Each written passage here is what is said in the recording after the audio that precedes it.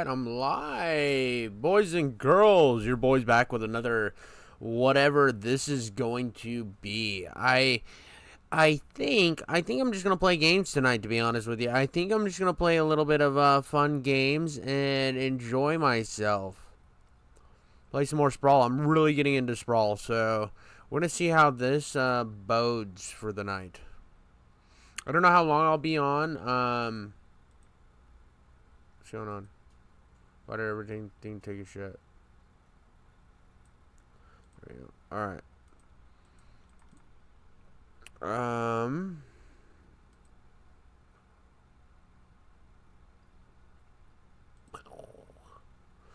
Yep. I'm having fun with this game. I think it's really intuitive and crazy designed. I don't know how long I got in me tonight. I honestly wasn't gonna stream. I was like, you know, fuck it, dude. I don't really care. It wasn't something that I was like amping up for by any means. I thought maybe I would watch a couple YouTube videos or something. I don't know, dude. I wasn't quite sure what I was planning on doing. What was I doing here? That's one way of guessing their optics.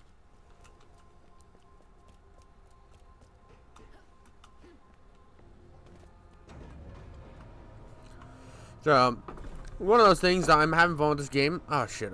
I honestly like it. The more time I can spend playing this bitch, the better. It's a really pretty game, to be honest.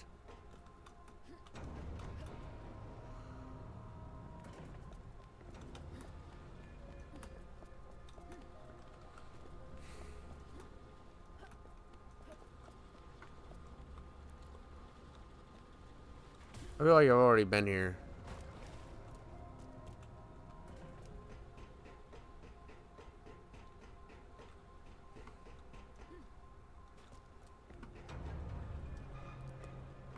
I think I've already killed everything here. I don't...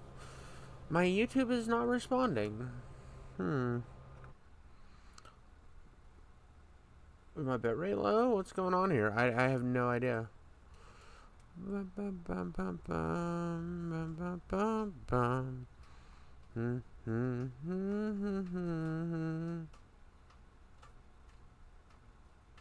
I'm back to live. I don't know what the fuck was happening there, dude.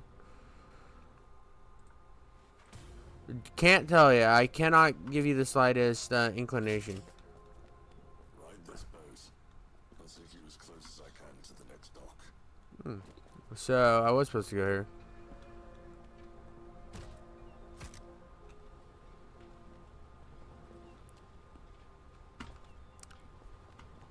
This honestly has one of the best slow motion systems I have played with, and also wall running systems. I really like it.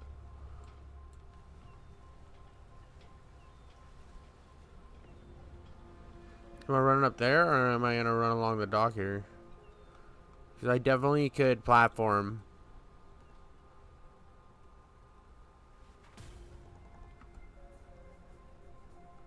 Okay.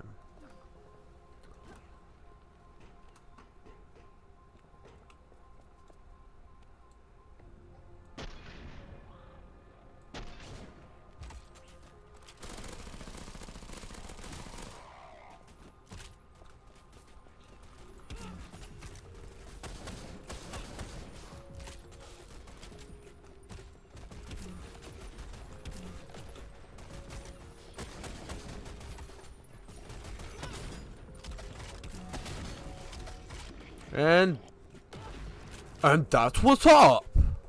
And that's what's up.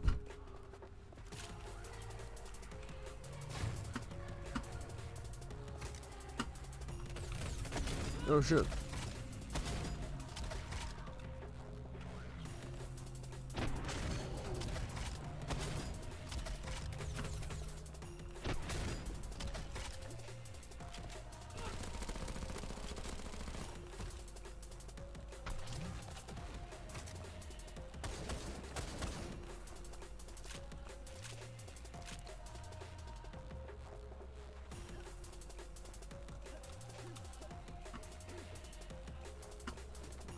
Damn. I had this whole idea that I was gonna like matrix my way up there.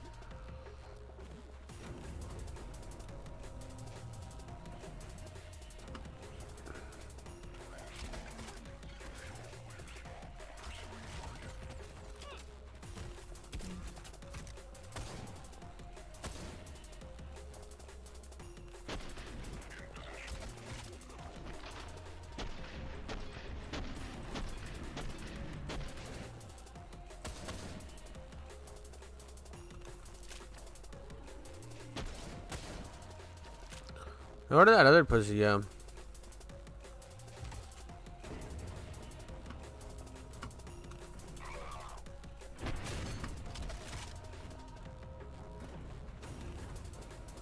And that's what's up. That's what's up.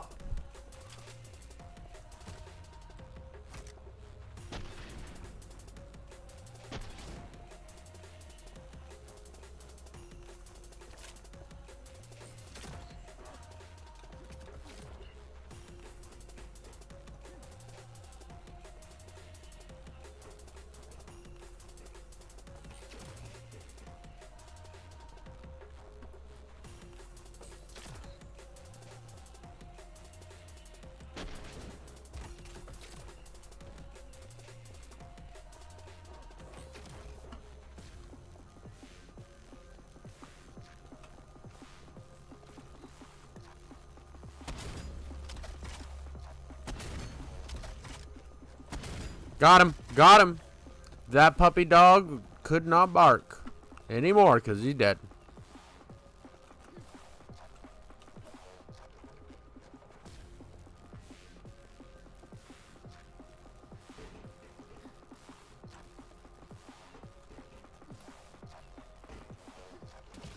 Dude, that's fucking ace. Dude, my frame rate's dropping like crazy. My PC's chugging along tonight.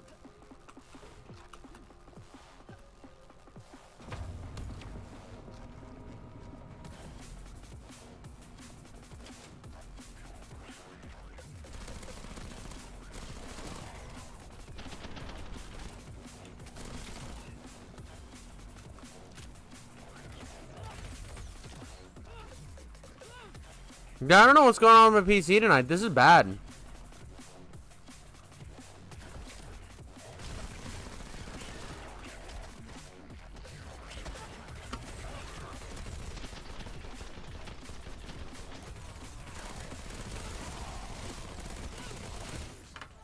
your way back underground. The door should unlock now. Yeah, a game that's this fast, you frame rate chugging along is not.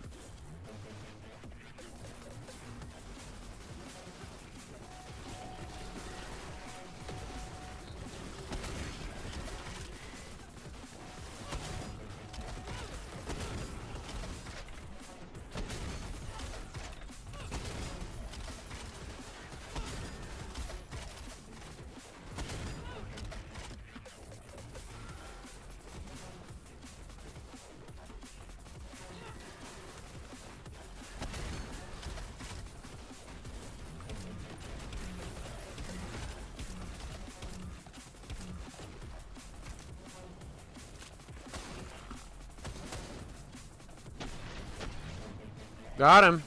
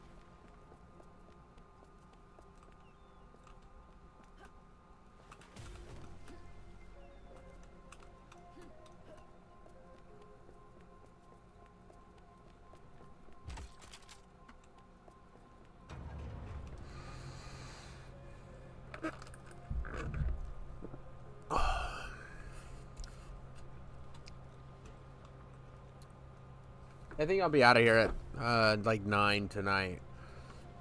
I think a good 45 minutes short stream is good.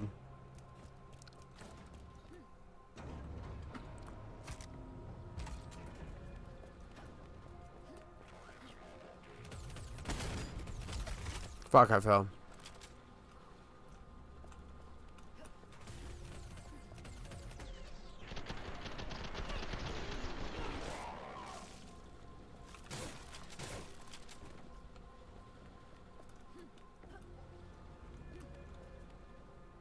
Almost sounds like a girl's voice when you're jumping, so.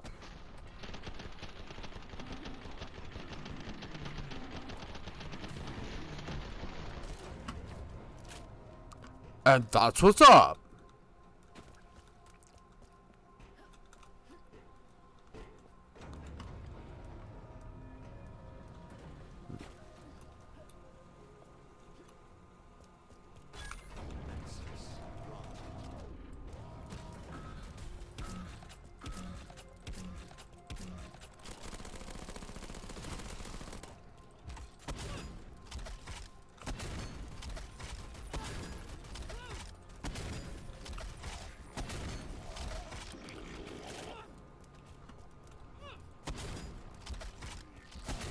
Bitch.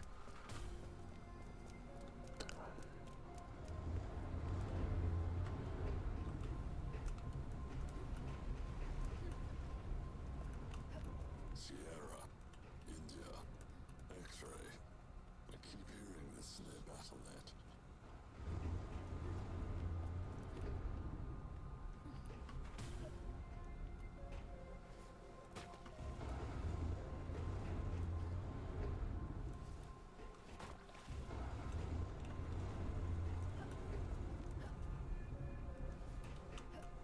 Oh.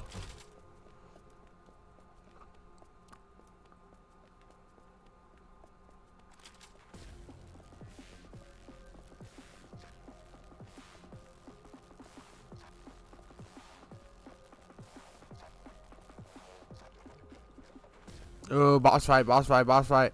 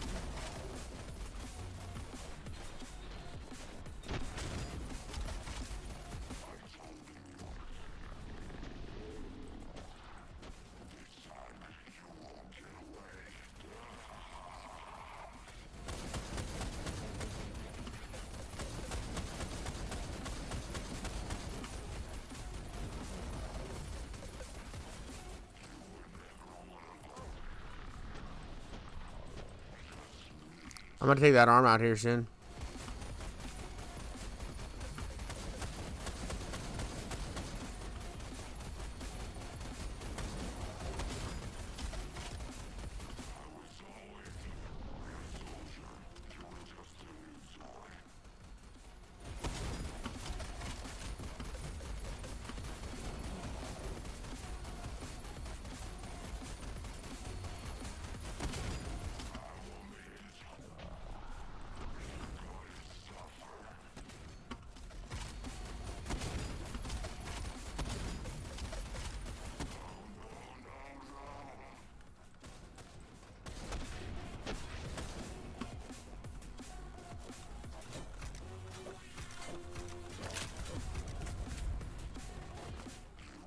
That's right, pussy.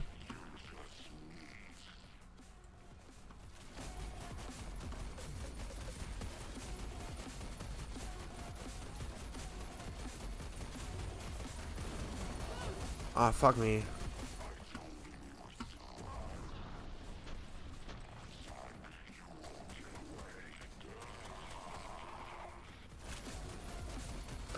Come on, dude.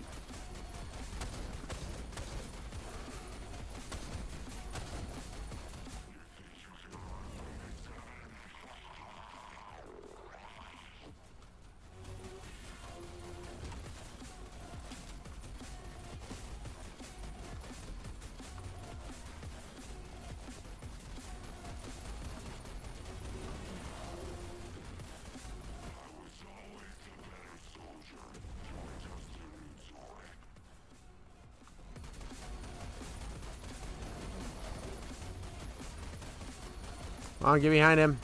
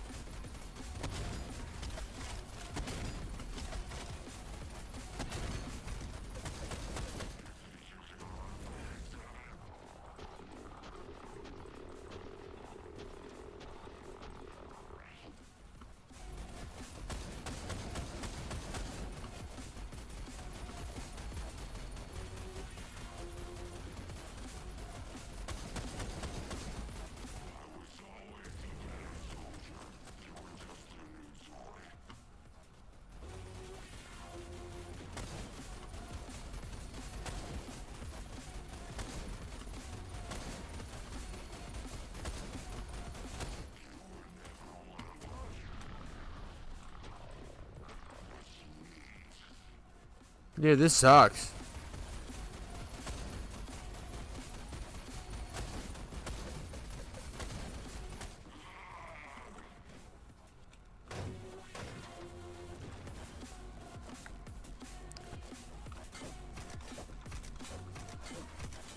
Jesus Christ, dude. This sucks, dude, because I'm out of ammo already.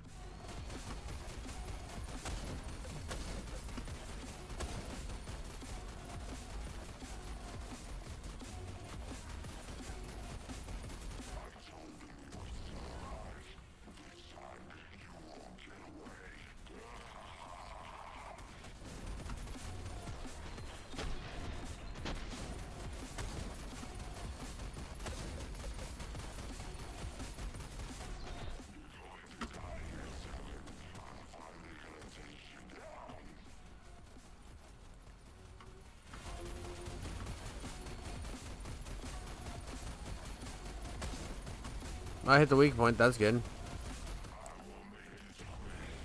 I need to jump when that happens. This is so tedious.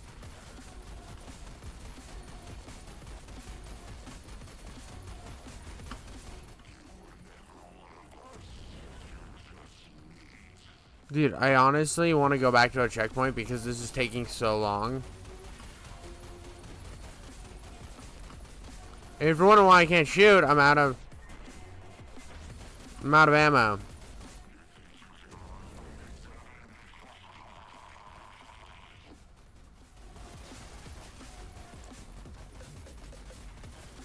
Ammo drops would be really nice in here.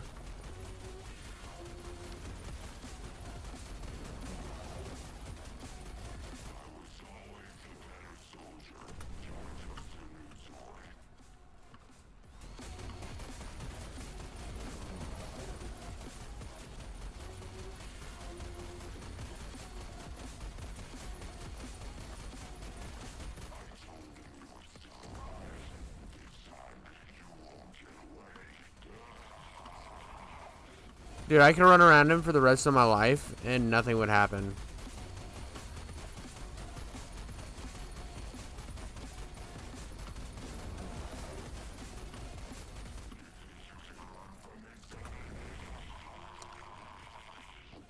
Yeah, I definitely can. I've been running it. Dude, there's nothing I can do.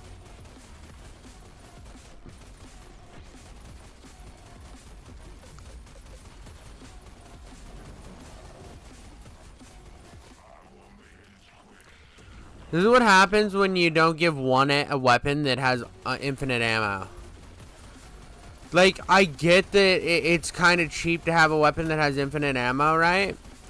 But at the same time, look what I'm dealing with right now. Dude, I'm literally running circles around this guy and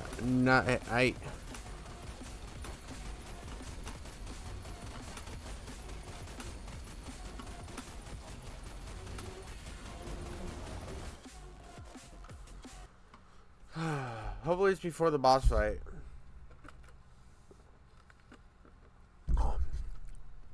Hope it's before the boss fight.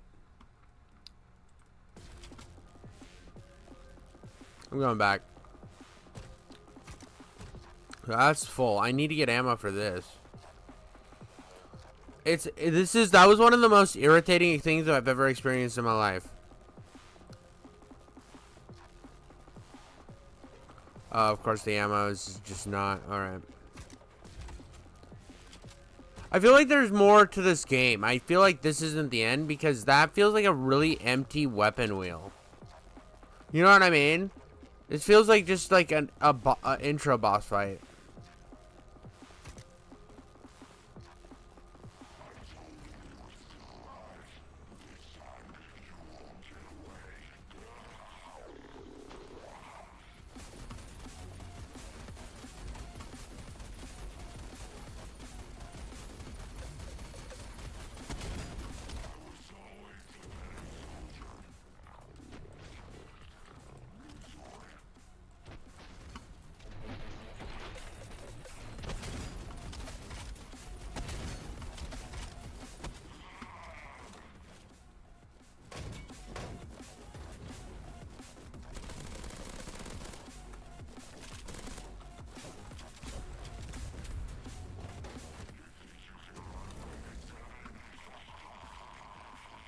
Bro, I'm kicking your ass right now because I'm not making the same mistakes as last time.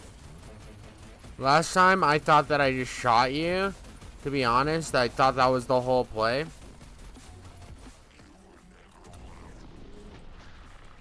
Shit.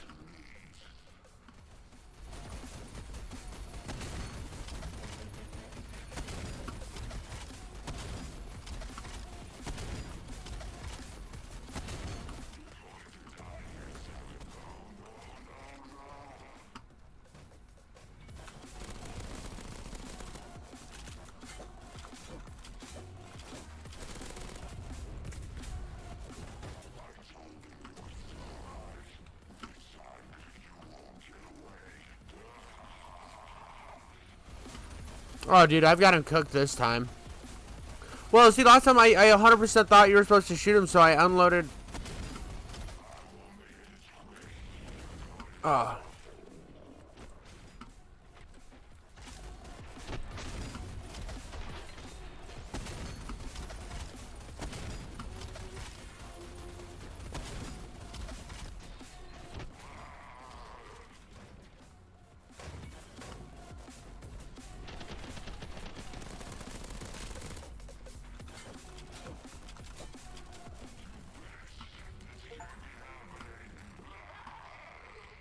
Dude, that was really easy. See, last time the only reason like I said, dude, I was running around in circles and it was like, I was like, oh, it looks like I won. That has to be the first. I wonder how many episodes there is. I wonder how. Hey, what's up, pimp? Do you want to hop on? Do you want to hop on and just bullshit for a while? Fucking snail, that would be sick. That would be sick, my pimp. Complex. This facility is key to the junta's ability to wage war. All their machines, soldiers, and armaments are centralized here.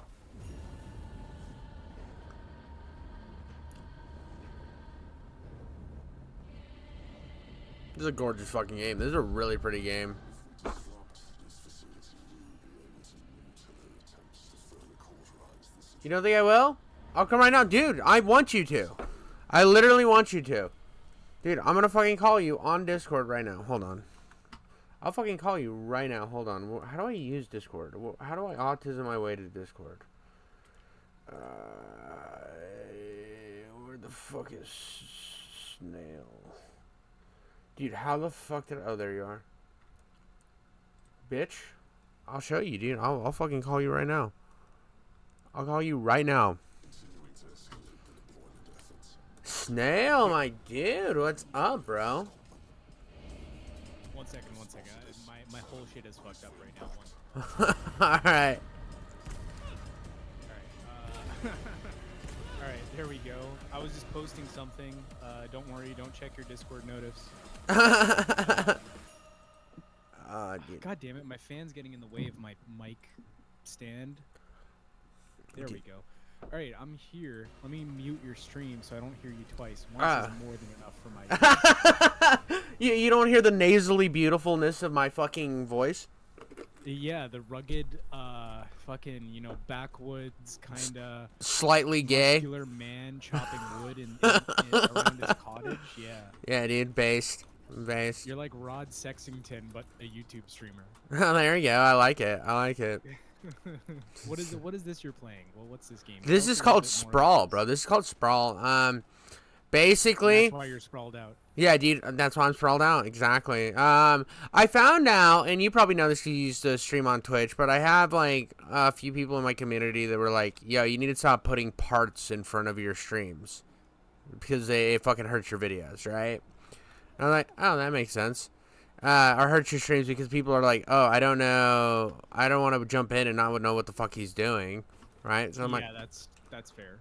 and so I was like, okay. And so now I just come up with a funny, stupid fucking name, and then I just post it. And if people show up, that's fine. If people don't, I don't fucking care because half the time I use this for capturing game footage. I'm not even gonna lie. I mean, you know what? That's what I used streaming for a long time too, and I was pretty happy with the results. Like, it's good. You can definitely capture some streaming footage, and it's efficient too because once you have a bunch of people who watch your videos anyways, if you're streaming and they're like, oh, they're interested or whatever, like maybe they're like some 12-year-old that does nothing else with their time but watch YouTube. Exactly. And they can watch you and watch you play your video games. Exactly. And I also do half of my streams. Usually, lately, I've been doing half my streams where I do React content or like more commentary, and then I Asmon Gold the clips into existence. I'm trying. That's also good. I mean, like, it works for Asmon, right? Yeah, dude, I'm trying to brute force the algorithm, basically. Yeah. Yeah, I mean, essentially. and also, like, I can test out thumbnails that I had ideas on that might be cringe, but also, like, if they work, I could infiltrate them into my videos I actually care about. Yeah, that is another option too. Yeah. Generally speaking, like I test fit all of my thumbnails on a test my thumbnail site before I use them. Well, YouTube has that now.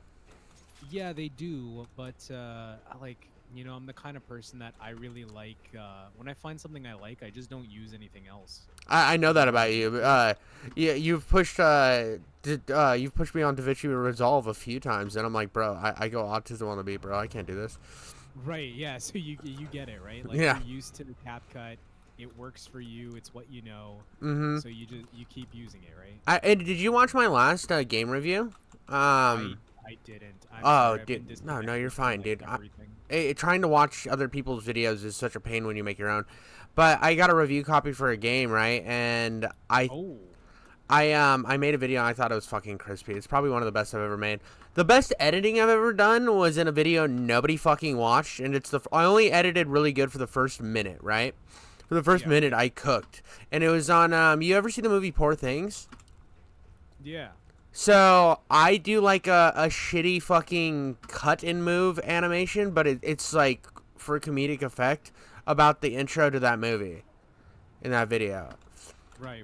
And I do like a funny voice and shit. And I'm like, and he takes the baby's brain and puts it in the woman's brain. And I painstakingly, my movie reviews are just something to keep me accustomed to talking on a mic, right? They're something to keep me fresh between like big projects. And I spent 2 hours fucking painstakingly on my phone pulling and cutting and pulling on this fucking animation, and I'm like, bro, nobody's gonna even watch this shit. What the fuck am I doing? Nobody cares about this movie review. Nobody gives a actual fuck about my movie reviews. I do these for me because I want to have more videos on my channel. Right. You enjoy making them, I assume, right? Yeah. Sometimes I will record them on the way to work because I just don't care about them that much. But I feel like having something is better than not having anything. No, you're right. And you know what? To be honest, like, the longer I've been doing this, the more I've realized, like, is it really worth it to care that much? Not really. Dude. I mean, like, the algorithm will pick what it picks. I mean, a lot of it is luck. A lot of it is like, oh, did I post the right video at the right time? If Exactly. Not, I guess I just go fuck myself. So Dude. what you should do is you should just make what you enjoy making, and that's just it, right? Exactly, dude. Well, and here's the thing too, like about the algorithm picking whatever the fuck it wants, dude. I can pick a video that's like on a game that's hot topic. Everybody knows that the movie or game's coming out. It's gonna be fucking like it should hit the algorithm hard. But then 472 other cocklickers fucking post the same shit, right? Yeah. And then all of a sudden you have like you're getting shut down because there's a lot of bigger people who have videos on it. It happened to me with the Deadpool game. So the Deadpool movie was coming out, Deadpool Wolverine. I was like, okay, I'm gonna hit this right before the movie drops. I had other videos that I already made that were fucking ahead of this bitch, and I straight up put those to the side to get this video out. No one watched it. Not a single fucking person watched it. And I was like, what the fuck, dude? And then, like, a couple weeks later, I posted a video on fucking Eat Lead. I don't even know if you know what the fuck Eat Lead is. I have no idea. I can only assume it's like an action movie. It's like a parody game on, like, a Duke Nukem type character, right? So, okay, all right. The whole game is about how he's been washed up for a long time. He keeps bouncing between genre to genre, kind of trying to stay relevant. And this is going to be his big break again. And the whole game, it has the voice of Will Arnett in it. It's a weird fucking game. It doesn't really work that well because it's trying to be Gears of War without the charm of Gears of War, like combat-wise. So it has the difficulty of Gears of War, but it's a fucking satirical game. Like, I shouldn't be sweating in your satire game. I'm sorry, bro. There's, like, no fucking reason I should. But anyways, getting off of that, I make this video on that. It gets, like, 1,000 views. Like, instantly, 1,000 views. I'm like, who the fuck is looking for Eat Lead on YouTube right now? I honestly thought I would get, like, 10 views out of this cocksucker. You know what it might have been? It might have been that a combination of people who know the game or have heard of the game. And it could also be, like, you know, a group of people who have no fucking idea what the game is. They're like, what? This is a game? And then they tune into it. Yeah. That's a possibility, right? Absolutely. The thing is, we have no idea. Like, as a creator, right? When we look at other creators, we can more or less get a grasp of, like, okay, why and how did they get this view? Or these views. But for ourselves, it's so much fucking harder to understand, like, oh, why did my viewers watch this and why didn't they watch this? Exactly. Right? Because you get wrapped up in the excitement of what you're creating. Oh, absolutely. It sucks because the exciting part of it is being proud of your creation, and you have to be a little bit disconnected from what you create to consistently get results, right? Yeah, and I used to have trouble with that, to be honest, too, because I would make a video and I'm like, this is it, this is what I'm gonna get lucky on, this is gonna be the big one, this is what's gonna, and then you gotta stop telling yourself that. You have to just be like, if it does good, it does good.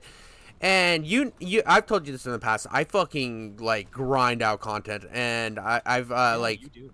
I have 2 months of content up ready to go for every Friday of the next 2 months, right? Right. And like I'll sometimes shuck and jive that shit, like when I got the review copy for DOSman, DOSman Space Aliens in Space.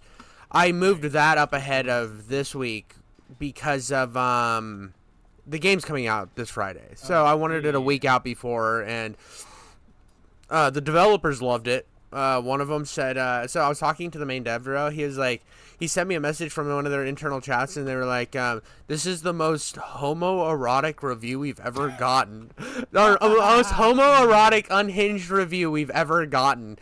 And he unironically understood the assignment. Oh my god, that's insane. Dude, tell me there's not a better praise out there. The video's doing fine. It's not like 200 views or whatever. As long as I get 100 views, I consider that video a success. Even though I know I can do much better, I consider it a success because 100 people fucking showed up to watch my video. It's a fifth of my my sub count. Yeah. and I consider that, and I think it's sitting at 200 now, which is past a successful video for me. So I'm happy on a game that a DOS Man game. I don't even like DOS Man makes hour-long cozy FPS games. That's their whole. They're trying to have a niche of making cozy FPS games because the cozy horror thing is a real thing. You play a horror game that's an hour and everybody fucking soy jacks over it like a motherfucker. So they're trying to do that for like the working man's FPS, and I think it works. I ended up buying all 3 of their games on Steam, other than that one obviously they gave to me, but Right, but it was effective. It drew you in, and you were like, Oh. "Oh, this is a good game." absolutely. I played one of the other ones recently, and I had a blast with it. It was like Shadow Warrior for when you only have an hour to play games at night without taint jokes. That's fair. To interrupt your spurging for a quick moment, Absolutely. welcome in Rev Plays Games. How's it going? Oh, dude, I actually have a fucking I fucking Yes, have you do. people in the chat, bro. Yeah, you do. Dude, Yeah, I'm now, s- I did pay him to sit in your chat, but dude. beside the point. That's fine, dude. That's fine. Yeah, They're yeah. welcome. Bring your bot friends too. He just doesn't file it on his taxes. That's all. Oh, dude, that's fair enough. But, yeah. So welcome, Rev. Rev is another Fallout streamer I met recently, who I just off of a like complete. I didn't even premeditate this. I just went, sure, fuck it, why not? And he was another Fallout YouTuber, and I was like, yeah, so am I. And I gave him my identity, and there's been no assassins coming after my life yet. Oh, that's so cool. I feel like he's trustworthy. You say that now, and then he's gonna show up in a gimp costume, with like a giant extended penis on, and you're gonna be like, okay, I guess this is my weekend. No dice. I think he's a preacher, so that's definitely not his thing. I don't think he'll be wearing. Hey, a man. costume anymore. I can neither confirm or deny Snail paid me. Same. I know what he's paying you in. He's paying you in Don't good, worry about good sermons on the weekends. That's how he's paying you. You know, with the advent of cryptocurrency, there are many different currencies, Dude. and some of which may be used to pay certain people of the content creator status. But anyways, I sold all my crypto recently.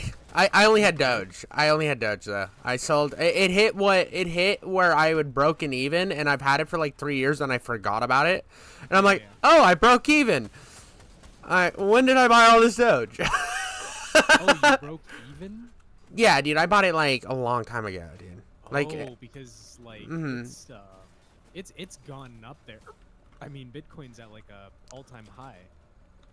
don't hate on my gimp suit, dude. He knows, dude. He knows, dude. He's in the gimp suit right now, watching the stream, edging like a king, edging to God, the way you should, bro. Recognizing other kings edging. Yeah, You dude. gotta You gotta edge. You gotta edge to victory, dude. If you're not gooning, are you even living, dude? Really? Are you? No. Gooning is love and life. Yeah, all dude. wrapped in one. Dude, I make I sure. believe there's a in the Bible they mention gooning at some point. Yeah, dude. Yeah, Like, so this shit is like, you know, it goes way back. Yeah, dude. Just like when I go way back for my reach arounds, it's the exact same. It's the exact same function, the exact same mobility, same movement, all fluid. Oh, Jesus Christ! At least yeah. you hope it's all fluid. When it comes out chunky, nobody wants that. Ugh. That means you probably have an infection. That's that's something to get checked out if it comes out chunky. Yeah, You never wanna do exactly. that. Dude, have you been making videos? I know you fucking no, I'm not saying crashed out, but you've been busy with work and shit. I know you disappeared for a while. So what really threw a wrench in the plans was like how much time I dedicated to work. Because before in my old job, right, it was a full-time quote unquote job and it was a salary, but there'd be whole days where I just get sent home at the beginning of the day because my boss was like, I don't feel like working today. Oh. Yeah, so he'd just be like, all right, yeah, just go home. I don't wanna work today. And for that reason, like he would just pay me for the day regardless. That doesn't sound like a It's not my very fault. profitable business plan. No, it isn't. But I mean, that's how he worked for like 8 years. So, I like basically I'd had enough at a certain point because I was like, man, like it's not keeping up with inflation. The raise isn't helping. Like, and he doesn't want to give me another raise, so I'll just go elsewhere. And I got a really good job actually. I'm making $32 an hour. Fuck cleaning yeah, dude. passenger trains. So really good. But that's like a lot harder work too. I'm betting. No, it's so much. Really? Really? Dude, I figured cleaning, you know, and cleaning can be fucking demanding depending on where you're working. And I heard passengers trains, and my ass went straight to New York, fucking bums on jerking off in your lap. And I'm like, bros cleaning up seed on a daily. No, dude, but I've seen like sketchy things on seats, but like, no, oh man, it's so much easier because my old job, I'd have to climb, on average, I'd have to climb a 20-foot ladder to do anything. Oh, so shit. Immediately, there is an ever-persistent threat of falling to my death. Oh, that's terrifying. Yeah, so, and I had no benefits, no pension to speak of, no, like, nothing to, like, kind of soften the blow, so to speak. Mm-hmm. So, sorry, I'm a little dehydrated, getting the gummies out of my throat. Basically, like, the job I have now, it's cleaning passenger trains, but the trains are kind of like they're kind of like your Amtrak. Where it's Okay. So it's like really you got to be a rich fucker to ride one of these. Yeah. That makes more sense. Actually, Yeah. fun fact, dude. Like I've back like this is probably 10 years ago. I used to take the Amtrak to Reno because it was cheaper than almost any other way to get there. I mean, Reno wasn't very far, and I had a buddy lived over there, so I just literally go to like be like, all right, I'm gonna come over for the weekend, and he's like, all right, and I would come by, and he would pick me up at the train station and then drop me back off, and then I'd take the Amtrak. It was like $100 or something for a 4-hour. Amtrak, and that was that, right? Yeah, dude, and I fucked with it. We actually service an Amtrak ride. It's a named train actually, so it's famous. It's funny you're a Fallout streamer and you work on trains when then you should be playing Metro, bro. You should be a Metro guy. Actually, you know what? I've played Metro Exodus. It's really good. I didn't like Metro 2033. So that's the first one. Like Dude, what was the so there's all these fucking cool guns. So many cool guns and no fucking ammo for them. And I get it's supposed to be, yeah, I get it. But you're telling me you're gonna give me a fucking oscillated machine gun shotgun and let me shoot it once? Yes. No, fuck you. No, I don't like that. Give me fucking. This is Russia, bitch. This yeah. is the U.S. We don't have ammo everywhere. This is. No, don't you even lie to me, dude. I've seen footage. I've seen footage of what's going on over there. There's ammo everywhere. They're picking up Tommy guns from World War II and firing those shits. They're finding ammo. They're finding ammo from 1945. My wife just asked me, honey, who are you talking to? Because she was concerned I was having an argument with somebody. And I just told her, don't worry, it's just a YouTube friend. And now she understands. We both have pants off below the waist. And Yeah. There's a significant amount of lube spread over our thighs. Exactly. We got a preacher in chat, dude, to make sure that we're holy. To like, he's literally working double time, like absolving us of our sins. We're leaving room for the Holy Spirit, but sometimes room isn't enough. Yeah, dude. Sometimes you gotta put a broom in, right? Exactly. If you have room, you gotta put a broom. Jeez. Yeah, no, Metro, I really like, so the thing is, the economy system in Metro with ammo being used, it makes sense in context to the world, because I get that. Like, arms aren't extremely common in Russia, at least not within the cities. Absolutely. And the other issue is that, like, they're extremely important to fighting off the mutants and stuff, right? Yeah, and I understood all that, and I love the aesthetic. I love what it was going for. I really liked it. I just was so disheartened every time I picked up a gun. And there was one part, later in the game when you're following that dude around, and there's all those egg sacs, and those things are popping out, and you're killing him. Yes. I ran out of ammo right before that mission, so I was literally crouch walking behind the guy, letting him kill everything because I could not find ammo. And that's where my fucking taste soured, because I'm like, I'm watching somebody else have fun. That was, and it's not a bad game, and I will fully admit that it's not a bad game. I just remember it ruined my experience in that moment. I think I also was kind of let in because I asked my buddy, like, I was on the hunt for story-based FPS games. I did not have a PC, where I found out everything this FPS lives on PC because the fucking indie market does not give a fuck about consoles. No, not really.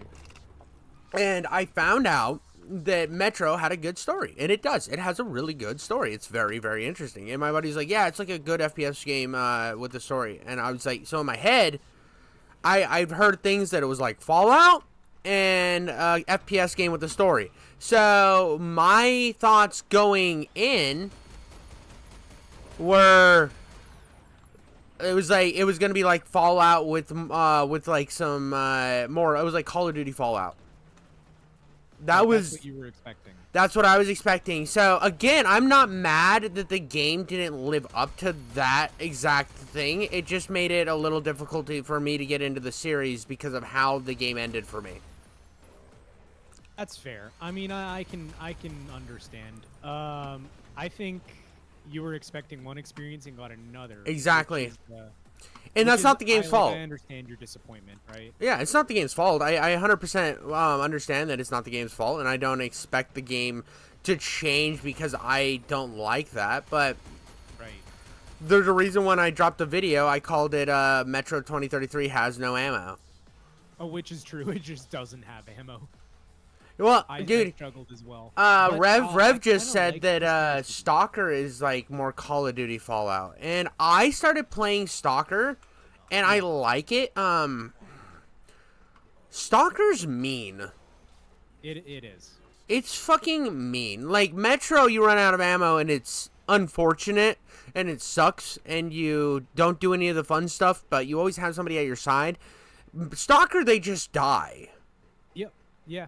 Yeah, Stalker is hardcore mode. Yeah, and that, like, I was playing the first one, and I got to the bridge, and all these fucking guys are like, yeah, dude, we got your back, dude. Help us get past these fucking assassins on the bridge, and we'll take care of you. And I'm like, okay. And they both died. And I'm like, great, you guys are fucking worthless. And like, I get it. Like, that's fair. I see what it's going for. But also, Stalker 1 will not tell you anything. No, absolutely not. Here's how it goes with the games. So Fallout is the most concerned with you having fun. It wants you to have fun, and it actively encourages your fun with things like the rocket launcher, you know, the thing that shoots literal junk for ammunition, and like other sort of like funny, goofy, like quirky things about it that actively reflect American culture, both within the 1950s, a little bit during the 2000s, and of course as well in their time, the 2077 before the Great War. What's it called? Metro. Metro wants you to have fun, but it doesn't want to compromise on its ideals. It wants you to make meaningful decisions in almost every respect, including how you use your ammunition. Exactly. Which I can respect. I respected it too. I understand how it leads to frustration. Mm-hmm. Stalker doesn't care about any of that. Stalker says, oh, fun? We're not here to have fun. Yeah, this is fucking a post-apocalyptic nightmare. Like, yeah, you're here to suffer. I honestly really wanted to get into Stalker 2, and I have it downloaded on my Xbox right now, and I have not opened it, and I literally am already thinking about deleting it so I can play Indiana Jones. I mean, you know what? Go ahead. Apparently, it's kind of buggy. So yeah, you'd be fine to wait a little bit. That's exactly why I was gonna wait on it.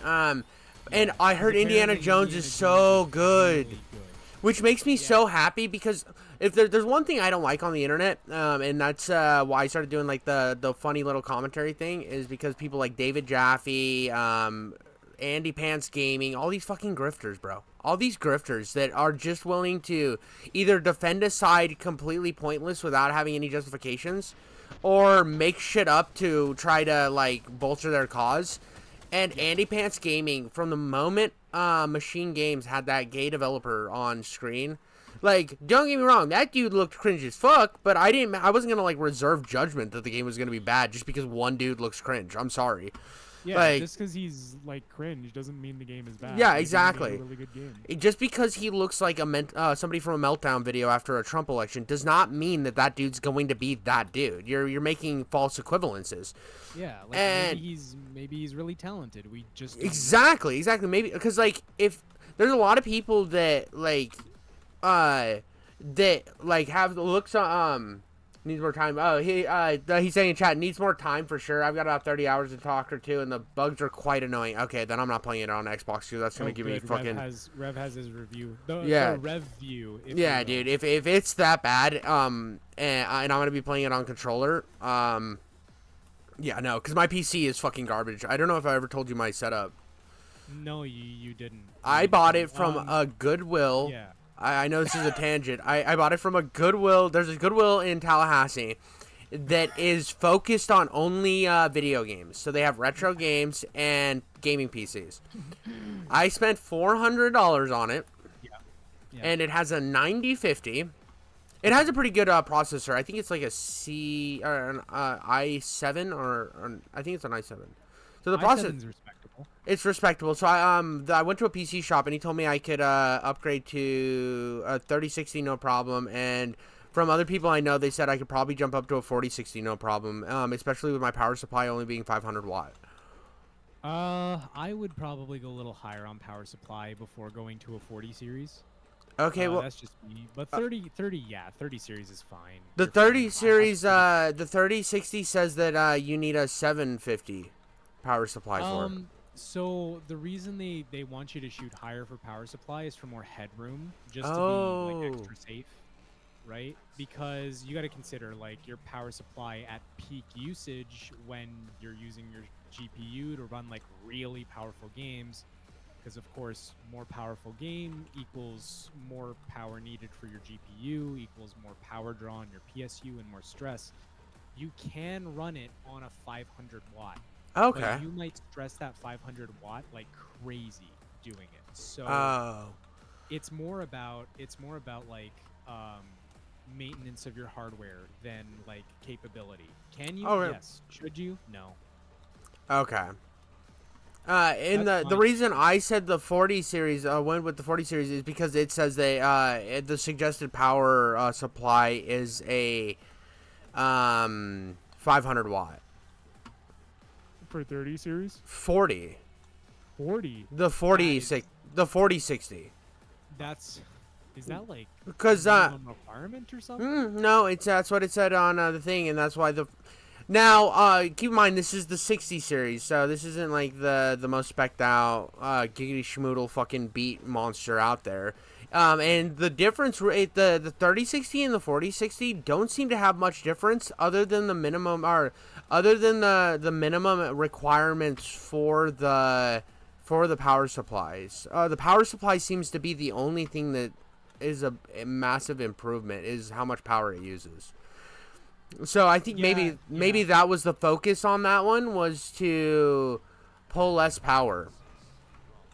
I mean, I don't know because I'm not fucking Mr. Nvidia, but I think I'll move up to that when I do. And I also have to upgrade my storage and shit too. But anyways, yeah, I'm running on 9050. So like, if I downloaded Stalker, it would melt my PC to the ground. Oh, 100%.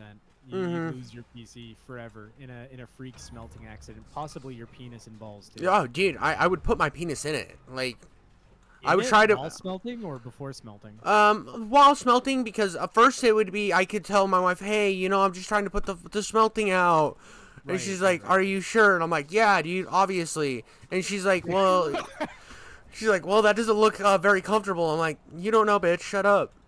And then your wife, right? Because she's Muslim, she'd start silently plotting your death. Exactly, dude. She's like, we're the Allah Akbar champions, and I'm like, let's go, dude. I'm Muslim too. Yeah. All right, so let's see what's Rev said, because dude, I was gonna tell you. He said so after he dropped the big news on Stalker 2. I didn't want to cut off the conversation there, but he had a great thing. He said a review. Yeah. That is a new segment on his channel, and he's stealing that from you. And I think it's cool. Deserved. I don't think he even has to credit you for it, because to be honest, you should just accept that he's your Sigma. So, or you're his Sigma. You know what? Maybe you're correct. Maybe you have a point, and I should really just recognize that Rev is basically just better Snail OXD. I mean, possibly. His name is Rev Plays Games, and yours is fucking Escargot. My channel name gets eaten by French guys every quarter. Yeah. Oh, I like a snail. He sucks a wiener. You like the rhyme with the frog? You're like, oh, he understand the fallout. Je suis en français.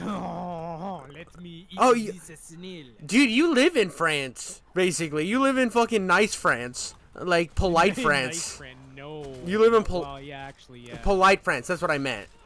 Yeah, well, and like France Quebec is like going Quebec crazy, bro.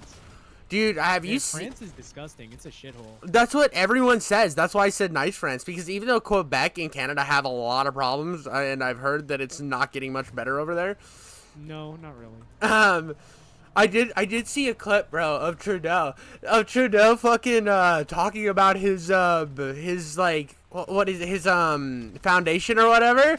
And they're like, you have donated 0 money to families. And I'm like, what the fuck? It's so funny hearing about, like, oh, man, it's crazy. So give me a second. I got to go grab a drink. But in the meantime, you and Rev get cozy and decide how to best fish my YouTube account from me with a hacker. So the best way to do it, Rev, is you call his wife and you're like, listen, baby. Snail needs to get rid of his account, and we're gonna fucking take over his channel, because I don't think there's enough taint jokes. And you're like, you come in, you're like, there's not enough actual like good playing, because I play Stalker and I actually understand the nuclear apocalypse better than Snail ever could. I think that's the fair way to do it.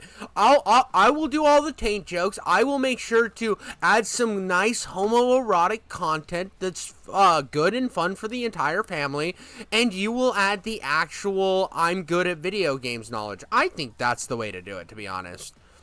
What do you think? What do you think, Rev? I think we're on to something here. Now, I know you're not on the call and you're just listening to me schizo rant, but sometimes I be spitting facts. I be spitting bars like Kendrick Lamar, dude. How do we do this? Alright, so we have to go to Quebec, right? We're going to sneak into Quebec. First thing we're going to do is we're going to basically tell Trudeau that we're going to make him God Captain of Canada. We're going to tell Trudeau that we know how to make him God Captain of Canada. And he's going to be like, but I already have a lot of power in Canada, because I just be saying shit like fucking, like herstory and stupid shit all the time. And then I'll be like, but listen, you can stop pretending to be virtuous and just be a dictator. And he'll be like, oh my god, Jeffrey, you're so smart. Can you please help me? And I'll be like, yeah, dude, you just have to kidnap Snail through some insidious means. Then we keep Snail held in like a little joint.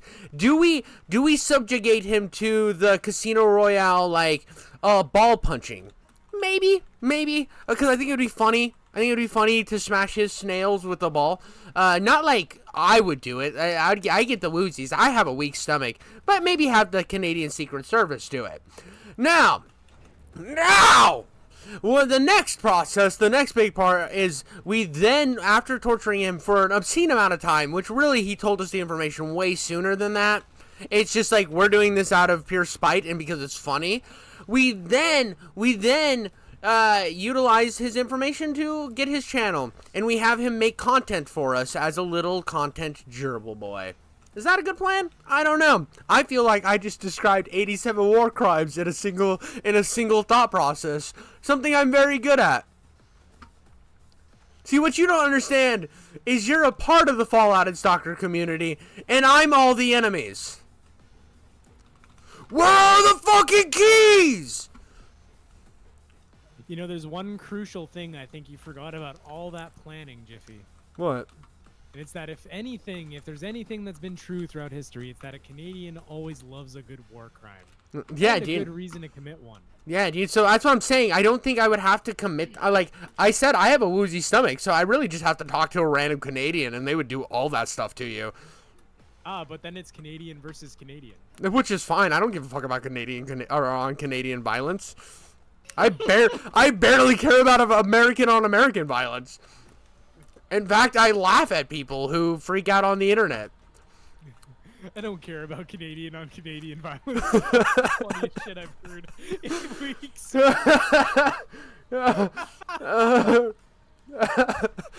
I do not care about it. I'm imagining Kanye West saying that at like the George Bush hurricane with Mike Myers. And just Kanye West comes out of nowhere and says, Dude, George not Bush does not you. care about Canadian Dude, people. no. Kanye West wouldn't say that, bro. You got the wrong rapper. Kanye would just definitely say that. He did go on tirades about the Jews. Yeah, you got the guy that's willing to say everybody. No, it would be like Nick Cannon coming out and saying it. Oh, that would be crazy if Nick Cannon came out and said some shit like that. Yeah, because he would actually get backlash. Kanye wouldn't. Kanye would literally wake up the next day and be like, I dropped a new album, and you'd be like, oh my god. Because, like, that's what happened after this whole, like, Nazi thing he did. He dropped, like, 4 songs. They were the greatest things I've ever fucking heard, and I forgot all about him being a Nazi for a little while. You know what's funny is Kanye West is one of the few people who has the express honor of having offended Alex Jones. Dude, did you watch that interview? Please tell me you watched the whole thing. Dude, that is the greatest fucking interview of all time. This is Netton. Netton will take all your bank accounts. It's literally a fucking bait net, dude. He literally puts out a fucking fish net. And he's like, I love Hitler. And Alex Jones is like, you know, I really can't agree with your here, Mr. Ye. So I'm a huge, like, I don't know if you ever watched me while I was on Twitch, but No. I had several like viewer redeems that were Alex Jones themed because Alex Jones is one of my favorite unintentional comedians ever. Well, and sometimes he just says stuff that's so funny, and sometimes he knows. Have you heard? Oh, dude, have you heard the "I'm gonna eat your leftist ass" song? No, I haven't. What? What? Dude, no, I haven't. it's literally it's like the I'm gonna turn your they're turning the freaking frogs gay song, but it's so much better. He's like, I'm gonna eat your leftist ass like corn on the cob. I'll eat you. He's like, I'm gonna drag him up. I'm gonna pack him up in chains. It's the greatest fucking remix I've ever heard. That was my first exposure to Alex Jones. Was that remix, bro? And I was like, who the fuck is this guy? And then I started seeing the I'm a little retarded clip. Like, that's just one of the greatest clips of all time. Oh, he's so he everything he says is comedy gold, and that's not what he's trying for. Sometimes he is. Sometimes he is. And sometimes he is actually intentionally funny too. I've seen him on enough Joe Rogan where he's trying to be funny and he's actually funny. And he can be intentionally funny too. I think the greatest thing about Alex Jones is how yes, he said some really crazy stuff, and again, I'm not gonna say that he's oh dude, he's always right or whatever. The thing I love about Alex Jones is he's not like somebody. If somebody looks at you and says, oh, I watch Alex Jones, there could be a myriad of reasons they listen to Alex Jones. But if somebody looks at me and says, I listen to Nick Fuentes or Hassan Piker, I'm like, bro, you're lost. Yeah, I would. You're that cooked. Guy is just fucking crazy. Yeah, you're a fucking insane person. You actually probably eat babies. Yo, did you hear apparently Nick Fuentes, Yes. there's a gay sex tape with him and Destiny. Yeah, it's not confirmed it's him because there's no way of confirming. You know what I mean? I do too. I think it's so funny that the fucking edgiest, the most edgy conservative guy, the most edgy liberal guy be sucking each other down. There's nothing better than that. Shit in the world too. There's nothing funnier. There's nothing funnier. It's literally makes me so happy. It makes. Were you around the internet when? Because I know we're about the same age. So you might know about Mr. Medicare. Yeah. I know. The internet, That dude, after Gamergate, because he dipped on Gamergate pretty early because he's like, this is getting cringe when fucking Ethan Ralph and them started showing up. And then he made it his job, because he's always had a right leaning, but he still made it his job to like shit on everyone.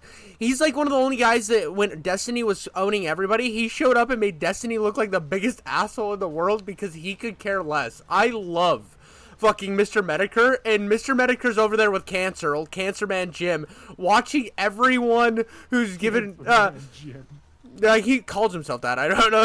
he has cancer, he's dying, and he's still making content on the internet, and he's just like watching all these people that were like gonna that he's clowned on for years, that they're like, oh dude, we can get up on Mr. Medicare, he's not actually, and then he's watching them literally fuck themselves over, like Nick Fuentes sucking off Destiny fucking melting down when and laughing at people dying at Trump rallies and shit. This year, I know that Jim's looking at it, he's like, I might die at any time because I have cancer, but the world is fucking good to me.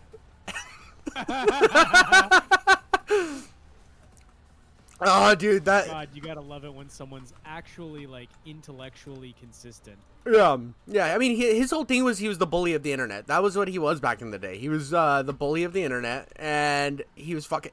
one of the best videos ever made to this day, and it's on, YouTube and as a re-upload, because Mr. Medicare shut his, channel down. His channel's still there. So he basically, when Susan Wojcicki was going in and shutting everybody's like they were, you know how they were going in when they did through the apocalypse and they were going through people's old content and banning channels, he scrubbed his entire fucking channel and only put up these videos that were like shitty weather reports and changed his name in his he's still Mr. Medicare, but he's known as Weatherman Jim on that house.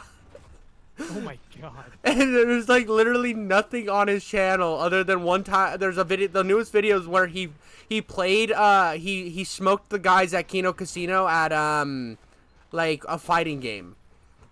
That's all that's on his channel because he didn't want to get banned. But he has a video, there's a re-upload of a video called about Bulba Garden. You know the Bulba Garden group, the Bulbapedia and stuff? No. So there was this group. It was like Bulba Garden. They would like it was like a Pokemon fandom, right? A big Pokemon fandom page. Right. Okay. Well, during the first Trump presidency, during like the Kids in Cages saga, and I'm gonna call it sagas because I live in I live in internet brain rot world. I don't actually care about real politics. I just like the brain rot. They were going, like, making a lot of virtue signaling posts, right? About, like, kids in cages and stuff.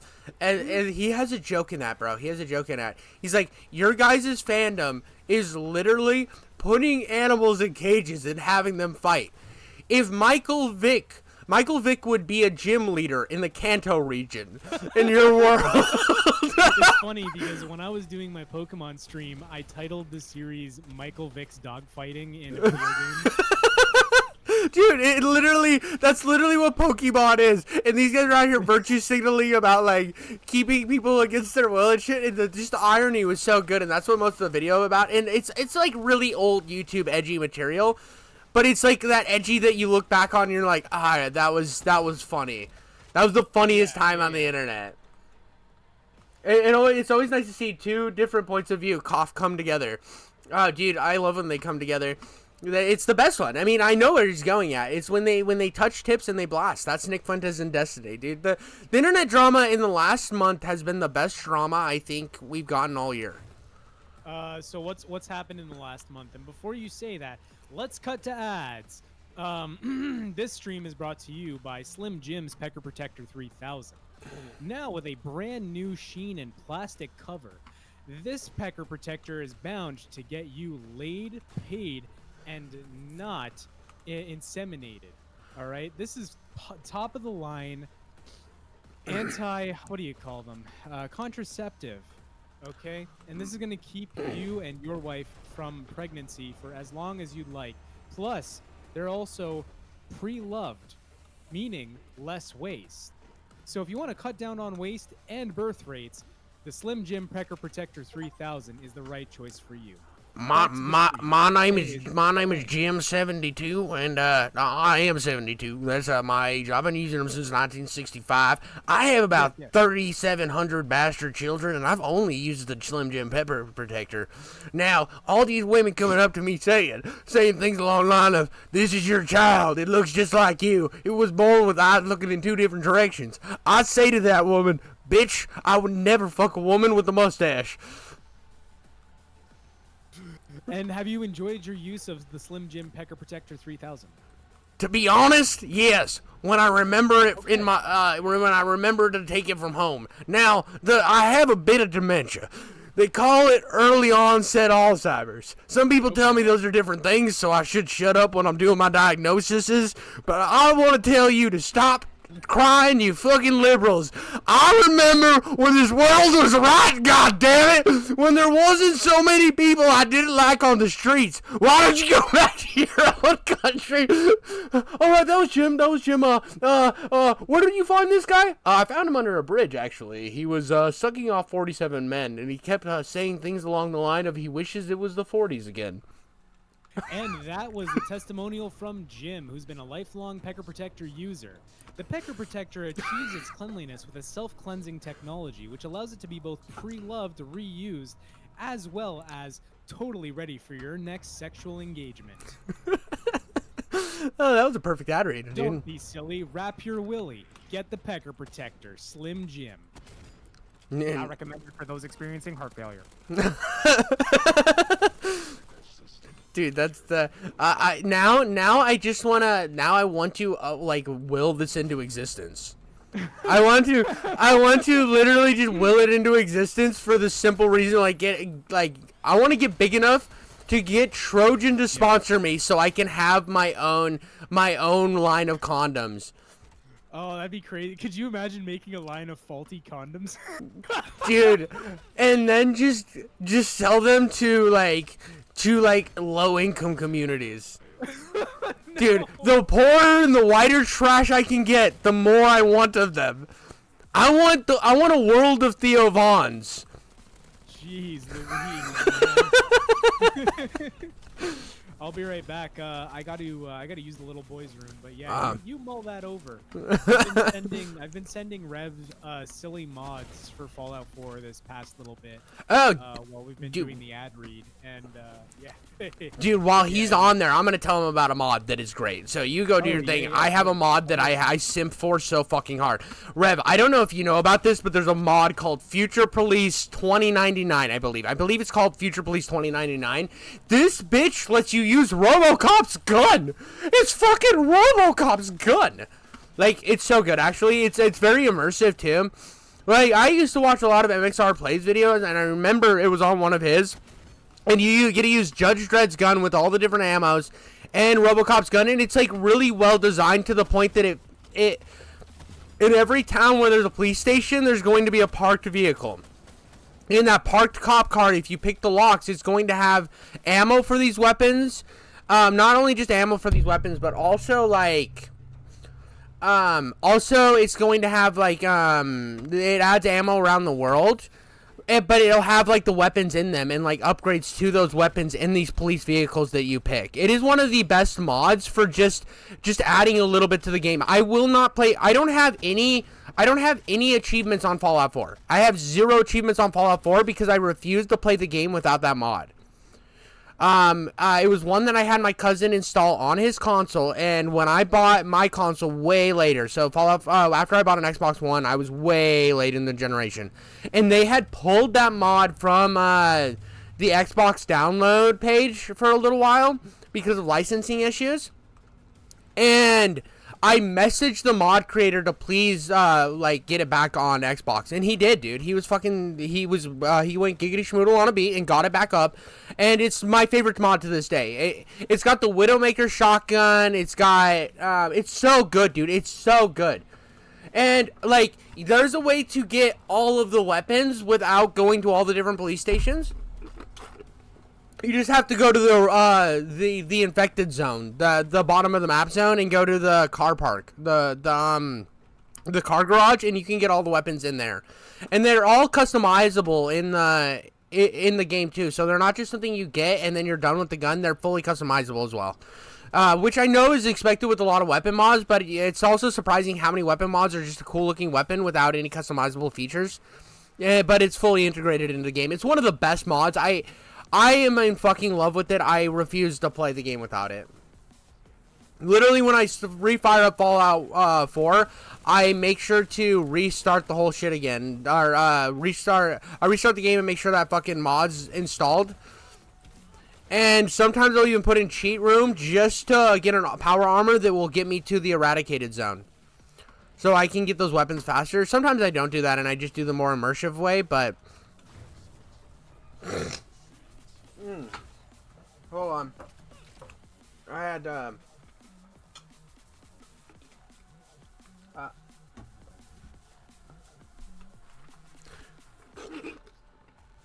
It's so funny, we were talking about, me and Snail were talking about, like, getting accustomed to... like, how he gets stuck on shit. And I made the point about DaVinci Resolve, and I look at our chat, the last thing we talked about was him talking about, or hyping up DaVinci Resolve. That would likely become a staple in my playthrough as well. It's so good, dude. And, like, I have yet to, like, the gunplay feels so good with it, and, like, how upgradable the gun is. You can, like, the RoboCop gun can have, like, or get to the point where it has fully automatic explosive rounds.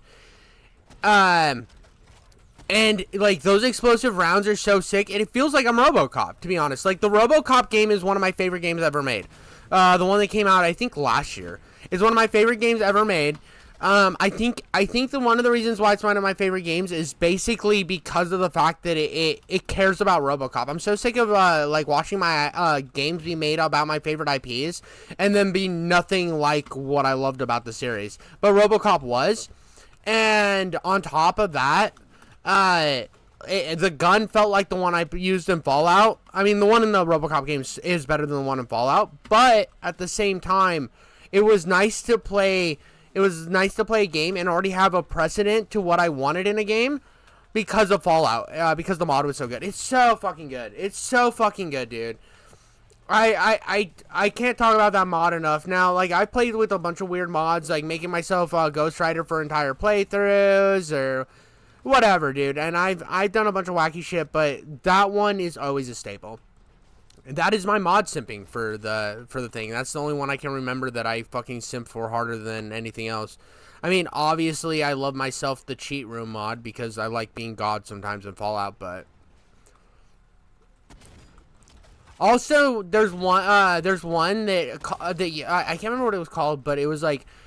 It wasn't like the best mod, but it was just enough to make, it was called Wadsworth Do Your Fucking Job. And the whole mod was literally about getting Wadsworth or whatever to fucking clean up your settlement while you weren't there. Because that bitch does nothing the entire time you're gone. And that mod was literally just getting that fucker to do his fucking job. And I love that. I believe you mean Codsworth. Whatever, dude. I don't give a fuck. That dude's a worthless piece of shit, and I wanted him to die so fast. Not when you get the Automatron DLC. He becomes pretty useful. You can swap him out with a bunch of Securitron parts. Oh, I didn't know that. I had that DLC. Yeah. I never knew how to use it, to be honest.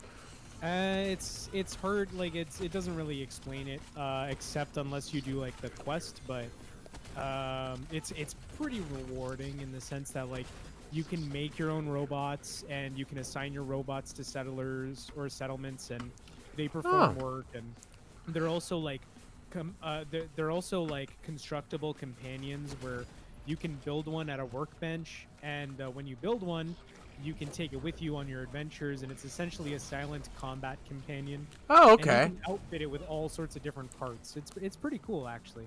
I saw that stuff because I bought the Game of the Year pass. I don't know why they called it the season pass. It was like the season pass, yeah, and it's just literally all the fucking DLC. And I'm like, is that really a season pass though? Is this a season if it's just... The season has already passed. Yeah, exactly. And I remember getting it. I played through all the quests of the actual expanding the world mods, but I never did the Automatron ones because I was like, I Oh, like robots? Okay. Right. But, Okay, all right. dude, Fallout 4 is, like, the story's not boring. It has its charm, but after you defeat the guy who killed your wife, it really goes downhill from there. It gets, yeah, it becomes kind of, like, it kind of falls apart. Well, it goes into the reality. trope of, it's like, once you find him and kill him and find out he's a cyborg, you're like, oh, your son's going to be older than you. And then, whoa, your son's older than you. It's like, what the fuck, like, dude? am I supposed to be surprised? Like, Yeah, dude, it's like, oh my gosh. And remember, I almost never like. So right now I'm doing a full playthrough of Fallout 4. So I'm playing Far Harbor, I'm playing Nuka World, and I'm playing through the main story. And like I hit after I explored the guy's memories, I was like, you know what? Let me go do Far Harbor, and I've just been exploring Far Harbor like Dude. crazy. I have not returned back to the main story. dude, I want to be real quick. Fucking Nuka World is super or overhated. I don't understand Really? why. Well, people just kind of complain that Nuka World wasn't that good, right? It was Sure, like, and I love Nuka World. I thought Nuka World was fantastic. I thought it had charms. I thought it was funny. I thought it was like it doesn't take itself seriously, and it's kind of funny to see a civilization built by raiders.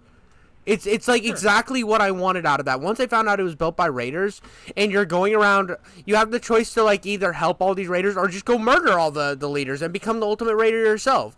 I thought that was a really fun. I thought it's such a juxtaposed position from the regular game, where it actually lets you fucking be a genocidal maniac if you want to. Oh yeah, absolutely. It actually opens up like an evil playthrough option, although not really, because you're still railroaded into being a good guy. Because you're in the main killing. quest. Yeah.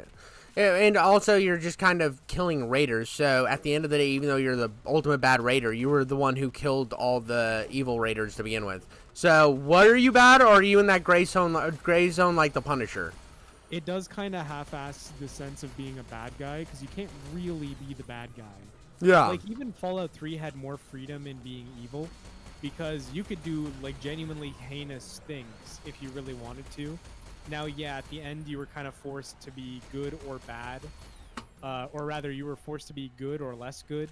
Mm-hmm. But you still had a lot of room to be an evil person if you wanted to be. In Fallout 4, there's a couple story mods that attempt to give you an actual true path to an evil playthrough, and that involves things like, instead of killing Kellogg at Fort what's it called, Fort Hagen, you can instead recruit him as a companion, and you guys go out and do evil things in the wasteland. And you can also kill Preston Garvey, like, straight up, like, he's no longer protected. You can send him to jail, or yeah. Wow. Yeah, it's a pretty decent mod for the sense of like being able to do an actual evil playthrough. And Preston, isn't he the guy that's always fucking bothering you with? Yeah, he's the one that's always like, "There's a settlement that needs your help." I wish they would have done more with those guys. 'Cause I was really interested in them, and then they were nothing. They're. Right. I mean, and I get how it works, because the whole story is the whole game is almost if you look at it with a very, very generous lens. I'm gonna read the chat real quick. I think that kept me from building automaton stuff, or automaton stuff, is it felt rather expensive in resource costs, and I think that's valid. Another thing he was saying, like, it makes Preston stop talking. He said it literally before you got to it. So this dude knows the mod even better than you. But another thing I wanted to say was, if you want to look at it in a generous light, everything feels everything in the game, if you want to look at it as your whole journey was worthless, you can see that from the very beginning, that nothing truly matters, that your ideals don't matter, that the world that you're trying, the person you're trying to save doesn't matter, and it all boils down to your first people you meet that seem good are Preston Garvey, and he does not matter. So if you want to look that, I think that's an interesting like perspective to look at it from, and like it's something that I looked at it like later, because it annoyed me at the time, but I was like, oh, dude, your whole journey really doesn't matter, and that makes you like it's like the duality of man type thing. But that's a very, very generous lens. Yeah, I'm doing some of my own fucking mental stretching to make that work, but I think it is an interesting concept of how it could be construed. No, I think you have a point because, like, in a way that sort of gets explored in Fallout anyhow, right? Like, the ultimate futility of doing anything in the wasteland because it doesn't matter because people will always fight regardless of whatever you do and whatever outcome happens. Like, it doesn't matter because people will always find a reason to kill each other. Not even like the root cause of the fight doesn't even matter. It's that they just simply will fight. Yep. And that goes kind of into human nature and stuff. And again, I think that it could have been done better. It's just like another example of like that is like The Last of Us 2. The Last of Us 2 really had the same type of vibe. It was going to build off of your choices at the end of the day aren't really that important, and no matter what you do, war leads to more war or whatever. Yeah. But at the end of the day, The Last of Us 2 is just kind of a shitty story.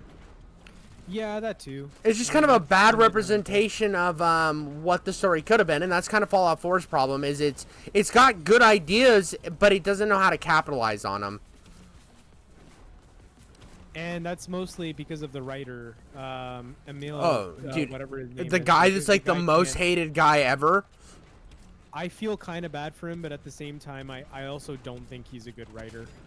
But I think that's the be-all, end-all of it. I just think he's not very good at writing stories. Yeah, dude, and because I think like one thing always bothered me that like even with Starfield, I haven't finished Starfield. I have played a bit more since the last time we talked, and I really enjoy the combat. I think it's the best combat in any other games ever. I honestly, I think in terms, a lot of people shit on the creation engine and stuff, and I think that this is the best looking game they've ever come out with. I think that a lot of it ran better than any game that they ever released at launch. But in terms of like story beats, it feels kind of boring. But like me being a combat guy, I am kind of hooked, and I just saw that they released a Bethesda Doom mod for it. And I'm kind of hyped to jump into Starfield and get a double barrel shotgun and fuck shit up. But the problem, I think, is like Todd Howard. I don't think Todd Howard ever has been the big story guy. If you look at all of his games that he went through, they all play incredibly well. He has an idea for what for his style from the first game he made, which is honestly kind of, I feel like it was a test footage for what Fallout would become, was his Terminator game, which is highly regarded as probably until the one that Tavon made was the best Terminator game ever made. So I think Todd Howard's always been a combat guy and an exploration guy, and I think he gets lumped into a lot of the bad writing and stuff, and I think he probably could fire that guy, but at the same time, like, most of the AAA industry is bad written right now, so who do you fucking replace with him? The thing is like, you're right in the sense that Todd Howard is more about combat exploration, because that's really what Fallout and the Elder Scrolls are based around, right? Mm-hmm. Like, New Fallout is basically, you could argue that it was Elder Scrolls with a first-person shooter like mechanic, right? But it became something much more with New Vegas, and I think Fallout 4 did a good job of carrying that over. It just had the detriment of Emil Peglario's writing, and he's just not a good writer. Oh, absolutely, I would agree. The Fallout 4's writing is really rough, and it sucks because I thought Fallout 3 had better writing, or had some decent writing. Was it was it fairly simple and pretty safe? Absolutely, but I understand why they did that. Now, retrospectively, it makes me more mad than anything else. After Fallout 76, did you notice how all the retrospective creators started like making addendums on their old Fallout videos, or these retrospective creators were making like how Fallout 3 was actually bad? Yeah, and I started noticing too that a lot of people are sucking massive Fallout 4 cock now. Yeah, and it's funny how they switched, but like there was this like duality where they were like, oh my god, Fallout 3 was never good, and it was safe, and like the original Fallout wasn't like this. And I'm like, yeah, but at the same Yeah, no time, shit, like- you're a new studio touching an IP that's got a pretty cult fan base from the 90s. Do you come out and go balls to the walls and make the mistake of it coming out like completely fucked, completely missing the mark because your humor's different than obviously Tim Kane's was back in the 90s, and then all of a sudden you have an entire fan base hate you and your game fails. So I understand why it's like why most first entries a lot of times are safe unless they're like indie games. Like the only reason Fallout wasn't safe was because Interplay was like, yeah, we don't give a fuck what you do. Just do whatever, I guess. Make money, hopefully. Yeah, Interplay was all in on like edgy stuff. Like that's, I don't know if you played Brotherhood of Steel, but it is very much what Dude, Interplay wants. Who out fucking of told video you? Who fucking told you to play Brotherhood of Steel, buddy? No one. I just No, it was like no. on the back burner for the longest time. Yeah, but who said you should play it? And then you're like, I should play it on stream because you were getting a little annoyed at mod videos. That's when we were talking. That's when we were talking all the time. Oh, yeah, was it you? You said that, didn't you? I said that, yeah. Oh yeah. That's right. You're taking credit from me, man, and sometimes I have good ideas, okay? And it really hurts my Okay, feelings. Yeah, you know what? Well, I mean, like, listen, you had a good idea about kidnapping me and forcing me to make slave labor content for you and Rev. So yeah, dude. you know, Again, I feel like it's only fair. Again, You know, I've been slowly gaslighting you into doing it since the Brotherhood of Steel video. That's right. You know, psychological warfare. That's where it's at nowadays. No, but the Interplay never knew what the fuck they were doing. No. You can look at That much is very obvious. like obviously the Fallout game, the camera's fucking awful. I was watching you play and it was making, or I was watching the video and honestly I was feeling nauseous for you. I know you were saying you were nauseous, but like you were drunk and I was like, bro, I'm sober. I recorded that whole video drunk off my ass, and I remember just like wanting to vomit the entire time I was playing it because I was wasted, and that's not even an understatement. I was like 6. Oh, tall dude, hands in. you could definitely tell it was you were like sloshed back in your fucking chair, and you're like, I can't even control the fucking camera. And what's sad? And the whole time I'm thinking like, do I really have to play this fucking game? And then I just did. And that's how it worked out, and I was very happy when it was over. I remember feeling an immense joy. And it's so funny. It's so funny that the Fallout community will like pretend that game didn't exist and talk about how it would have been better if it would, but Bethesda would have never gotten. I'm like, really would have it been better? I mean, Interplay had the engine that the fucking Hunter the Reckoning games were on, and they were like, nope, we're not gonna use those. We're not gonna use that.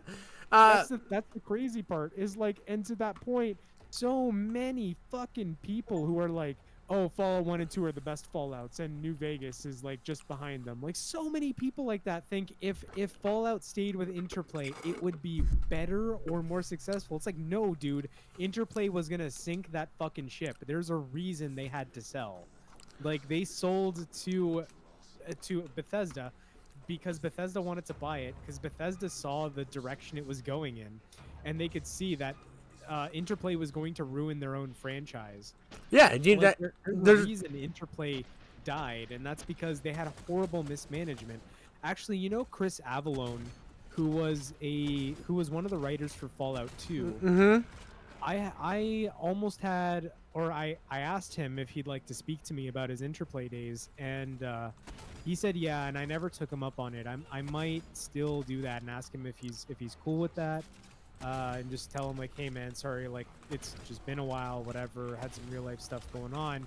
You still want to talk about it? But I was gonna talk to him and ask him if he'd like to tell me about the Interplay days and what working with Interplay was like, because he does not have fond memories of Interplay. Dude, and you know what's crazy is Tim Kaine. Tim Kaine is one of those guys, and I like Tim Kaine. I like Tim Kaine a lot. I think if you're an ex-developer and you're wanting to chill on YouTube, Tim Kaine's the type of YouTube channel you should want to be.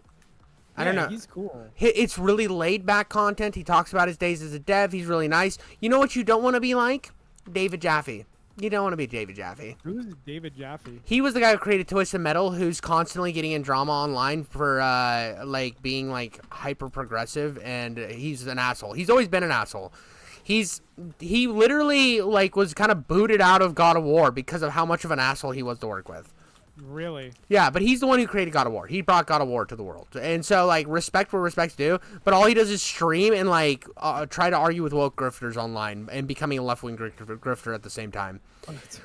Dude, it's, like, so bad. He recently had a drama that I covered. You want to see the funniest thumbnail I ever made? On my channel is the newest David Jaffe video. It was a reaction from stream, and he literally goes on a tangent about how this like Go Woke Go Bro creator, she's a girl. The only reason she has a platform is because she's a woman and she's attractive. David Jaffe hates women.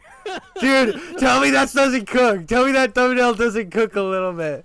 Oh man, and then you've got one that says David Jaffe is a clown. So this drama happened over like the course of a week, and I kept seeing it pop up, and so I covered it, and then I just cut them together and put it out in 1 week, so I could just like bum rush that drama and then not talk about it for a long time. Yeah. But dude, he was like, he goes on this tangent, and then he like talks about like I said in that, I'm like, dude, if it was like somebody like talking about how Melissa McCarthy or whatever her name is was only in the job because she was an attractive woman, he would literally call them sexist. But because it's about a person he doesn't like, it's okay. And that's that mentality when you're he literally starts the thing off about like she makes a point, and what he'll do is when he sees somebody criticize about him, he'll watch the first minute of their video. That's it. And she says something along the lines of he didn't even believe that Trump's assassination was real. And he even like he doesn't even have the balls to say like I don't believe it. I believe it was staged or something. He's like, I think there is questions to be asked. It was kind of suspicious. And I'm like, bro, you literally call people out for lying to their audience all the time and spreading misinformation, and bro, you're literally doing it, and you don't even have the balls to actually spread the misinformation. Yeah, say it with your chest out, bro. And that's like I see people like Tim Kaine, and like Tim Kaine, I think his only problem is he is very nice about his interplay days. He says that he you can hear when he talks about it, he does say stuff like yeah, it was a toxic workplace or whatever, but like I have fond memories of it, and I didn't want to work on the second Fallout because it was too much. I done that. I wanted to move on, and then he like hints at like some of the drama there, but he never really touches on it. And I think it's a little too safe, but I also think he just doesn't want to step on people's toes of that time period. And I think for him, it's like professionalism, right? Like maybe that's just not his thing, and he thinks it's unprofessional to like, slander people or like, spill the tea, so to speak, right? Yeah. He's not nearly as forward as Chris Avalon, for example. Oh no, Chris Avalon's like really forward about it. Oh, he will say anything. I don't think he. If I were to guess, and this is speculation, I feel like there's a big rift in Obsidian right now. Why do you say that? Well, one, there's a lot of drama going on with the Avowed team, and it seems like there's been like two groups, and it seems like Chris Avalon's just been there because he does whatever he wants, and that's fair. That's fair, and Chris, like I can imagine Chris having that sort of notion of himself, like, hey, I made Fallout 2, gaming royalty, I can do what I want. Yeah, right? and he is an ego personality, kind of like that. And I feel like Avowed has had like a lot of drama around it, which has kind of scared me on Avowed. Mainly, some of the art designers have been coming out and saying like cringe shit. There's been a lot of cringe shit going on with Avowed. Now, I'm one of those people that I don't care how much cringe shit or how much fucking weird political bullshit comes out from a developer. I'm willing to play the game and make my own opinion on it. Sure. Again, I am an Outer Worlds fucking defender to the death. We know this. But to be honest with you, if you look at what people say about the Pillars of Eternity games, which are the ones that Avalon worked on, compared to Avowed, or not Avowed, Outer Worlds, you can see a giant rift in storytelling. In what sense? Like the fact. Better words? The fact that the Pillars of Eternity series has an avid cult fan base because of how deep the lore is and how amazing those games, like both games, just build upon this lore. and how it's deep and stuff. Obsidian or Outer Worlds is not that fucking deep. It's kind of a joke, and it leans on the joke, and I think it leans too hard on the joke a lot of times because it does deflect itself from the fact that it isn't really written that well. Yeah, you know what? That was the major reason I played like half an hour of Outer Worlds and then stopped. It was And- like, it kind of felt too self-referential for my liking. And you can see a lot of Tim Kane's humor all over it, the same type of humor you would have seen. And but it's like Tim Kane one. It was like on the game. He wasn't really on the writing side of that one because he just wanted to design a game in Unreal. So Tim Kane talked about it. So he did almost every one of his games is done on a different engine. Because basically somebody in the industry will ask him, hey, do you want to help us make a game? And Obsidian was like, do you want to help us make a game? And he was like, sure. And they're like, we're going to do it on the Creation Engine. And he was like, okay. And so he helped make Fallout New Vegas because he had never worked on the Creation Engine.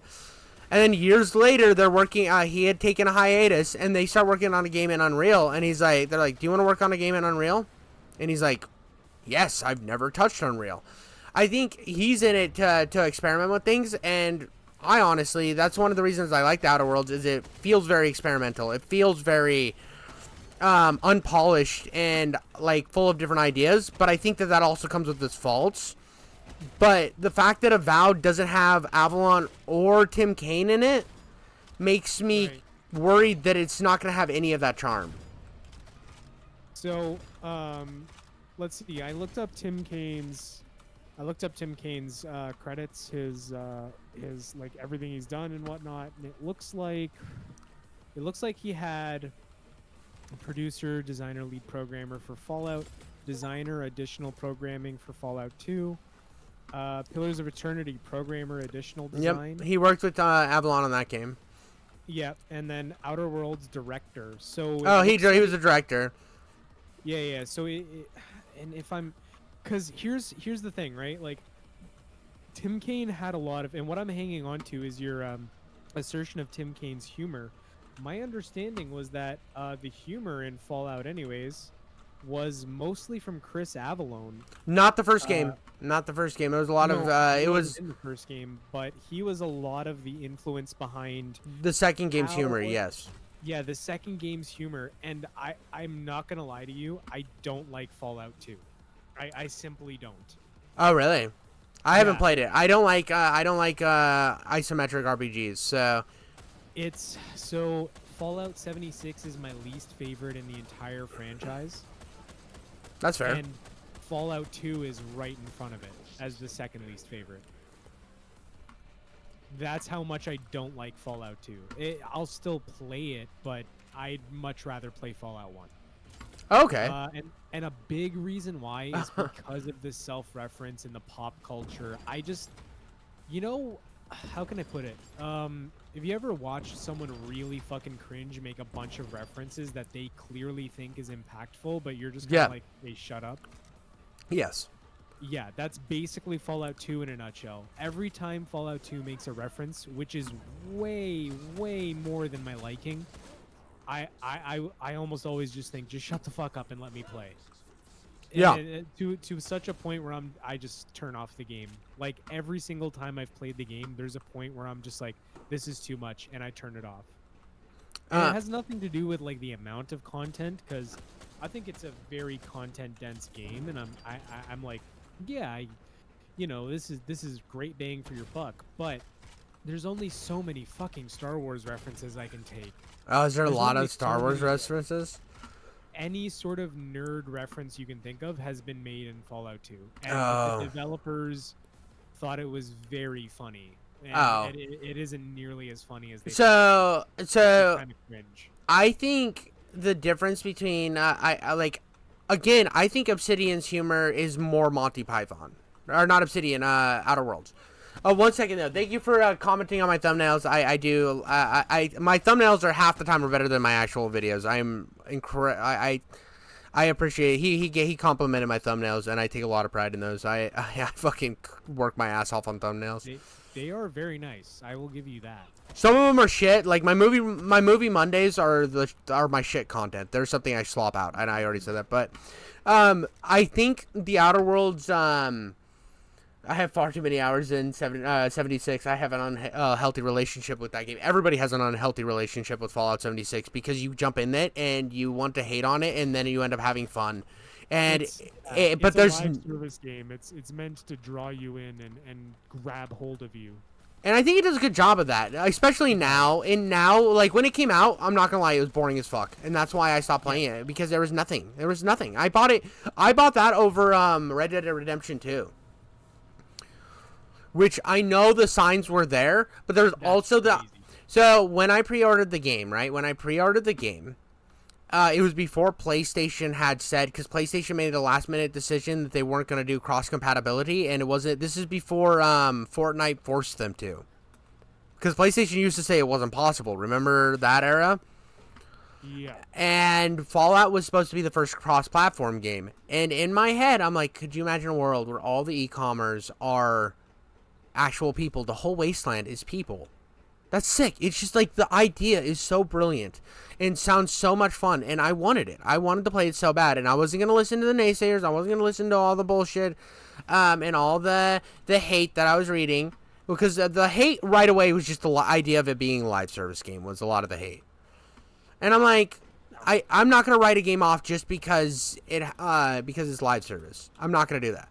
I will write a game off if it is creatively bankrupt, but at the time, it just looked really interesting. It was a really interesting idea. It just, when it released, the fact that there was no NPCs, and the robots talked, but they wouldn't talk to you, really, or say anything of actual value. And that sucked, dude, because I was sitting there trying to play this game, and then the servers kept crashing because assholes kept nuking the servers, legitimately dropping so many nukes that the servers wouldn't stay up. And it washed me out of the game. I probably have like a ungodly amount of hours to jump in, and now see XP is super easy to get. Because when you first played Fallout 76, it was hard to get XP and level up. It was not ready. It should have definitely waited. Definitely needed more time. I think where it's at now, if it would have not even now, 4 years ago, if it would have released like what it looked like 4 years ago, it would have been considered like, it would have never had the drama around it and had the stigma that literally retroactively hurt all their other games. Because it really did. It was when it came out, it was one of the worst possible things that could have happened to Fallout. Yep. It forced the public to forget about Fallout for like close to a decade. Oh yeah, and It just bad, real bad. the storytelling notes and tapes was a bad move. Yeah, 100% a bad move. It was just so bad, and it's one of those things too. And I think a lot of that, because Outer Worlds came out that year, and then people had this bad taste on Fallout. So later that year, when the Outer Worlds came out, I think a lot of people jumped in expecting it to be the game that replaced Fallout, and I think that was a bad thing to put on that game to begin with. Yeah, because it wasn't. It was never going to be that. It was never going to be that, and that was an unfair precedent. And I still think people will say that and then get mad that it wasn't. And because it has the same gameplay style as Fallout, they're going to compare it to Fallout, which is fair enough. Yeah. But that's like saying that, oh, well, Vampire the Masquerade and Fallout are the same type of game. And nobody makes that comparison.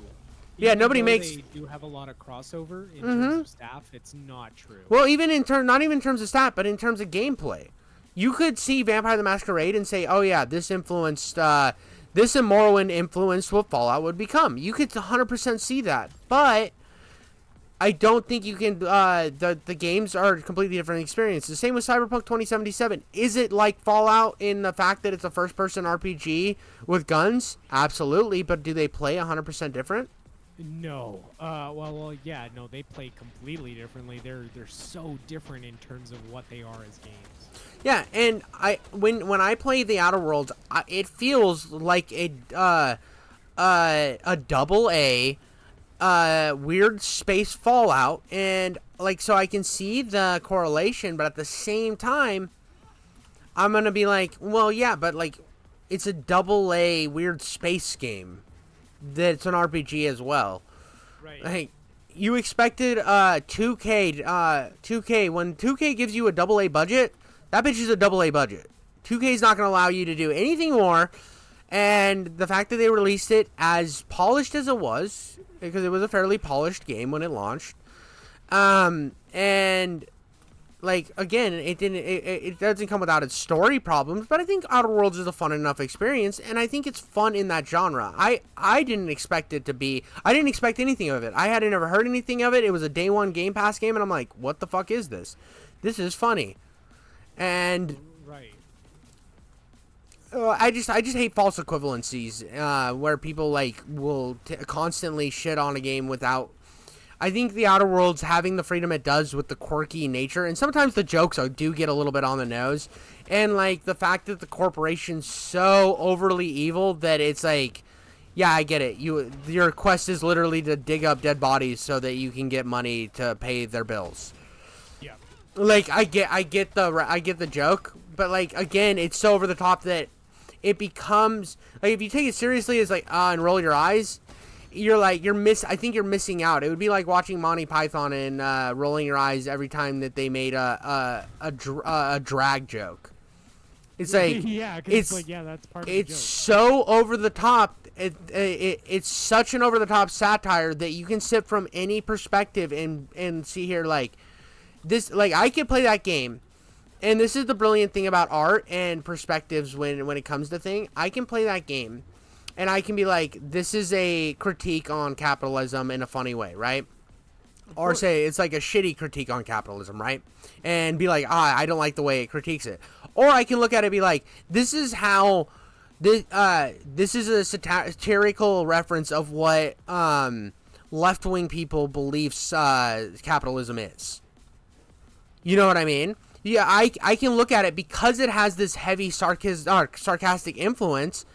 I think a lot of people either rolled their eyes at the joke and didn't try to have fun with it, or they got upset about the joke and hated it because it had the humor. And I just think it never was given the chance, and that it makes me sad because I love the Outer Worlds. I think that it has so much potential to be a greater series, and I think a lot stakes on if Avowed can live up to. Can do something. I think Avowed has to do something, like, because I think it's a proof of a concept, really. Well, I think you'll be pleased to know that there is an Outer Worlds 2 that's being planned. Yeah. They've already dropped they dropped the trailer a long time ago, and the trailer was fucking hilarious. The trailer was amazing. It was. There's also I did some Googling quickly. And Do you mean some Googling? Some Googling. Did you not get that reference? Did you not? No, what was it? Hot Tub Time Machine. Have you not seen Hot Tub Time Machine 2? No, I haven't seen it. Dude, he goes to the second one's about so Lou. I'm gonna spoil Hot Tub Time Machine for you if you're That's fucking. fine. So Lou is one of the characters, and he stays back in the 80s when they all go back to their other time. And when he's there, he decides to be a part of Motley Crue. He forces his way into Motley Crue. Right. And then he creates Loogle. What's that? It's Google. So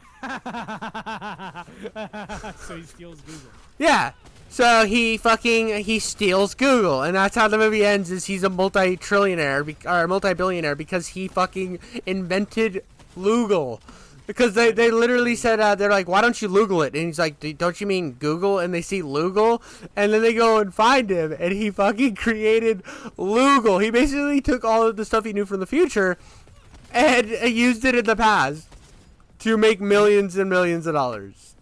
You know what's kind of insane is the fact that we're YouTubers means that we're in a way we're Google freelancers. Oh yeah, we're So we are work for Google, we definitely work for Google. But I mean, which is insane.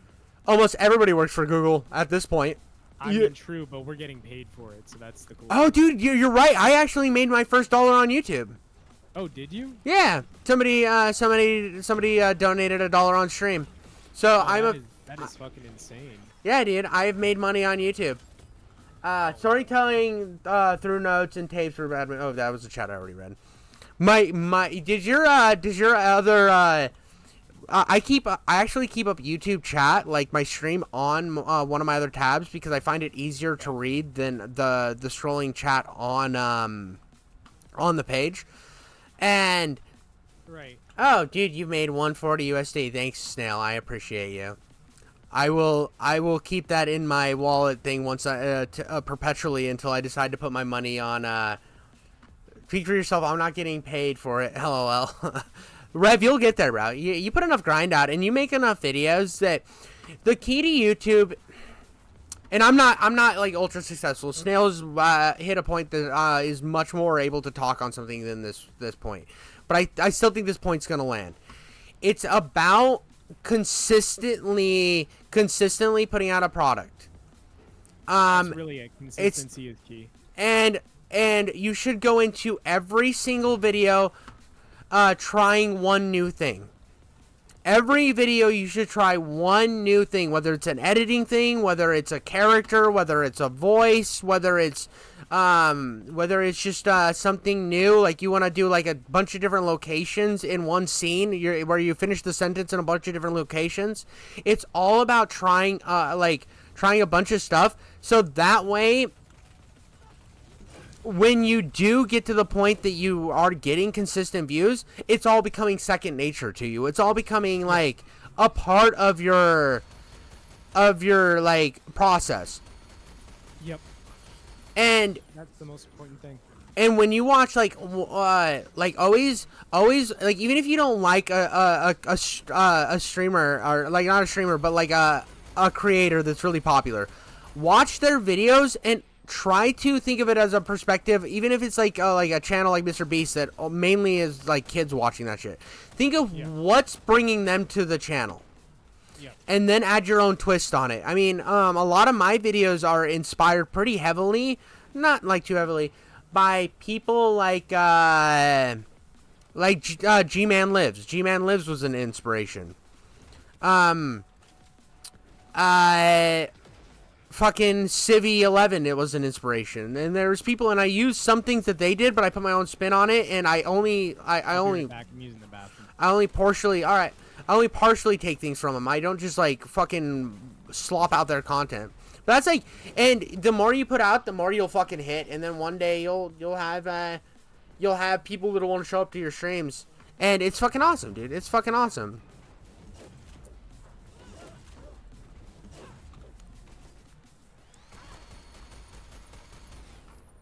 It's truly just about, as long as you're passionate about it, you will get there.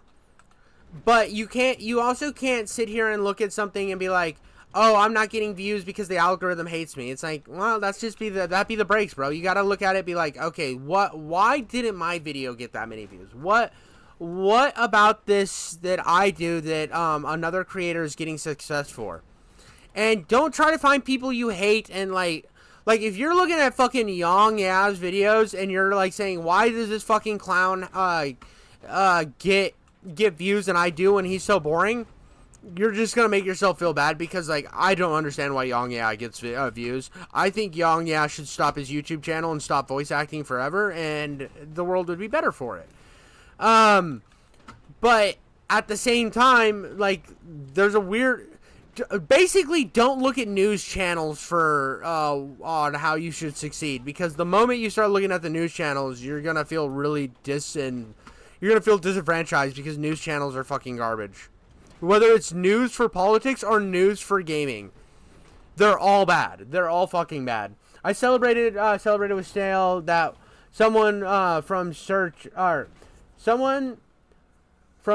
watched the entirety of my videos, and that was a big win. Yeah, dude, there's nothing. I remember that first comment. I remember the first comment I ever got where somebody was like, I watch, and he's honestly like, he's one of my few mods for my chat, and I played games with him, and he's like an actual friend now.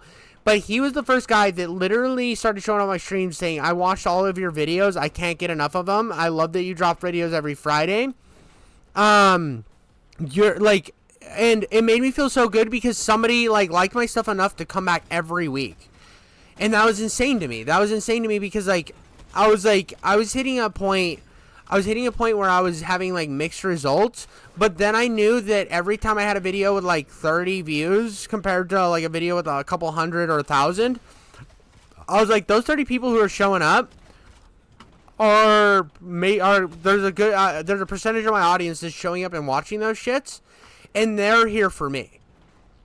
And the more I can keep building that audience up, the better things will get.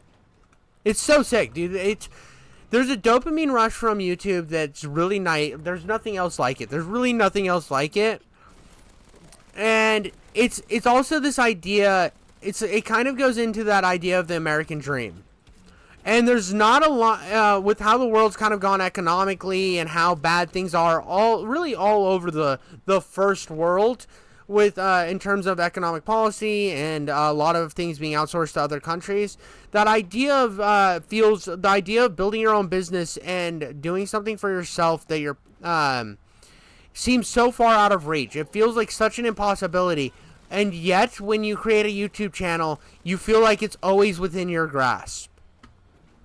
And I've had this passion with this thought that like I can keep grinding. If I keep grinding and keep working harder than I possibly can imagine, and while still trying to balance my other life, that dream can be actualized, and that strives me more than anything else. Without compromising on who I am, you know. But I need to check out some of Rev's. Hold on. I'm gonna pause this game. What is his name? Rev plays games. I'm fucking searching you. He's been playing a lot of Fallout London recently. Fallout London? Does he just stream or does he make standalone videos? I believe he just makes standalone videos. Oh, perfect. Is it did you watch me play Fallout London? I did a little bit. I did a little bit to see if it was any good, and then I just saw too much British shit, and I was like, I'm out. Yeah, if British things are if they're a deal breaker for you, you definitely don't want to play it. Well, I could kind of deal with it, and then it hit a point where I was like, I don't like this game. So to be fair, wasn't the British shit that was getting me annoyed? It was the fact that I was watching you play it to see if one day I wanted to download it. Right. Because I was playing another game for my channel, and I love his fucking icon. There he is, dude. I didn't see his subscriber number go up. That better go to 30, baby. That better go to fucking 30. No, he's at a 30? Hold up. He's almost at 30. It says 29 subscribers. 29, so he's almost at 30, huh? He's almost at 30, dude. Right, hold up. Let's see his biggest video so far. Like, this isn't even me judging. Okay. Popular. Okay, 43 views. That's not bad. How long has he been doing YouTube? 4 months. That's not bad at all, dude. In my first 5 months, I was in the same position. It might look a little different on my channel because I removed all of my old content from my first 5 months. I was so bad. It was so bad. So I have a problem with gaming news channels because how they fucking desensitized themselves to all become basically shitty versions of Yang Yao or Dreamcast guy. Or Maddie plays, and I like Maddie. Don't get me wrong, Maddie's one of my favorites out of that little fucking niche because I do think Maddie seems like a chill guy. Yeah, dude, I'm definitely gonna watch your videos. I'll put one on stream, and then I'll post it as a standalone video. And I'll caption it. Does Fallout London worth playing or something? And then I'll do an Asmongold style thing on it tomorrow. But what I was gonna say is I saw all these shitty news channels, and I said, they need more jokes because they're fucking boring. And these guys all have like every single one of them in the gaming news community has this weird bias toward a console. They're either console, and they all have this old view of what gaming should be, and it's like all very consumerist. You know what I mean? Without being consumerist, they'll talk about how they'll whine about anti-consumerism, but then they'll tote for fucking the old idea of consoles and games and having platforms and exclusivity. You know what I mean? Yeah, yeah, yeah. And I had a problem with that, and so I wanted to bring a different perspective, something a little bit more like open to change. And I was like, that's my idea, but with more of my crude humor. And I made a bunch of them. Most of them didn't get really great views. I think I think I had a few that did okay.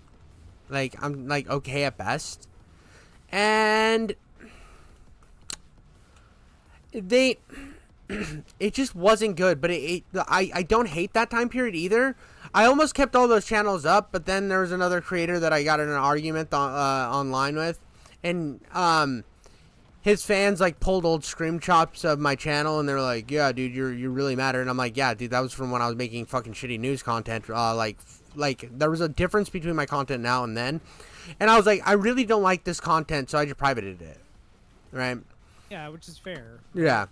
I didn't want it to see it be used against me as like, "Oh, dude, your channel sucks. Look at this video you made on Call of Duty one time and it got 5 views." Like, especially when like the whole argument was there's this retrospective channel called Strat Edgy, Right. and he was fucking virtue signaling and soying out over something. I can't remember what. And I was like, "Bro, did he get a little too edgy for you?" Or something like that. And he went and found like my second video I ever made, and then like bolstered it to his fan base, and they were all just like attacking me. I'm like, "Bro fucking went and cherry picked my worst video." Well, yeah, really. Like, did you Yeah. have to do that? Yeah, dude. And I'm like, I don't like that people can just use ammo like that on me when like everybody starts shitty. Like, I know you like, there's no way that your first video you dropped was like this perfect retrospective. I'm sure you fucking had another channel or something that you tried shit out with, and then you emulated it, or you saw this other idea, and then you worked to make it better, and that's respectable. But I just had everything right there on the front page, and I was like, okay, I gotta change some shit. Also, you watched one of those videos, Snail. You watched one of those videos because I told that's when my Outer Worlds video wasn't private. Yeah, no, I've seen that. And 100%, because that's one of my main memories of Outer Worlds is watching your video on it. it was terrible, dude. The popping, the my lack of understanding how audio quality works. Yeah, and no, it can be leaving your old videos up can be a sentiment to your work ethic and stuff. But so it's different from like what you're doing compared to I completely shifted genres. If that makes sense, Rev. I was doing RGT85. I was Maddie Plays type content, and I shifted completely to game breakdowns, and now I'm doing mixing in commentary. So do you wanna pick apart one of my oldest videos? oh yeah, dude, let's do that right now, dude. I can do that right now. Isn't there a way I can share screen with you? Yeah. Are you using OBS? Yes. Okay, like OBS or Streamlabs? OBS. Okay, so you'll have to make a window capture, and it'll have to capture Discord. Okay, that's fine. And you can just play it on your thing, right? And then I can just put that up on screen, right? Sure, or I can even send you the link. It just depends on what you want. Well, I'm autistic when it comes to everything the internet. So I'm going to let you play it on Discord. And then, yeah, sure. And then I can tell you to pause it when I have something spicy to say. Okay, and and Rev, you get to see one of my... It's not good. I will just put it like that. It's not good. And I still have a video up on my platform. I think it's still up. We will check my channel real quick. While you're pulling that up, Snail, I am going to pull up. I'm going to actually bring this window up here. We will watch one of mine too. I'm going to fucking... No, where's my channel? Videos. Oldest. That's what I want to see.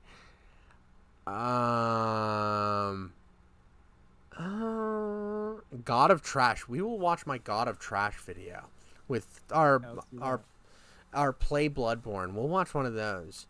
Actually, I am going to do something special. I'm going to pull my first YouTube video out of private.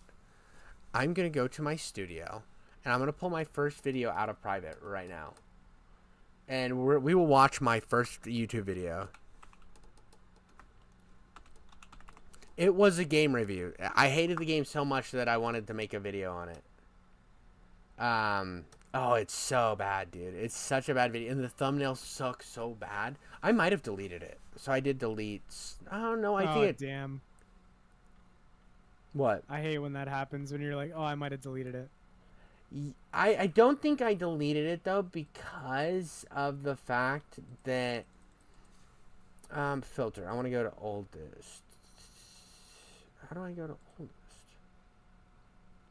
Title. God, what was the game that was like that Euro jank, but he was like with the sexy robots? I know exactly what you're talking about. Adam something. Adam Hart? Yeah, I'm gonna go Adam. Yep. Alright, so I'm unprivating this right now. Okay.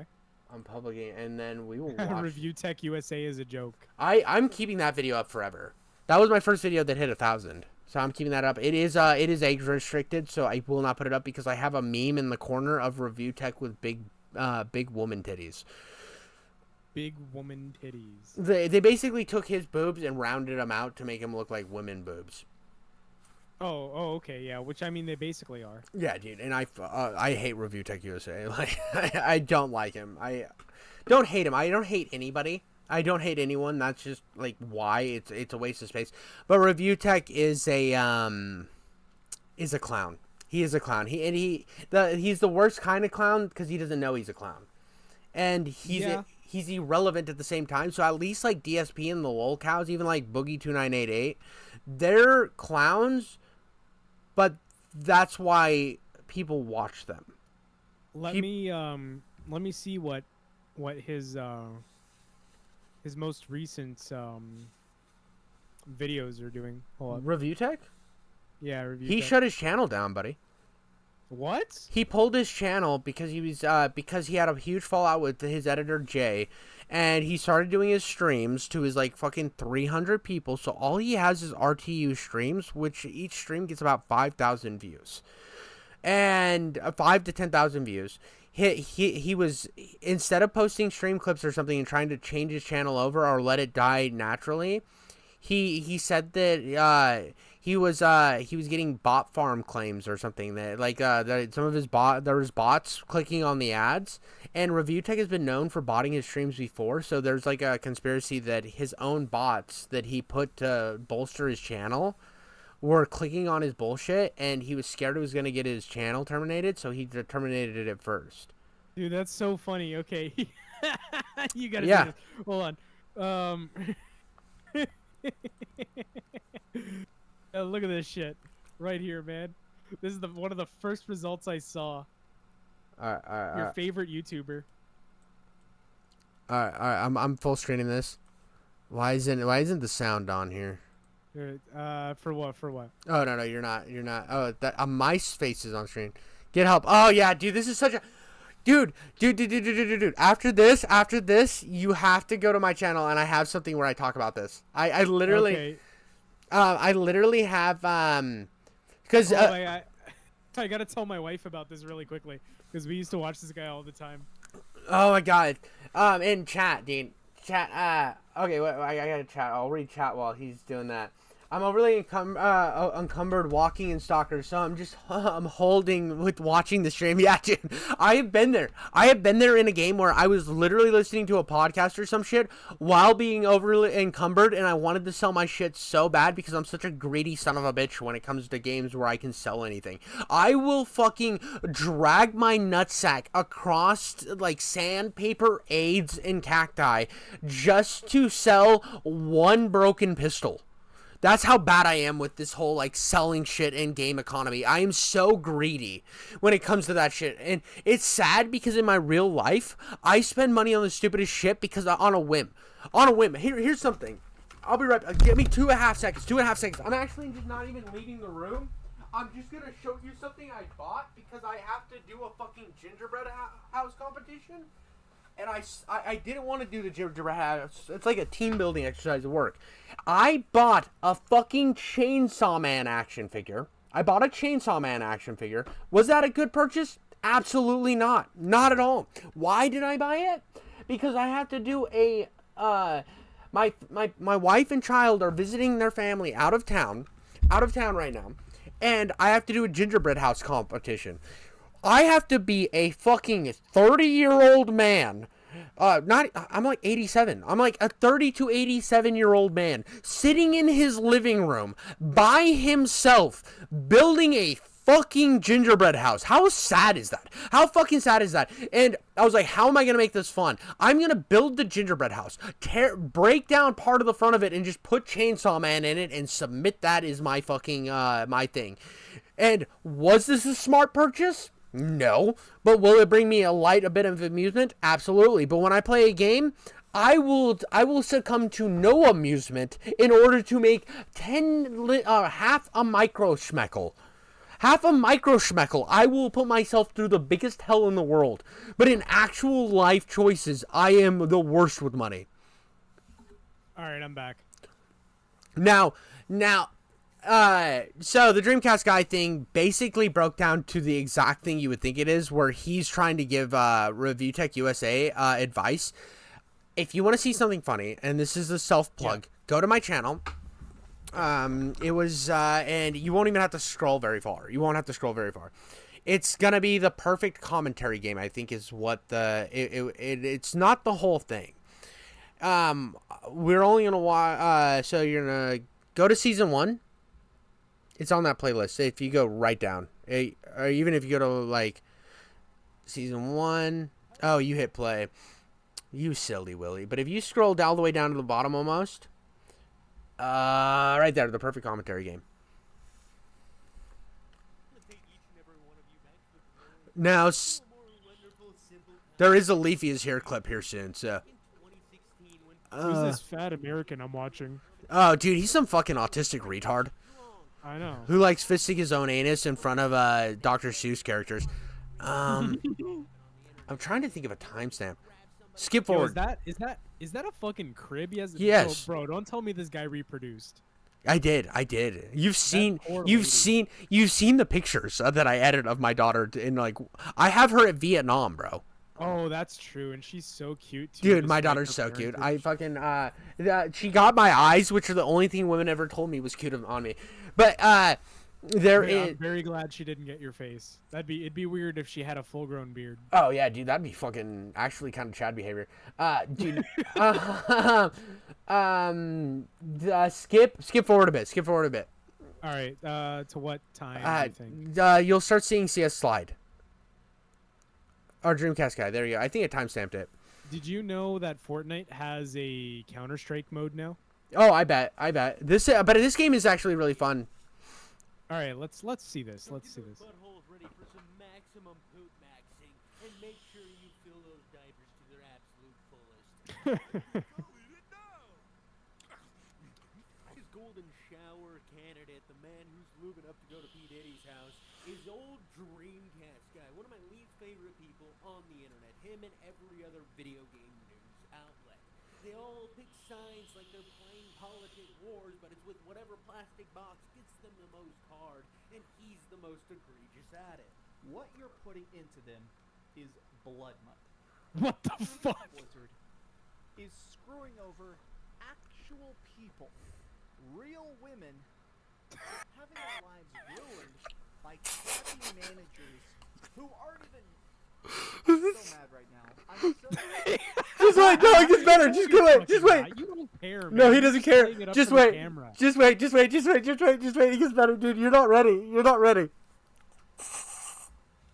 Because I feel like in some way I tacitly, my money went to this.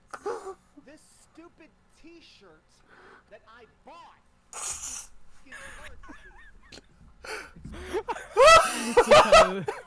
So bro puts on this T-shirt in the morning and goes, yeah, this one will do. And Yeah. he puts it on.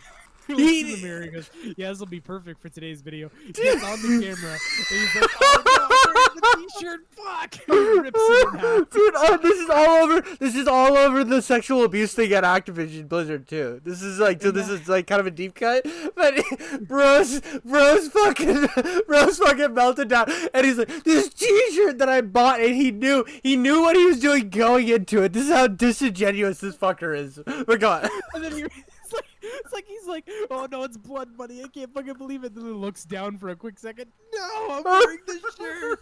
Oh my god, holy fuck. Just to be clear, everybody, we're not laughing about sexual harassment. No.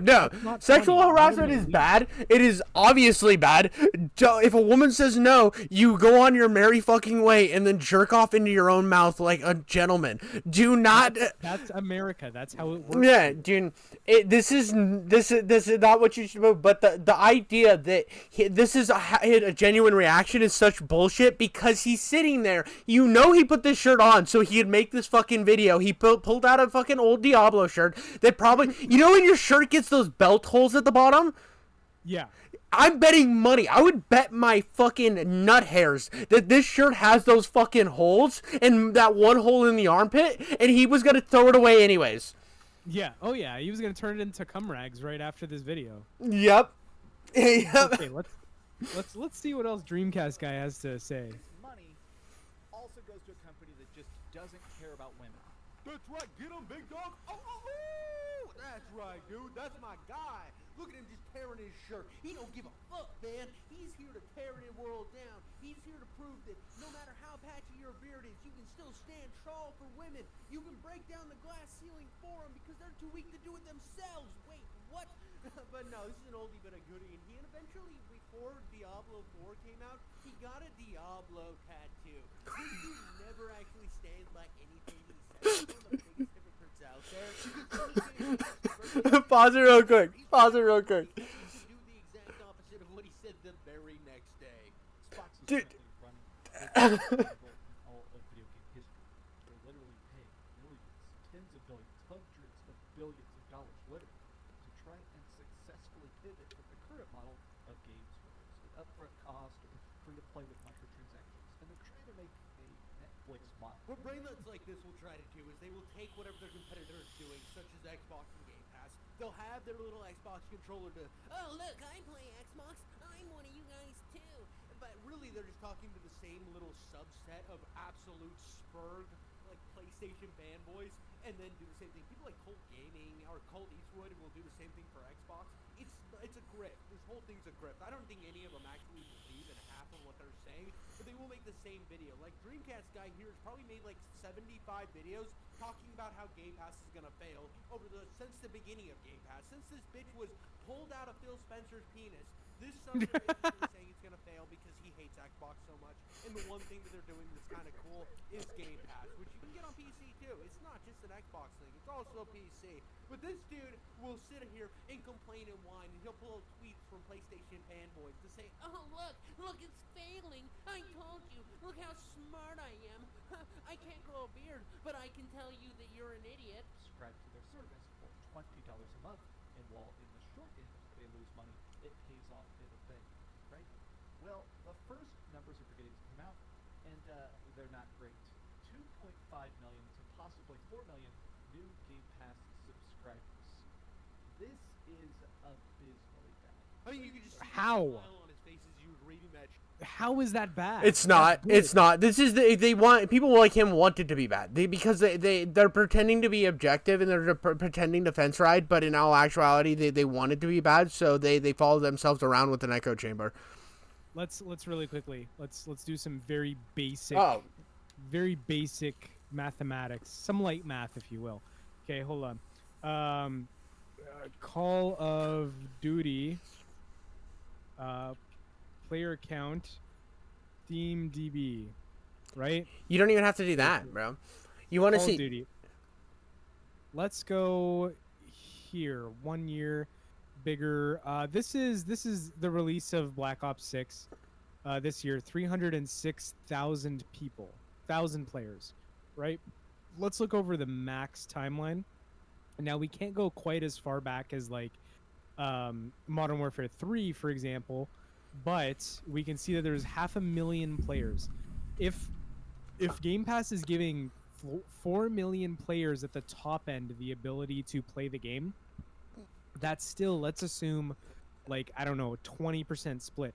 That is 20% of 2 million with units of, like, say $20.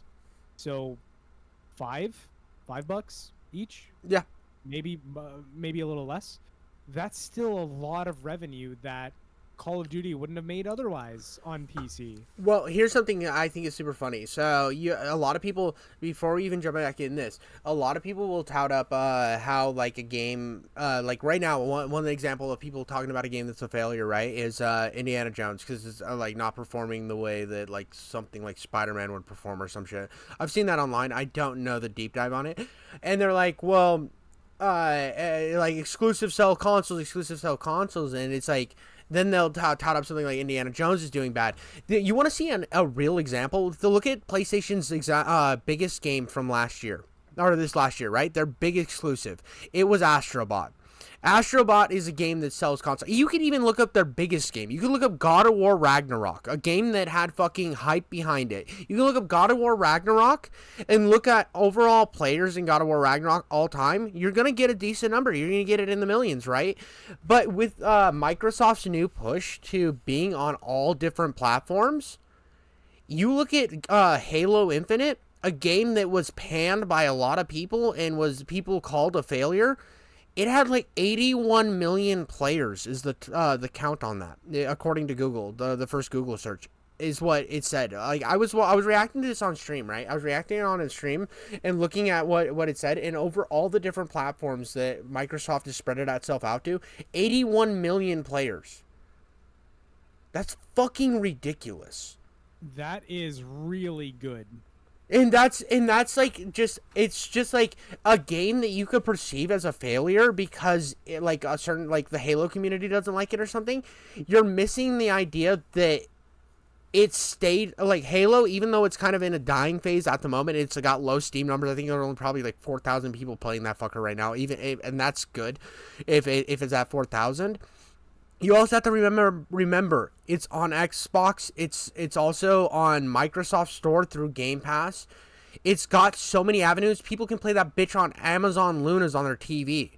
And what I think is, like, a lot of people are looking at the previous generations in the previous world of this console model, and I think that we're not going to see that model in the future. I think consoles are going to be a niche thing that people buy just to have something where they can still play on TV. I do not see this console model lasting, and I think PlayStation knows that as well because they're bringing their games so fast to PC at this point. Yep. Oh yeah. Wait, hold up. Before we continue, I just got a new comment on YouTube. Before, are they actually going to fix it? I mean, you can't get. So somebody, you know, the rollback video I made to try and roll back the next gen update. Oh, are they still bitching about that? The one that says Steam only. Mm-hmm. Someone commented and said didn't work for me before updating on my Xbox Series X and doesn't work now. Yeah, dude, because Xbox isn't a fucking open platform, you goddamn brainlet. Maybe you should wake up and realize. I want you to realize something. This goes out to that guy. I hope he one day watches this. I want you to self-internalize the fact that you can obviously see this fucker's doing shit on Steam, and that he might be being sarcastic, and so if he is, good ups to you, pimp. But if you're not, if you're taking this genuine, you need to take a long, hard look at your life and realize that all consoles are closed platforms, and that's why you do not get, like, GZ Doom games on fucking console. Look at this shit, man. Look at this shit. Look at this shit. What? Bro. Did you send me something, or? No. It's on screen share. It just shows me the paused video. Oh, it does? Yes. Hold on here. Oh, there you go.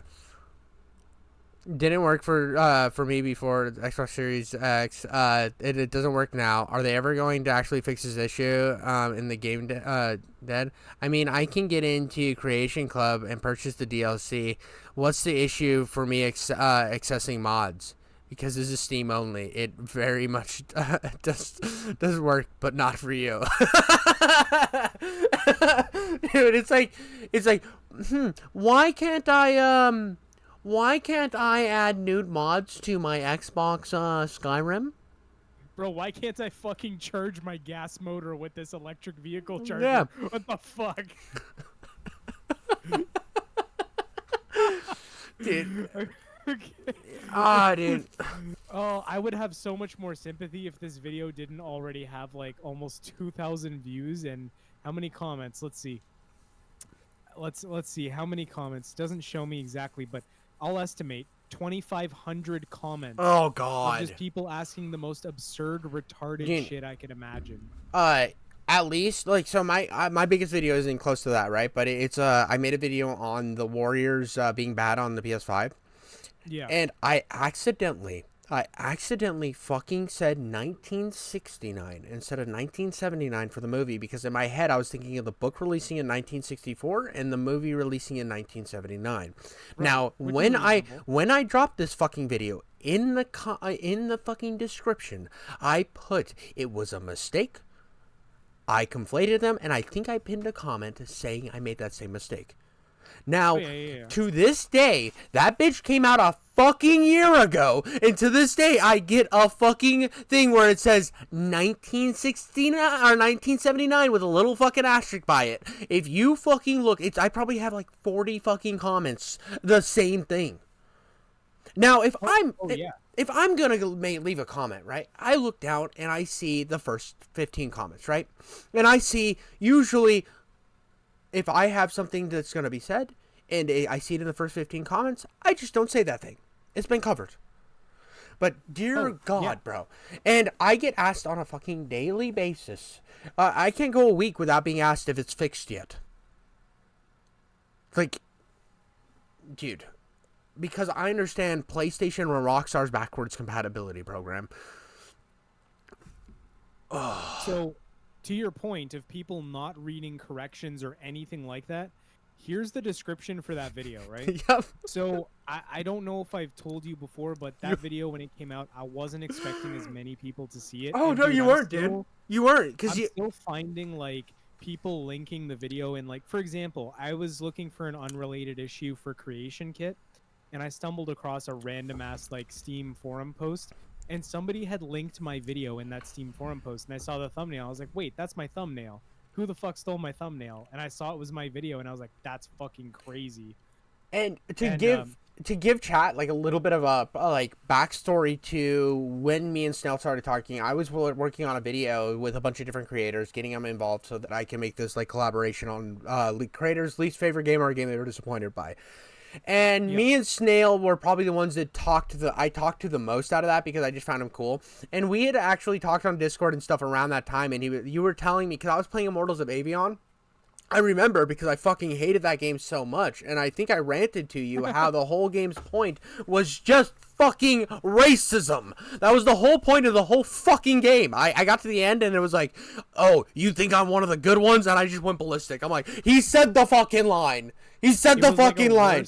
Detroit Become Human. Yeah, dude, it was awful. It was fucking awful. It was fantasy MCU. It was MCU. It was fantasy MCU addresses racism, and we were talking about it, and we were talking about different content that we were gonna do, and you were talking about doing this video, and then we'd like messaged about this because you had so much spurg out from this video. Yes, I was so fucking tired. And you were to the point where you were like freaking out about it, and I remember like trying to calm you down because I was like, dude, this is good. This is still a good thing. This is still a good thing because this is helping your algorithm. And I was like, and you were like fighting with people in the comments, and I was like, just keep doing that because that is good for the algorithm as well. Yeah, and it really was. I mean, the algorithm doesn't care about the quality of your interaction. It cares about the quantity of your interaction, right? I have a That's video really that I think the only reason I have this video that did well was I did it on Another Crab's Treasure, and I played the entire game with the fucking Browning high point attached on my back. Now that is a gimmick option. You're not supposed to play the whole game with that on your back. I played the game because I wanted to play as a fucking hermit crab with a browning on its back. I didn't want to play a Souls game. I wanted to play a gun crab game. And my video is about me playing as the gun crab game. And people were mad because I had the audacity to have an opinion on that game where I played as with the whole game with the gimmick option on. And I fucking argued with people in the comments to purposely boost that video. Yes, and it worked. It worked. That video hit 1,000 views, and then I had a stream where I named the stream Souls Fans Are Mad at Me, and I got a little boost in my stream numbers. Right, yeah, and it all went to plan, right? It all worked perfectly. So the takeaway from that: always argue with your commenters. Absolutely, Drag it out absolutely. as long as you can, even if your arguments make no sense. If I actually got in a little argument with a shorts creator, right? The dude was a fucking clown. Both people, he was shitting on another clown. It was all, there were two political shorts creators. One of them, Shorts creator. yeah. So. Yeah, so they were the whole shit slinging contest. One of the guys, he was literally shitting on this guy with like 30 subs, and he was like, and he has like 400, so he wasn't like much bigger, but he was like shitting on him like he was owning this guy. I'm like, bro, the dude's camera barely fucking works. That he's shitting on. The dude's camera barely fucking works, and you think you're owning him? Your channel's called Mr. Based Politics. And I would step in there so fast to fucking dude, embarrass him. His whole fucking thing is he's a left wing guy, and the channel name is ironic, which makes it so much worse. Anyways, I posted a comment that was that said, this is the first interaction where both candidates are potential lol cows. And dude goes to shitting on this guy underneath my comment. Like, he's like, well, one of us uses the fact that he has a daughter to pretend that he's not a virgin and wears a beanie to cover his head. And I'm like, I was like, if we're gonna be real right now, the only way you could actually own this guy, and I put that into quotations, is if you stop making shitty content like this that's actually got views. Or something like that, and we went on a little back and forth, and I was having fun with it. I was riffing, and I was high roading him. That was my whole plan going in. After he commented about like just bringing the drama back to this loser, I was like, I'm gonna high road this motherfucker. I'm gonna high road him and go from the perspective of another creator. And this dude was spurting out, and we get to the end. And he said something like calling me cope, and I had noticed that every one of my comments was gone. Oh, because and I said, I was like, that's super hilarious coming from the guy who deleted all of my comments. And he's like, no, you just don't know how to filter the ones that are shadow banned. And I'm like, motherfucker, this video has. I'm like, motherfucker, this video has 15 comments other than our interaction. Like, and yeah, I was like, really. I'm not even saying anything fucking edgy. Like, I wonder why they're shadow banned, buddy. And I was like, this is the last thing I'll say to you. And then he said some other stuff after this, and I just never said anything again. But I was like, all interactions, the YouTube algorithm does not understand. So by hiding comments, all you're doing is hurting yourself. Yes, essentially. But when it comes Especially that many.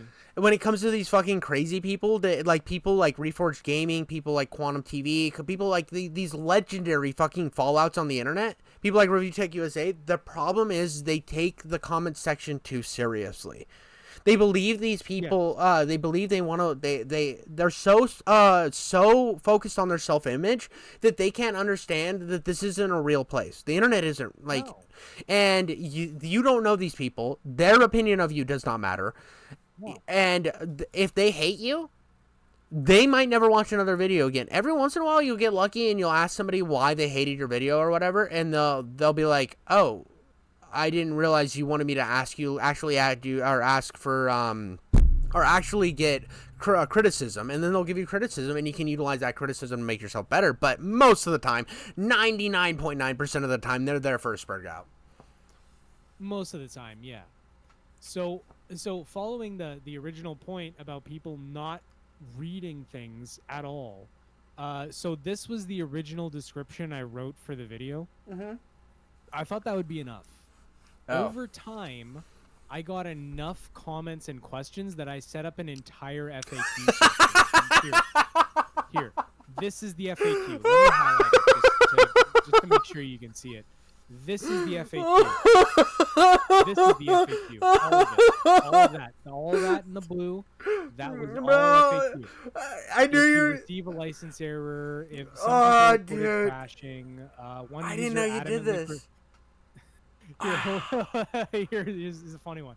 One user adamantly proclaimed that removing the Creation Club items was the cause of a series of crashes, and placing them back fixed the issue. I troubleshooted this and could not replicate the issue. Oh my god, bro. You put so much So work this- into a video that was already done. Yeah, and this comes from another user who posted this in my Oh, comment so section. you just... Oh, I didn't see that. I didn't see that. So, like, that's somebody else. That's cool that you put that in there. Like, I thought you went back and you wanted troubleshooted all this shit, bro. I was like, I told you not to let it bother you that much, Snail. No! No. So this comes from that user, and it was so helpful that I went, okay, I'll just, I'll appropriate his info, and I'll say, thank you. This really helped. I'm gonna put it in my description. I really appreciate it, and I credited him for it. So he's in the comments, because that's what we do in the modding community. We credit each other. We don't just take things, right? We make sure each other's name is out there, because I mean, who really did the work, right? All right, you're getting pretty gay right now. Pretty gay, but like, anyways, moving on. This is I my get the section sentiment. that I get the ended up sentiment. Writing. Oh, I God. wrote all this out. I want to read it. I want to read it. Yeah, go ahead. Missing license error. This is for the last three depots. Most likely. If so, that's DLC. Just proceed it as normal and you'll be fine. If you decide to buy the DLC, then you'll have to download the appropriate depots. I'm getting an entry point error F4 or F false, whatever. Fuck, I cunt bastard motherfucker. Please verify your fault. I can't believe you wrote all those horrible words in that. Please verify your Fallout 4 EXE version. Right-click properties. It should be 1.10163. If it is, reinstall a false. If it isn't, repeat the process. Then reinstall false. If the issue persists. I have no sound textures. Please verify you've merged the data folders correctly. This is a very important step and cannot be missed. Although, really, all the steps cannot be missed. How do I merge the data folders? Granted, I sort of glossed over this because it's second nature to me as a modder, but just drag it and drop the data in the folder, you fucking troglodytes. All Debos onto the data folder in the Fallout 4 directory. If asked to be replaced anything, replace it. I did everything but my game crashes. Did you remember to cut, not copy, not drag? Group selected, right-click for cut, and paste all of the files in the data folder that start with CC. These Creation Club files cannot coexist with your downgraded version. They'll just crash your game every time. End scene. I mean, basically, I'm looking at your fucking face while you're reading. Bro's going so intense. Jesus Christ. Oh man, I hope Rev was here for all that. Oh, because he got a dude. taste of what it's like to be a Fallout 4 YouTuber. Oh, dude, it's. This is why I strayed away from communities. I don't know if I ever told you that. I was going to put myself in a community. I was going to go full niche. And the reason I've stayed away from that is so I don't have to listen to the talking points of a community. My first idea was going to be commentary community, right? And I felt like that would be a lot of work with a family, me wanting to have a family one day, because commentary just seems like no life energy. And then, he was there. Let's go, Rev. He saw it. The other one was the other drama that I was gonna do was going to be Halo community, because I'm very passionate about Halo. I've always loved Halo. The Halo community is fucking awful. It's fucking awful. And then I did the news thing, and I was like, dude, I don't fucking like this. I wasn't having fun. I wasn't enjoying the content I was making, and then I evolved from there. But I almost did what you're doing, but with Halo like content and going only Halo stuff. And I am so glad I didn't, because the Halo community is worse than the Fallout community, I think, in some regards. I think because they had the fan base earlier than Fallout and that internet diehard fan base earlier, and they went through the shift of devs just like Fallout, that I think almost all of the correlations you can make with Fallout started with Halo, but a bit earlier. Because Halo didn't have, or people were mad about Halo the moment Halo 4 dropped. I feel like with any long-standing franchise, people are just always going to be mad now because there's always going to be YouTubers telling people to be mad. Exactly. And I experience this daily because my wife is she's a massive Call of Duty fan, and she watches a lot of Call of Duty YouTubers. Oh and, no. she's here actually. Honey, why don't you explain some of the issues I'm excited. the Call of Duty community is facing? She'll believe me, we'll be here for a bit.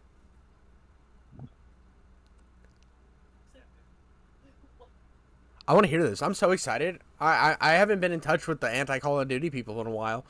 This is exhilarating. I'm ready. We're getting Mama Snail. Mama Snail's gonna be on. Am I live on stream somewhere? Yeah, you're on my stream. This is King Jiffy Coats. You're live on Jiffy's stream. Oh, thank God, my fucking face isn't there. That's okay. The only face here that is mine, and because I don't know how to do lighting, I look like I'm covered in glue sticks or semen, one of the two. So, but I'm interested to hear from you about the Call of Duty problems because I'm out of the loop. I don't even know where to begin.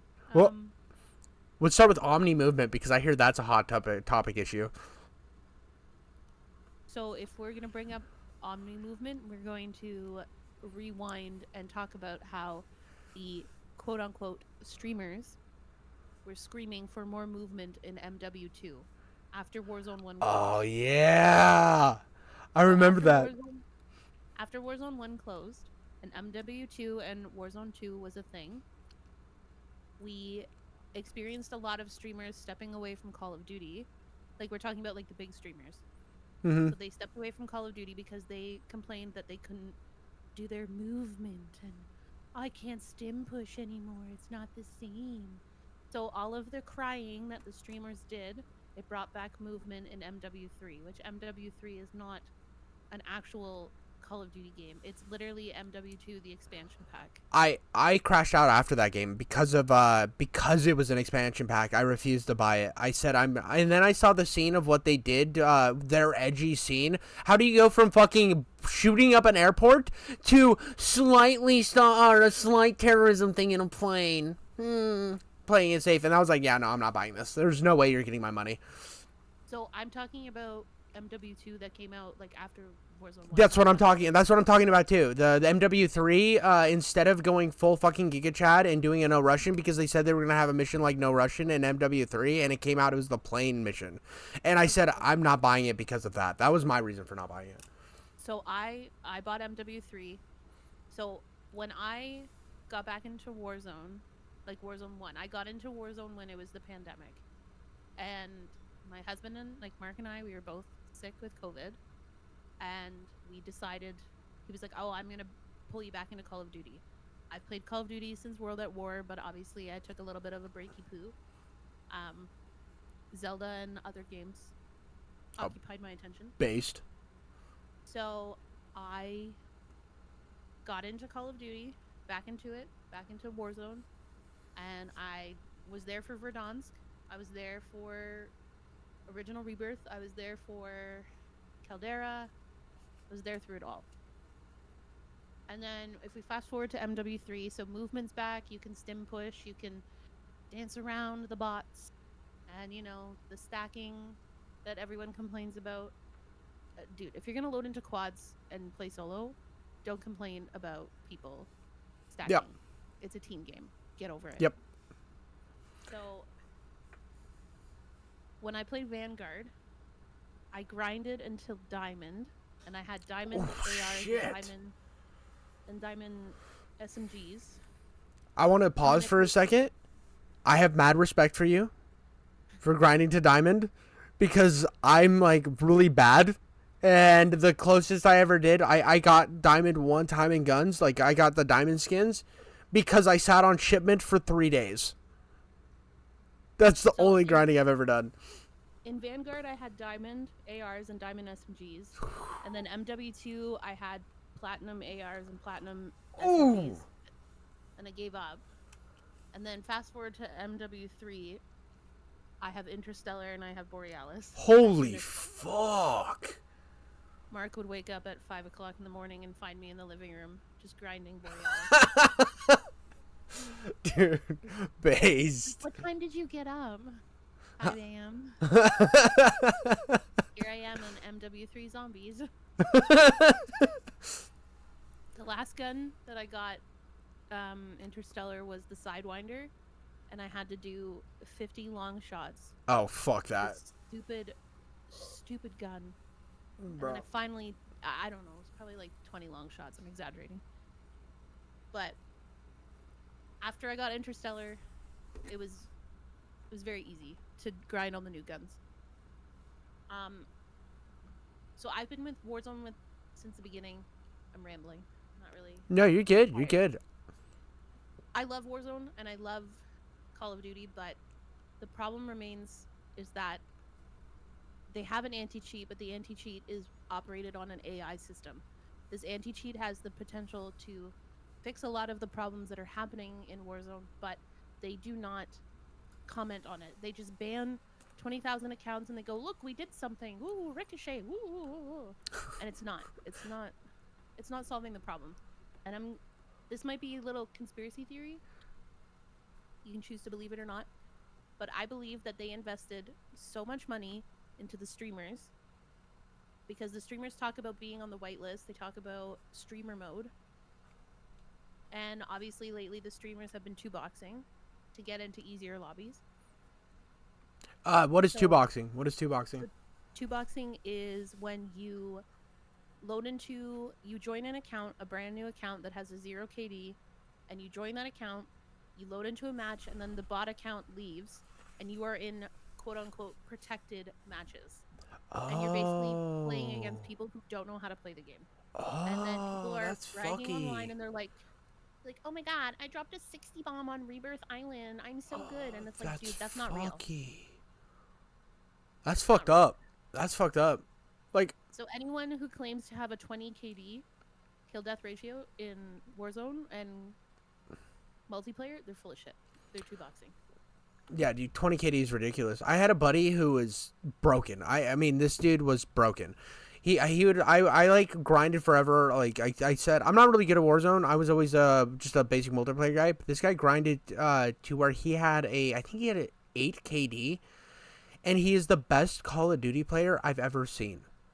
Like, and I've been playing games for a long time, and this dude had like an 8 to 10, and he played in competitions and stuff, and he would run an 8 to 10 constantly, and he would like in that so 20 KD, just that mindset for me is insane. That doesn't seem realistic. So what I think is that Activision invested millions of dollars into the streamers. The streamers had a say in Black Ops 6. So they all sat down at like a board meeting with the developers, and they had their notepads and their pens. There's pictures of it. And they talked about what they wanted to see in Black Ops 6. So in my opinion, they invested too much money into these loser bedroom streamers, and now they are all running around with cheats and streamer mode, and they can't do anything about it because it's gone on for so long. Yeah, I think I about like 90% of the streamers are cheating. And I could see something like that. I think that I think one issue that happened, I think one thing that correlated to that too is I think the backlash from and the piss poor sales of the last Call of Duty. I think they were trying to do anything to revitalize the brand, and I could 100% see.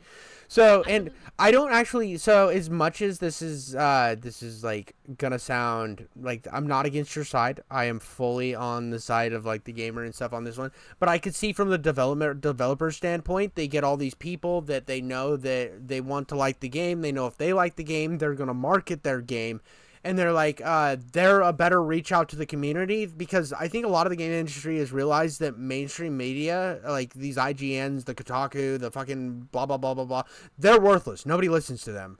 So they listen to more YouTube and streamer type people. So I think they pulled them in and expected that was the consensus of the community, and it was not. And one reason I think this was, there is some correlation between that. I think the real fucking ice in the, or bolt in the last bolt hole, is the fact that they got Raven to do the campaign, because I think one of the big issues was they thought campaign wasn't important, and the thing that makes COD so much different than every other multiplayer game is the fact that it has so many different avenues, or so many different reasons why people play COD, and they work their ass off to bring a good campaign. And So the types of people that play COD are either like dads who are trying to relive their glory days of the original Call of Duty games, or you have the sweats, and then you just have people who are doing it for the social aspect.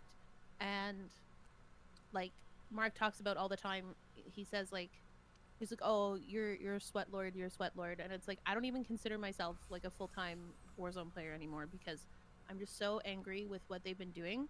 And I'm gonna say this: 20 streamers do not speak for the whole COD community. absolutely. I'm gonna be real about that. Like, was MW2 and Warzone 2 slow? Absolutely.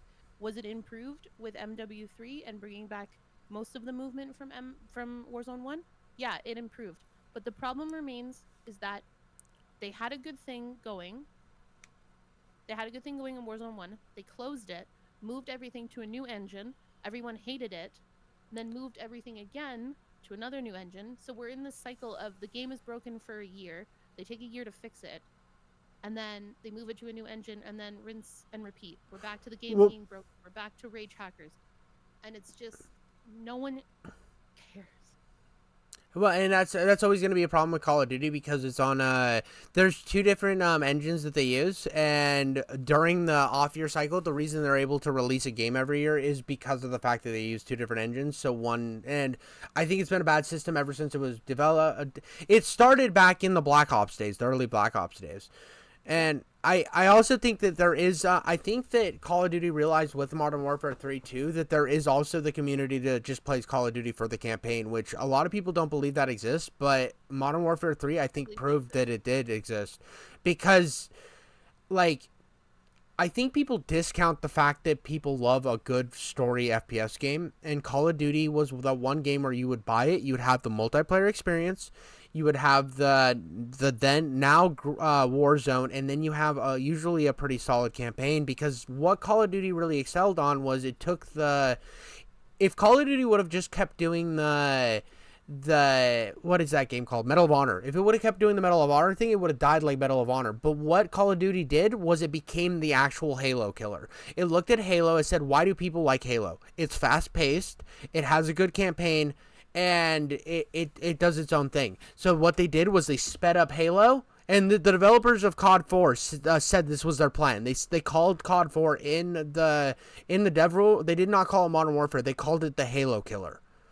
And their whole plan was to do Halo, but faster and better. And I think that drive has been lost, and they're just trying to maintain. And that's going to be a downfall of COD. I think, because even my brother-in-law, who's an avid COD player, he does not like the Omni movement. He says it's trash. He says it sucks. And the thing that makes him the saddest is he's like, this is probably one of the best Call of Duty campaigns I played in a long time, but the actual multiplayer sucks. I don't really have an issue with the Omni movement. Admittedly, when I went into like the training to like learn how to do it, I found the training more difficult than actually just going into the game and learning for myself. Now, can you do a lot of weird things? Yeah. Are a lot of things questionable when you face someone, and the hit registration, the laggy lobbies, you know, that is a big topic right now. Like skill-based damage is what people are talking about. That's a big issue right now with Call of Duty, is that like you hit someone in the head and then it doesn't register, but that the blood splatter is there. So that, how does that make any sense? And then like if you go to the Call of Duty updates on Twitter or X, whatever, and there's a Same post, same shit. and there's this one post that everyone was commenting on because they straight up were gaslighting the community. They were basically saying like, "Oh, you weren't hitting your shots, but why are we getting blood splatter? Why is it that it takes me like I have a clip on my PlayStation of me unloading a whole clip into a guy's head, and yet somehow he kills me in 4 shots." And like you can blame ping, you can blame the lobbies, like whatever, you can blame the hit registration. Something is going on and people are catching up on it. There's thousands of clips, TikTok, YouTube, everywhere. Like you can find them, and they're slowly starting to fix things. I will say that Treyarch is probably acting better than Raven. Like Raven would let everyone just run around rampant for like weeks with broken stuff. Well, But okay, Treyarch so seems to be pushing updates and trying to fix it, but so I really don't believe that there is this thing with COD too that's like, because Raven was the campaign developers. They really they were the ones ahead of that. So I think that's why they don't really care, is because Treyarch's supposed to be handling the multiplayer, because they're supposed to be divvied out to their own separate locations on that game. There's all developing their own thing, and from what I remember reading, now I could be wrong, is I remember Raven being ahead of their campaign design on that game, and I thought Treyarch was going to handle the multiplayer.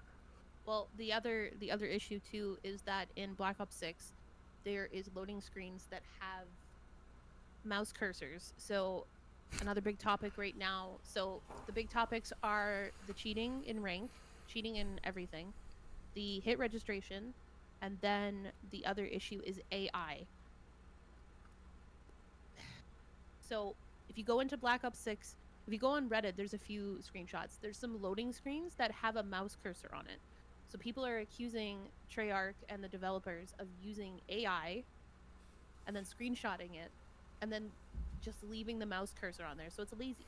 And when Microsoft fires a bunch of people that were actively working on Black Ops 6 last year, and now the game's just in shambles, it's like, what are we doing? Well, so I think I do say Microsoft has a lot of problems with how they handle their teams. The thing that I don't think Microsoft is ahead a lot of those layoffs, and a lot of the times when you see these layoffs, it's firing people who are duplicate positions. Like HR people are always the first to go when companies merge and stuff like that. Microsoft, I think's big problem is they're not taking more of a stance and a charge on deciding what these developers are doing, and that's been kind of an issue with why games like God, what was it called? Redfall and shit come out, is because Microsoft really doesn't know what the fuck's going on in these studios. So when they come to them and say, we're going to lay off all these people, Microsoft's like, cool, you do whatever the fuck you want. And I don't know if you know a lot about like California and Washington work-based culture, but it's kind of like, just let them do whatever the fuck they want. And then when the person with the money comes in is like, all right, we have to make these cuts, and they're like, we'll handle it. And they're like, you do that.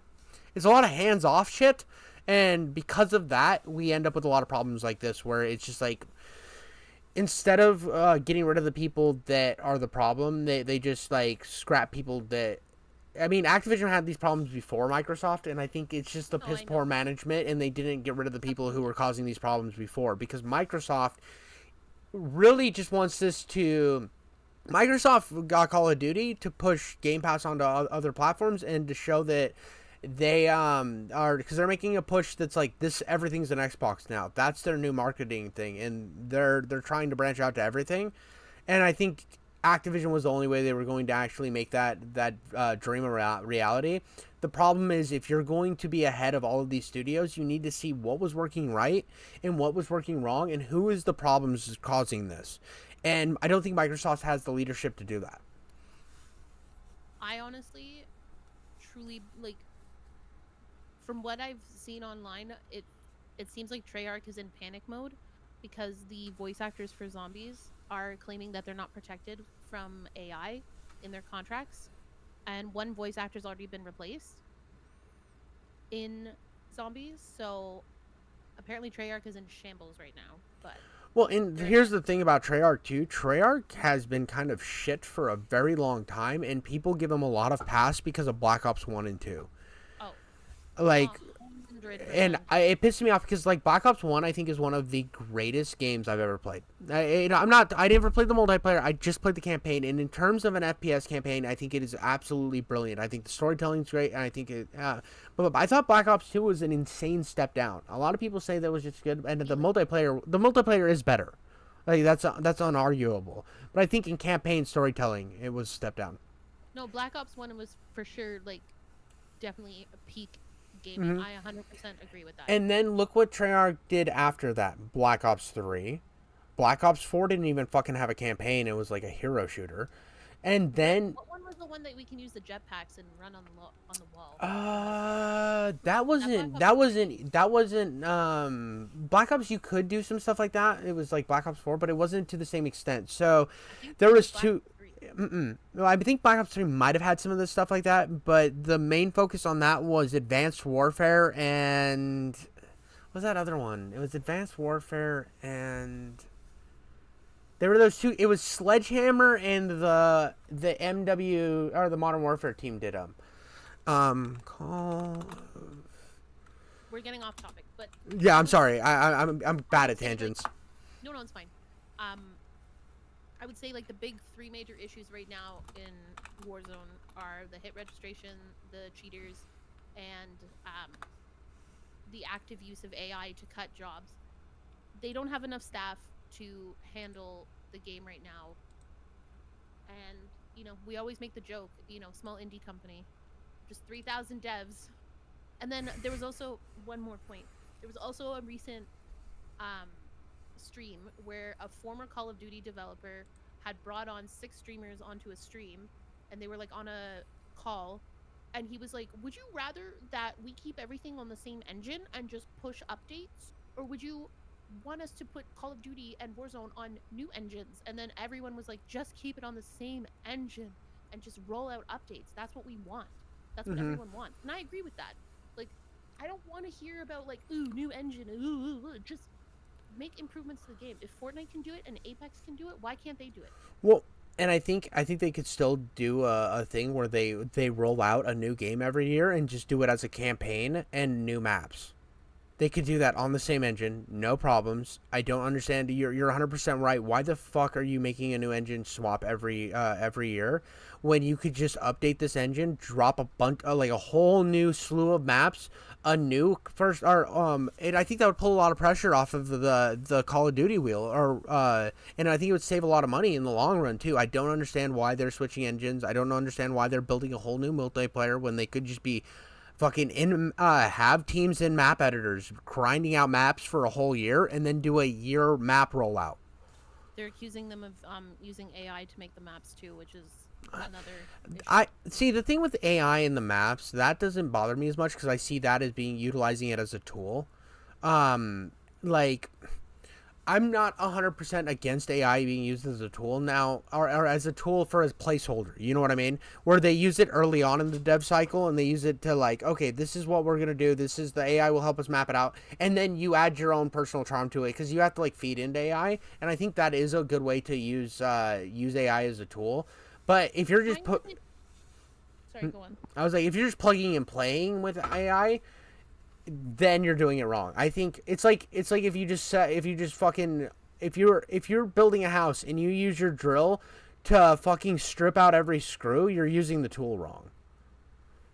I just feel like you're right. You can use AI as a tool, but at least polish it up before you release it actively on the game. Because right now there's a picture of a zombie that has 6 fingers, and then there's another background photo that has a zombie with 7 fingers, and it's like, dude, yeah, that's just lazy. AI, but like at least polish it before you release it onto the game and before it's like an event thing. Like it's so stupid. Yeah, that's just I would lazy. say that Zombies is in a great spot though. Black Ops 6 Zombies, they're in a great spot. So, I mean, Zombies is fine. I don't have an issue with Zombies. My issue just remains with just bending over backwards for what these stupid, idiot cheating streamers want, and just feeding into that. And then these streamers are actively talking bad about the game, and then Treyarch and Activision send them like gifts in the mail, and they're like, "Oh my god, I love Black Ops 6." Oh. Yeah, dude, it happens Oh, all the really? time. I remember this sounds this happened with Halo 5. I remember they were trying to the esports was at its prime during Halo 5 and they were doing the same thing. They made Halo 5. Oh, and the game was Infinite Warfare. It was Advanced Warfare and Infinite Warfare. Yeah. But they were trying to make Halo a fucking movement shooter, and it was fun and all, but they put so much time in building this new movement design and all this stuff that they scrapped the campaign basically to bare bones, and it was shitty, and it released with kind of lackluster content, and the game was considered the worst Halo of all time. Currently, I'm grinding for Dark Matter on Black Ops 6, and I don't remember being this burnt out when I did MW3. I burnt myself out for sure in MW3. Maybe I'm just too burnt out on Call of Duty and Warzone.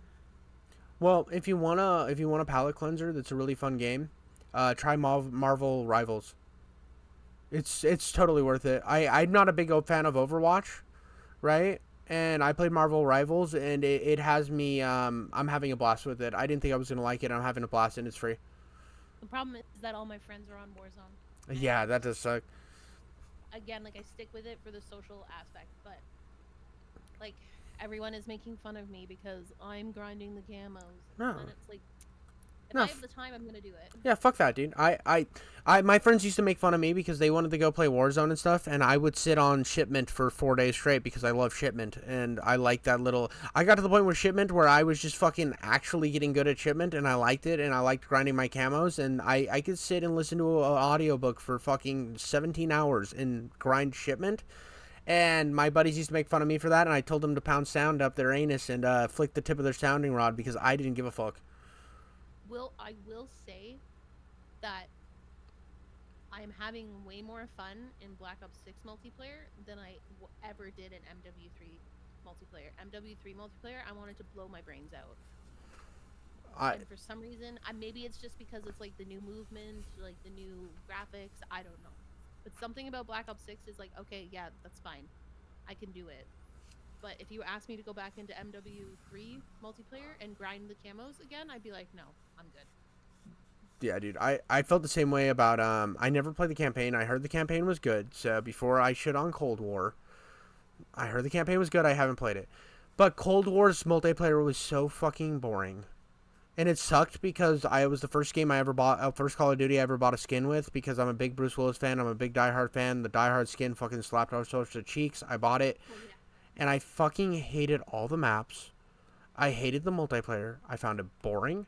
And it made me not like Treyarch because it felt like such a downgrade from Modern Warfare 2019.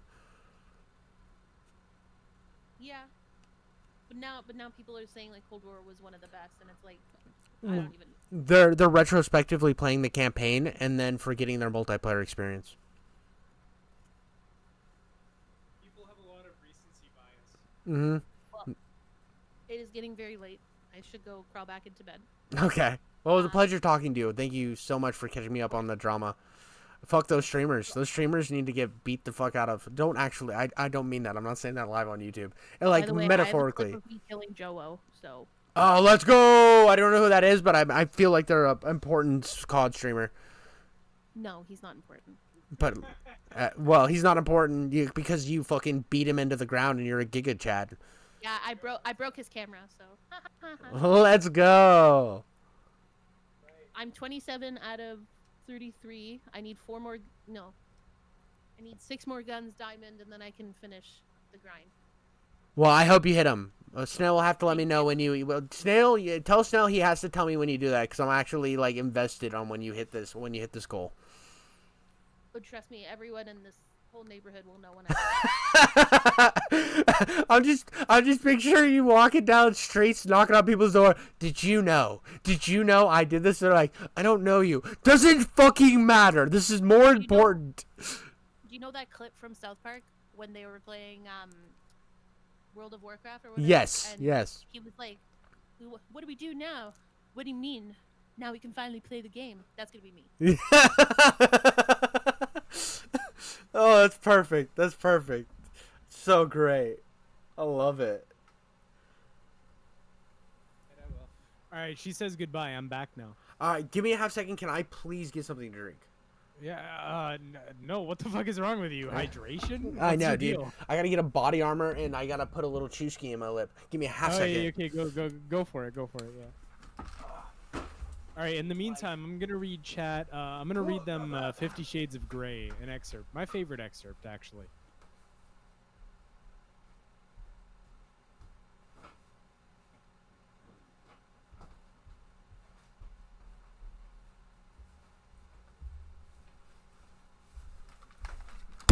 So you'll enjoy this, Snail. You'll enjoy this. Oh, 50 Shades of Grey. Let's go. Yeah. Hold up.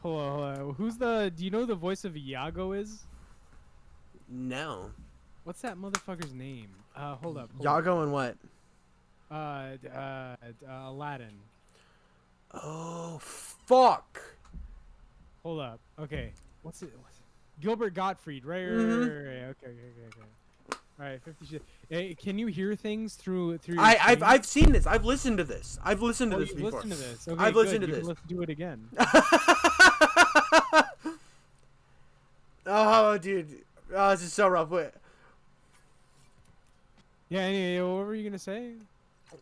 Oh, I literally heard about dirty streamers, and I went to go get a body armor, and I remembered I had a half a 2-liter of Coke in there, and I said I could pour it in a cup like a gentleman, or I could be a dirty streamer and drink out of the Fucking 2-liter. Dirty streamer. You're just as bad as those Warzone freaks. I know, dude.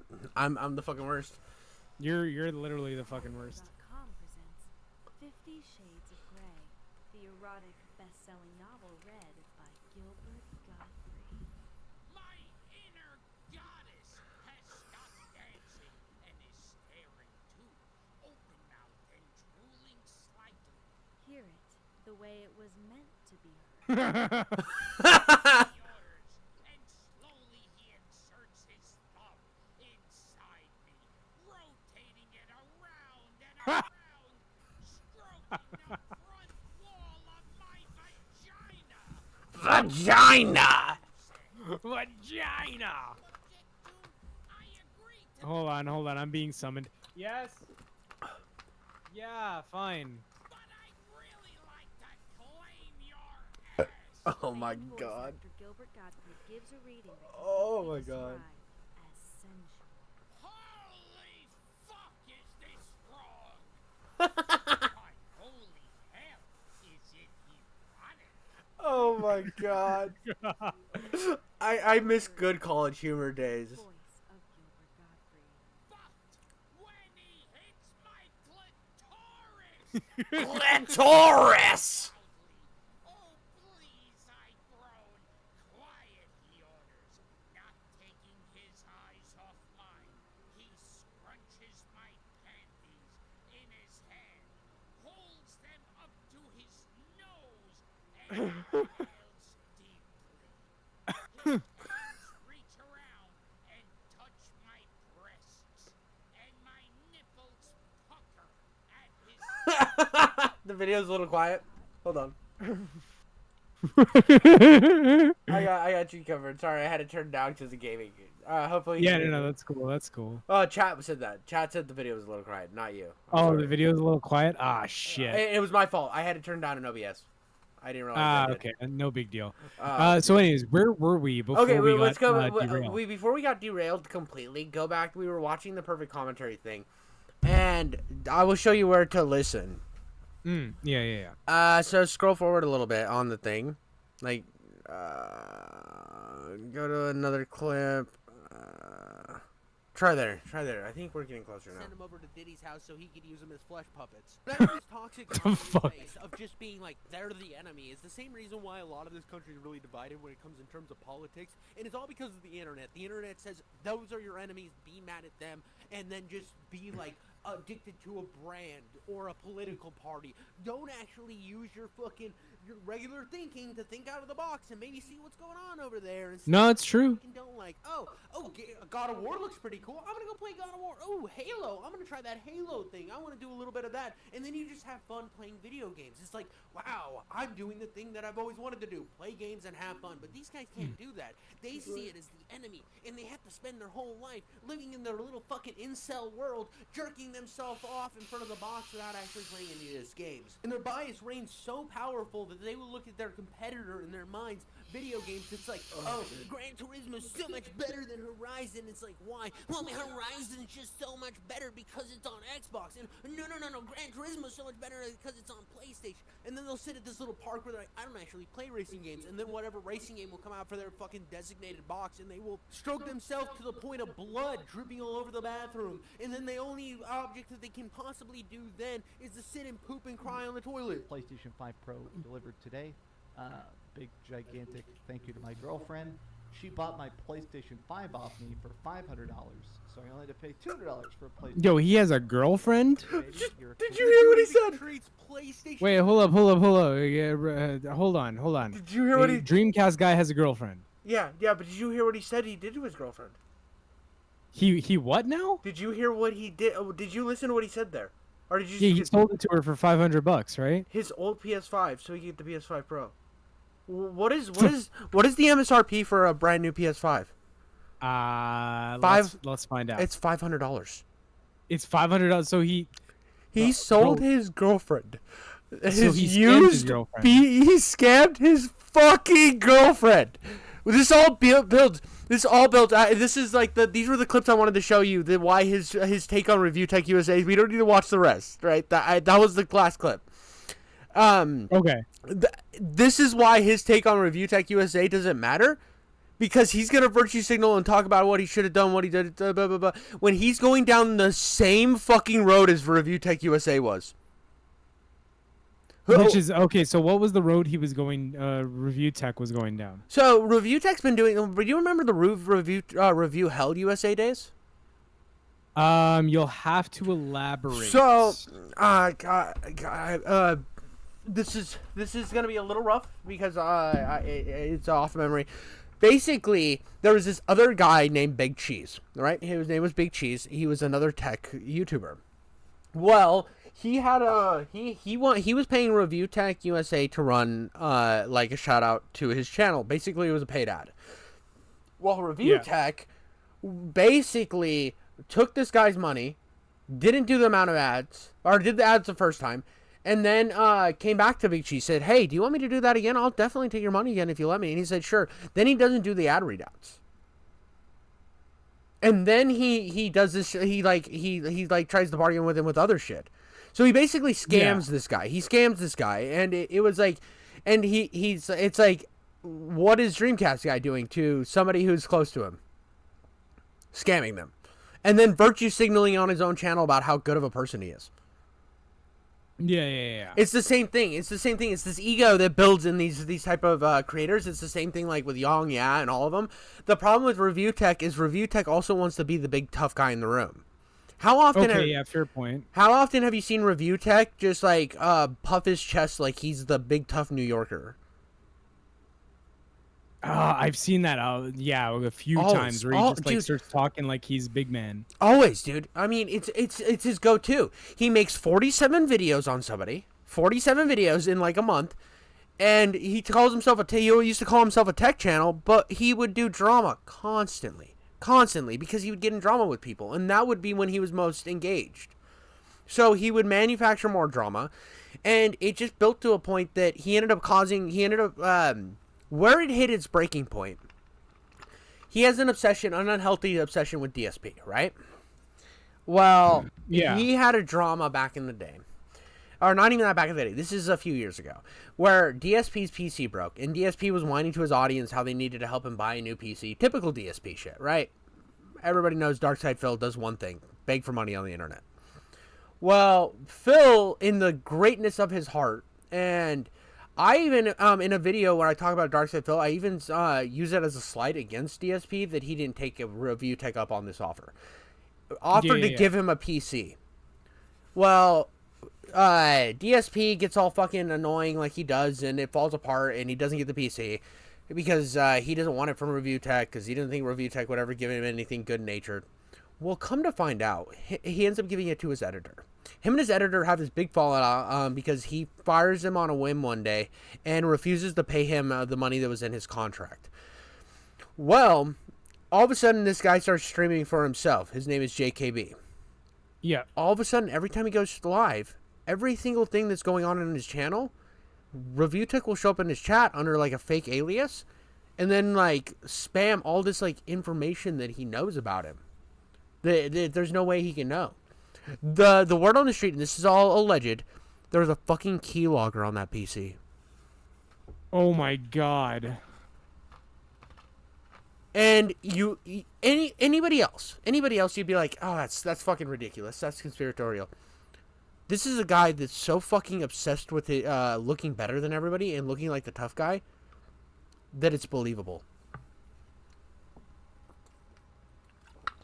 Which led to his downfall of his channel because he wasn't posting content on it. He tried to do a video game retrospective that was garbage. It was basically one of his videos, but it was like his normal videos. It was he was going to transition to the retrospective community, but it wasn't a good retrospective. It was just his normal video, but he was talking about a game for an hour instead of 10 minutes. And you started noticing his editing was declining. Everything was declining because he didn't have the editor anymore. And he kept he when Ackman had that problem with Quantum TV, and then Review Tech jumped on it, and he started having problems with Quantum TV. He quit YouTube like 4 times during that time period. What? Who? Review Tech? Review Tech did. He kept quitting YouTube. God. He was like, I'm done. And once a month, Review Tech will delete his Twitter. Because the drama's getting too much. I'm deleting Twitter. And then he comes back in like a month. Well, this all started accumulating to where he hadn't posted on his channel in a while.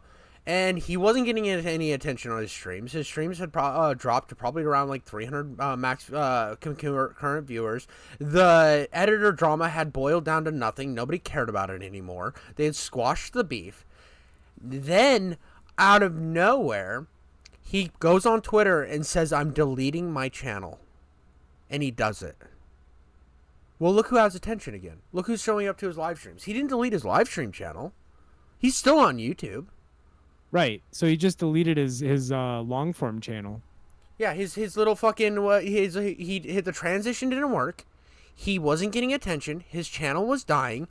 The bot he's been gotten in trouble for buying for botting his views before. Right. And all of a sudden, his channel's big problem is he's getting bots are clicking on his ads. Well, and that might was going to cause his channel to be ended to begin with. That none of that makes sense. What makes sense is nobody was watching his fucking streams and he was out of drama. Yep. So how do you manufacture drama? You get mad at Keemstar and Locale Live. You delete your channel. You get a bunch of buzz around you. But the fact is, Review Tech can't manufacture buzz without making himself look like an asshole. Which is generally what most YouTubers can't do. Exactly. Like do you remember before when Mr. Beast was still considered like a reputable name on the site? Yes. Do you remember his Squid Game thing? Yeah. Yeah, so a little bit of backstory on that. So do you remember a creator by the name of Rosanna Pansino jumping on a bandwagon after him? Mm-hmm. So Rosanna was previously a judge on BuzzFeed, on a BuzzFeed segment called the Try Guys. And they would make food, and she'd be one of the judges to see if they made it really well. She was a baker, like that was her claim to fame. That was her whole I guess you could say her resume to being a judge was like, oh, I bake, so therefore I know, food and stuff like that, which isn't true. Because baking and cooking are completely different things. Couldn't be further from each other, really, in terms of culinary. But that's beside the point. Rosanna participated in the Mr. Beast. She participated in the Mr. Beast Squid Game thing. And Mr. Beast didn't use any of her footage. Zero. None. And she was so upset about this that she tweeted about it and started Twitter beef with Mr. Beast about it. Yep, I remember all of this. So it went nowhere. Now, when Mr. Beast got exposed for like generally being a shitty person, which like, I mean, let's be honest, Well, if you're I want to make a caveat on that. yeah. So I don't think he was as bad as right, okay, so here's something that when the first dog pack video came out, there was a lot of iffy information in that, and there was a lot of speculation. And I said, if he doesn't clear this up in the second video, I'm going to treat this as it should be treated, as him being a scorned ex-employee. That's how I said. And when he brought on that other guy, the Jay Whittle guy, and Jay Whittle then went on and made his own video on his channel, I watched the video, and everything was really carefully worded, to the point that it felt to me like they were trying to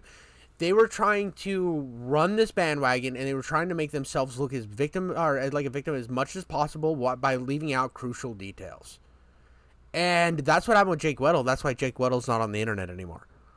That's why he's kind of disappeared, and he only shows up with Dogpack. And so he literally took $50,000 from Mr. Beast, because Mr. Beast said he apologized, said if you felt like you were worth more, your part was worth more money, I am more than willing to pay you more, whatever. You can still say whatever you want on your channel. This is not hush money or anything like that. And Jake Weddle took that money. And I remember in his video, he made a call out to Vosh and Hassan, saying that they needed to jump on this drama.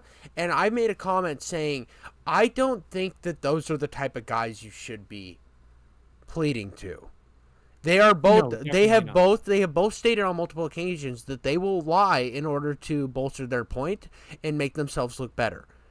Yeah. But all I said was I wouldn't plead to them, and I left it at that. I didn't say that second part. And he commented underneath it. He's like, "LOL, you mad, bro?" And I'm like, "What?" And his video clicked to me then. And then every statement he made after that was talking about a power imbalance, monumental gain, and it was all from the perspective of like somebody like Bosch going into this. This is what happened. This is what happened with Jake Weddle, and I'm about to blow your mind a little bit. Dude did the video, was a fucking whiny little bitch the whole time. It wasn't working out for him. He left. He did 10 days, got $100,000.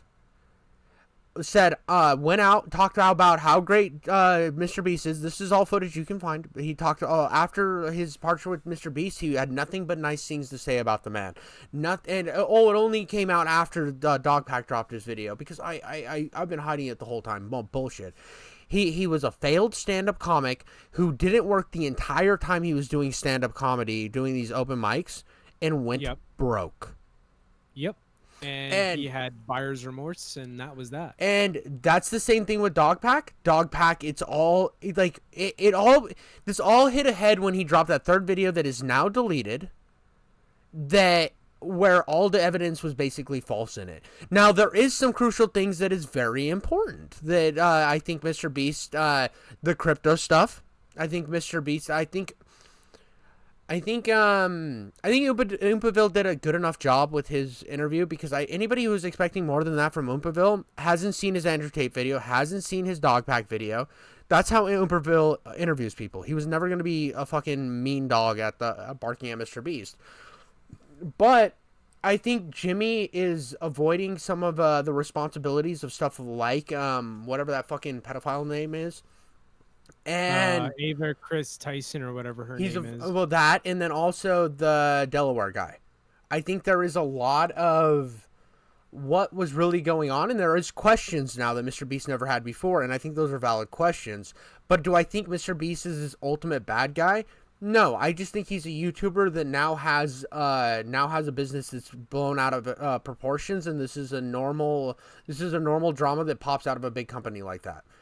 Yeah, because he's not just a YouTuber. Like he is a corporation. He's a He is corporation now. he's an empire. That's Yep. really what he is. Dude, like I walk into the corner store and his fucking chocolate bar is right there. They're Like, terrible. They're fucking right garbage. next to Reese's and like between Reese's and Kit Kat. Like Yeah. his chocolate bar is sitting right there.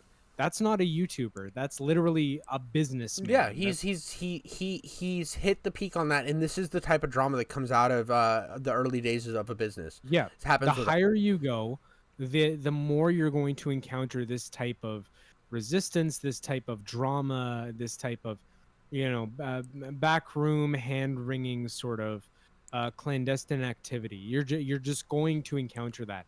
I think his biggest mistake was not dropping Ava Chris Tyson as soon as it was discovered that they were inappropriately messaging minors. Honestly, the moment that Chris Tyson was having all these back and forth with Shadman and the Shadman drama came out, I would have dropped Chris Tyson right then. I would have dropped her, and that was even before the transition. So it can't even be like that argument. Oh, when say like, oh, you're just saying because of this. No, this is way before the transition. The bouncing back and forth with Shadman, and then later that year, Shadman made the jokes about drawing Keemstar's daughter giving oral to like Santa Claus.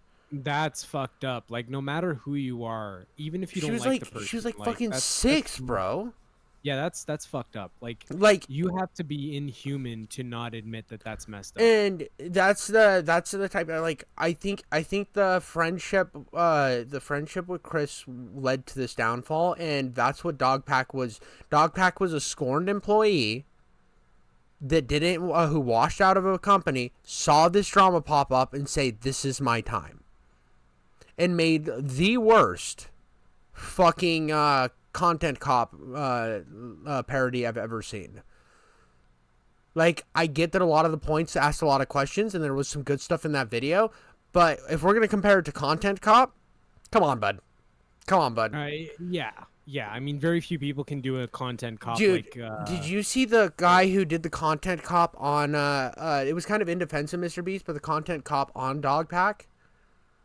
I didn't, because I frequently live my life offline. I'm not gonna lie, I spend most of my time looking for Fallout 4 mods. Oh no, I get you. I listen to a lot of I'm either listening to an audiobook at work or I'm listening to drama at work on in one earbud. So this is where I go down these little rabbit holes, because I don't like dealing with like the game side. So like my niche, I don't want to listen to other people's niches, so when I play these games I can have a different perspective. Right. Like, it's different with mods and stuff because you're finding more information, finding out more mods are out there, and yeah. But before I forget, we have to watch somebody's first YouTube video. Yours. That's right. We do. I want to see your fucking YouTube video. I want to roast it. Okay, all right. So fine. Let's do that. Let's watch my first YouTube video. Are you ready? Oh God. What is this on? I scared my friends with Devour multiplayer gameplay 2021. Ooh. Yeah, this is back when I thought like word soup titles actually made a difference. Oh yeah, it's already great. What does the thumbnail look like? Oh, good question. It's one of my first thumbnails. Hold on. Let me just copy the I gotta hold on. I can show this. Let me do this really quickly. Okay, so I'm going back into my videos. You have to scroll so far back. If you just type in the part of the name in the filter, you can find it fast. You don't understand. That's too easy.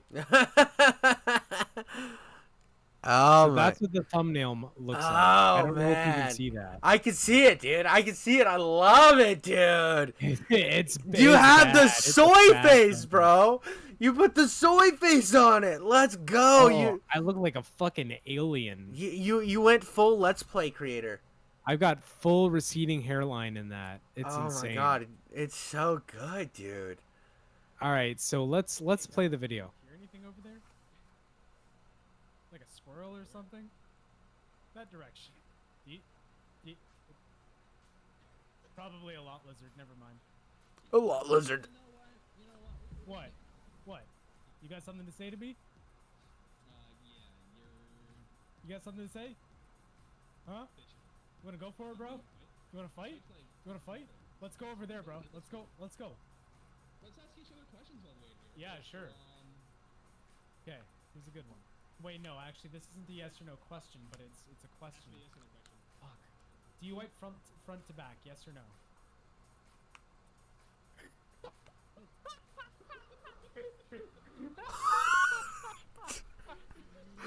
Hold on, I gotta turn up my mouse sensitivity all the way. Oh my! 18 naked cowboys in the showers that God, I feel like I'm flicking some bean right now with the way I'm shaking my arm. You guys ready to hunt some demons? Alright, let's go for it. What the fuck was that? What the fuck even is this game?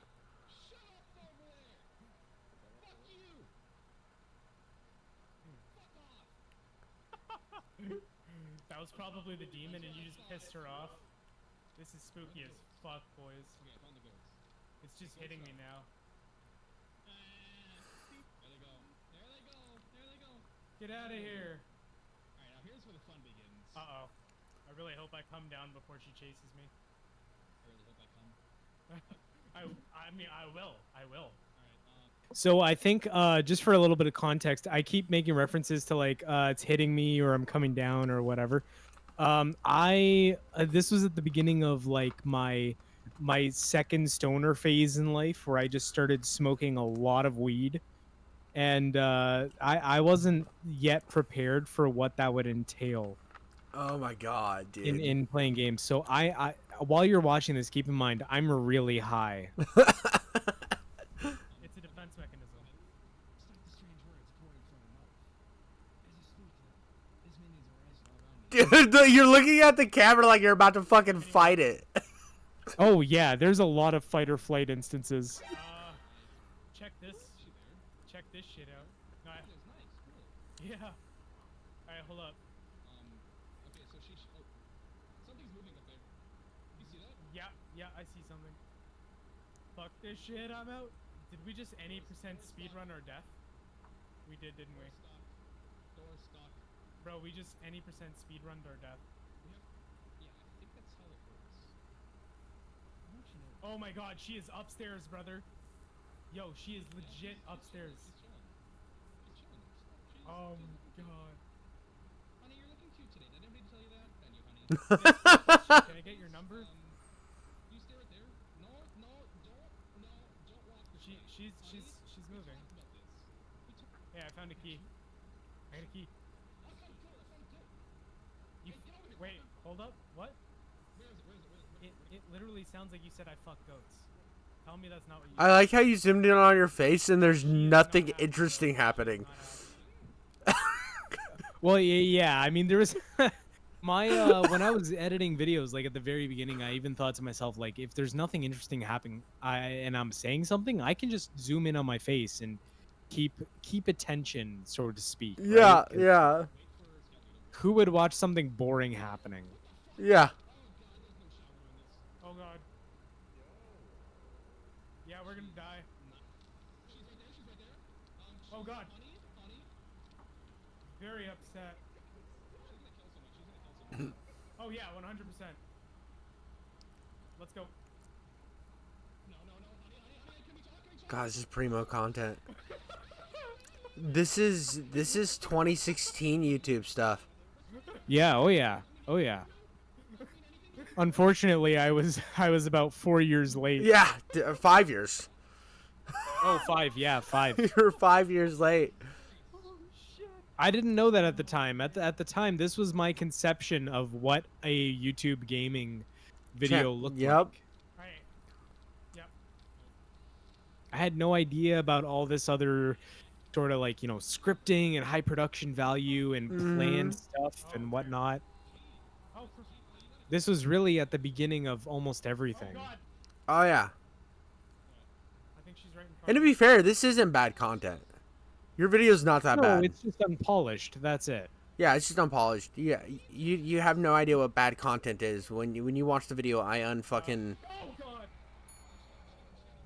See, like, I love that you zoomed in on a part that didn't matter, but that was a zoom in shot. Yes, right? Yeah, it's like the editing is funny because like in retrospectively looking at this, She's right there. you have like moments that you zoom in and do weird shit, and then you're like, I'm not gonna cut this, and then I'm just gonna not zoom in here. Yeah, yeah, and usually it's around certain moments where it makes sense to do that. Oh, Jesus Christ. Yeah. Like to identify what the core of the content is. Well, I'm scared. I'm getting scared, and I'm playing with friends. Yeah, like I'm. But that's about it. Like, and the thing is that YouTube is very competitive now in the sense that you have to have something other than just playing a game. Like, there Absolutely. has to be some other reason people are watching you. Like, no one just wants to watch you play a game. No one cares, right? Well, and this is the people do watch this, and it does have a thing, but you have to. You're competing on you're competing with the most competitive market. This is like let's play content at this point. Yes, and that is the most competitive everybody does let's play. Why? Mhm. Because It's easy. Frankly, the easiest. Yeah, it's the easiest to make. I mean, all you have to do is show up and play the game. Oh fuck. And I know a lot of people that do it, and There she is. There she is. I have respect for their grind, but at the same time, it's like you're gonna be stuck at a certain level for a very long time, and you're hoping for that luck. Yes, and I've told people before who do let's play content. I tell them like, don't do it. You'll be better off if you don't. The But better doesn't is if really sink in. no, it doesn't. And the only thing you can say like it's like you need to either make polished videos on like or not even you don't even have to do that much polish. You can literally just like talk about something Over here. in the game. Like you could like say top 10 things I found out in Star Wars Lego or fucking top 10 places I found in Jedi Survivor. And you could do like these lists of your let's play of the footage you've collected Where is it? and be easy content still, but they're going to hit the algorithm harder. That's it. Yep, exactly. They have to have article value. And if you're really wanting to do let's plays, just stream them. Yeah, that's partially the idea behind streaming, right? Is like Mhm. if you're going to make just let's play content, then just stream. Mhm. Because people who want to watch that will watch that. Exactly. No. I'll be right back, but let me see how long this video has. Not very long. We've pretty much seen all this has to Just offer. let it play out, and then just let it play out, and then come back. I'm surprised. Yeah, I'll be right back. This entire time. I haven't shit yet. Dude, the way I don't know, you're still here probably, Rev, but the way he made this video sound was way worse than I thought it was going to be. For a first video, this isn't bad. When you see my first video and my first thumbnail, which you're going to see a fucking garbage pail trash AIDS machine that has never been accomplished on YouTube. It is so bad. What I accomplished on that video was so bad for a first video. But like, I'm working on pivoting away from Let's Play content, and I'm waiting to do more challenges. I mean, dude, honestly, like if you're gonna think about what you're wanting to get out of the Let's Play, like that whole thing, and then like if you do like if you do like Stalker and Fallout type content, what I would do is I would do it quest based.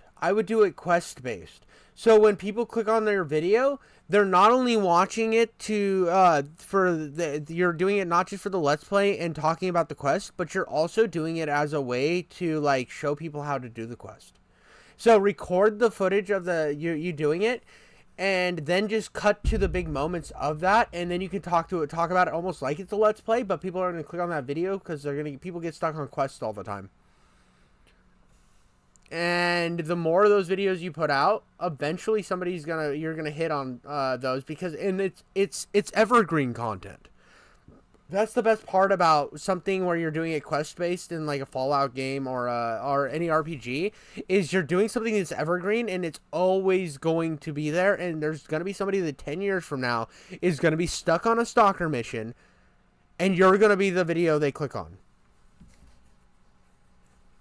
Just make sure you have detailed commentary on it, because when you're stuck on a quit or when you're stuck in a bitch on a game, you want to figure out what's going on, and the only way to make that happen is not the no commentary video. And because to be honest, Rev, I'm in love with your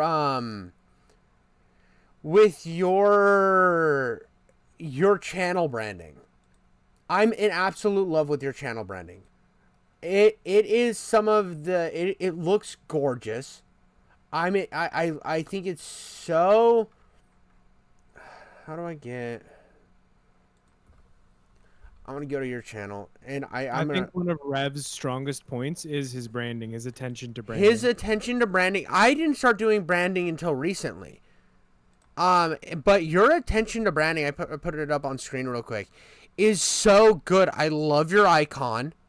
I think I would cut your icon out. No, I like it on white. It's perfect.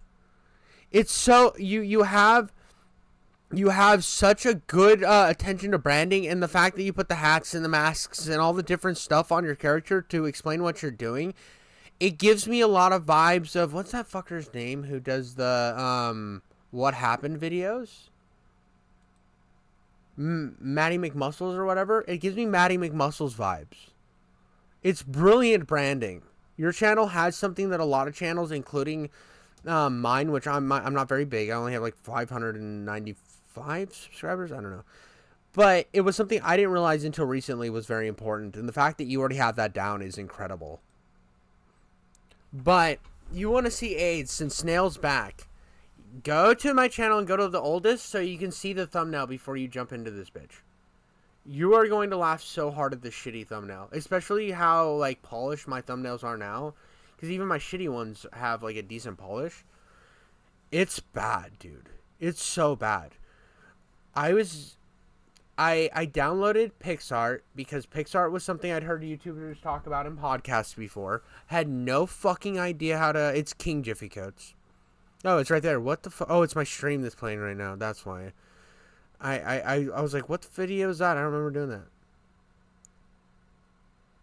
Oh, that's not even the bad one, dude. Okay. It was the second video I made ever that had the bad thumbnail. So, I lied to you. That's not the worst one. I have some real slop ones that are just hidden from the world forever. That's right. I have one with Andrew Tate on it, and I forgot about that one. But the Atomic Heart is Eurotrash is my first video ever. And I this is so bad. This is so bad, dude.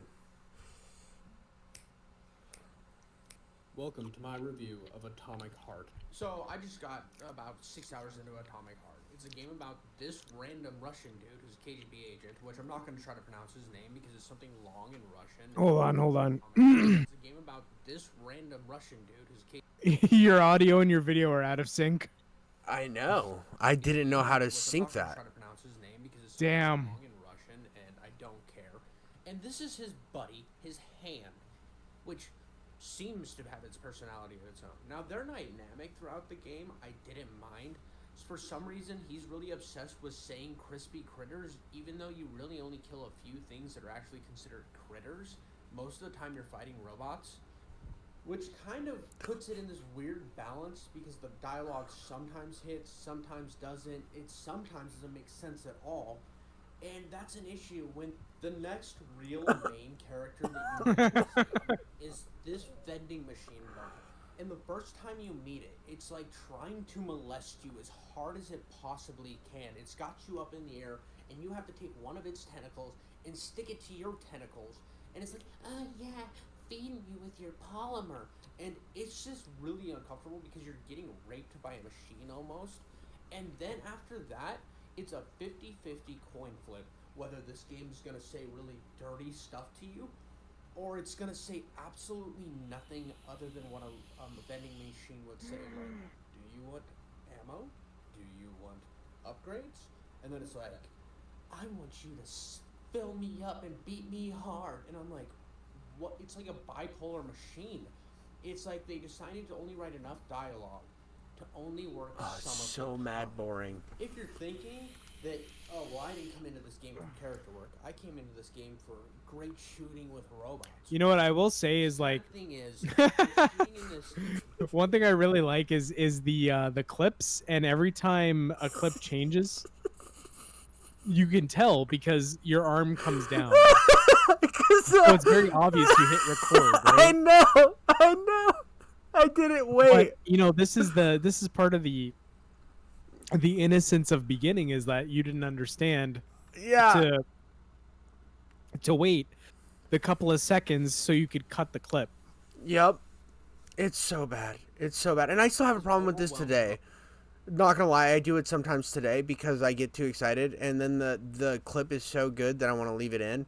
But it's not as Right. often now. It's not as often. A lot of times I'll cut it before and then just re-record in a different location because I think it's funnier if I spam when I'm doing face camera stuff, if I have different backgrounds and different locations in each shot. Or I'm doing Right. something different. I think that adds to it. So I've been doing that more, and I wait a second before I talk, and then I cut to those points. Which is But it's cool that you're like you're getting it now, and you're like, okay, yeah, I'll wait. But you can see where you came from, as you had no concept of that in the beginning, right? Yep, none at all. None at all. So you can almost see your progress in that alone.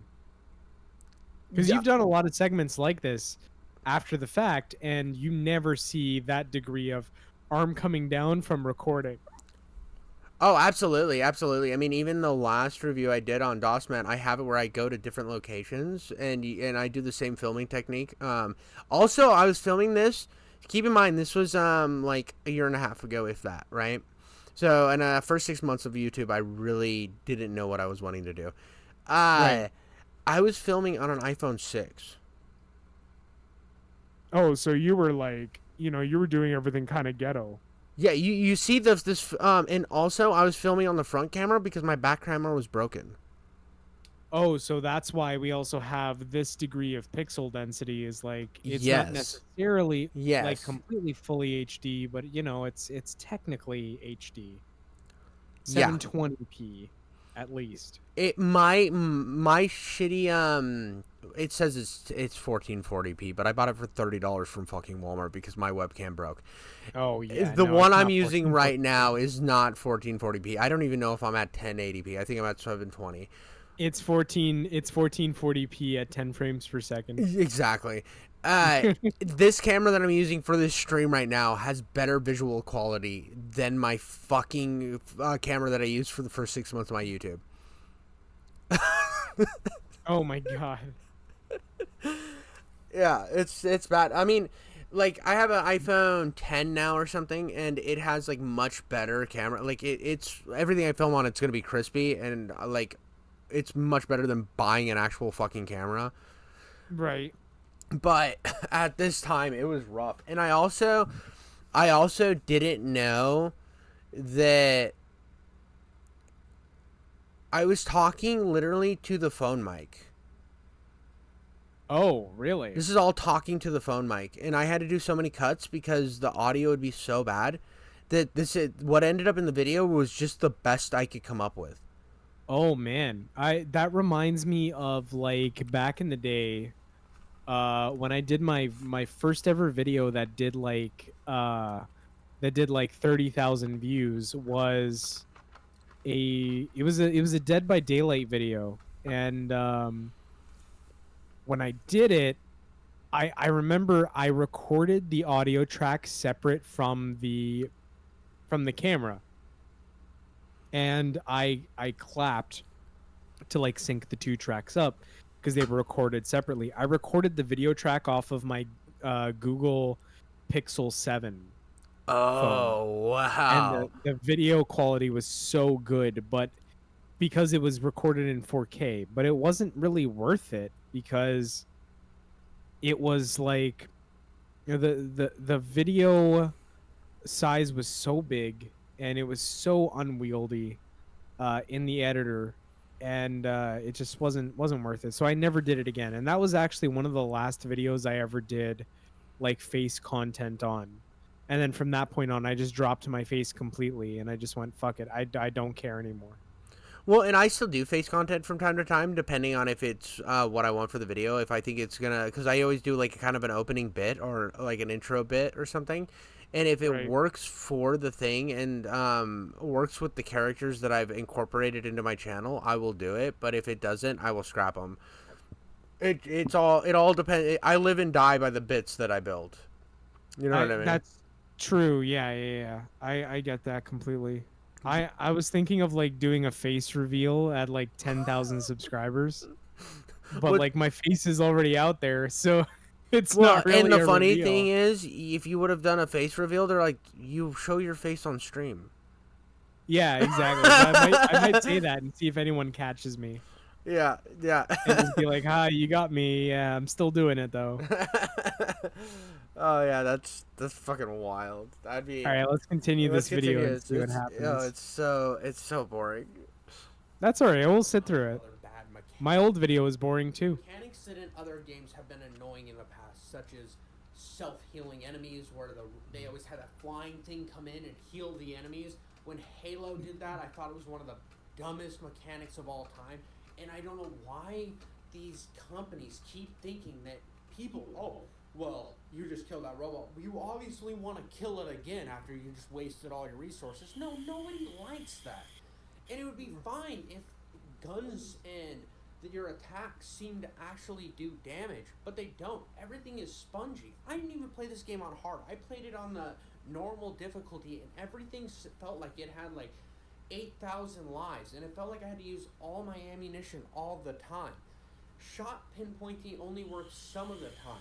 It's just this wild mess of combat that sometimes works, but most of the time you're dealing with annoying enemies or gimmick enemies. And it's just awful. It's like going outside in the middle of winter and shoving snow up your dick hole. This game cycle lied to us. Simply put, it made us everyone think that it was going to be the next Bioshock or System Shock. And it's nothing like that. Even the world that we all thought was going to be a very similar alternate world that was created because the regular world wasn't good enough type thing for Russia, but it's nothing like that. If anything, it's more of an alternate history like a Wolfenstein. But it doesn't ever land. The world's fine enough.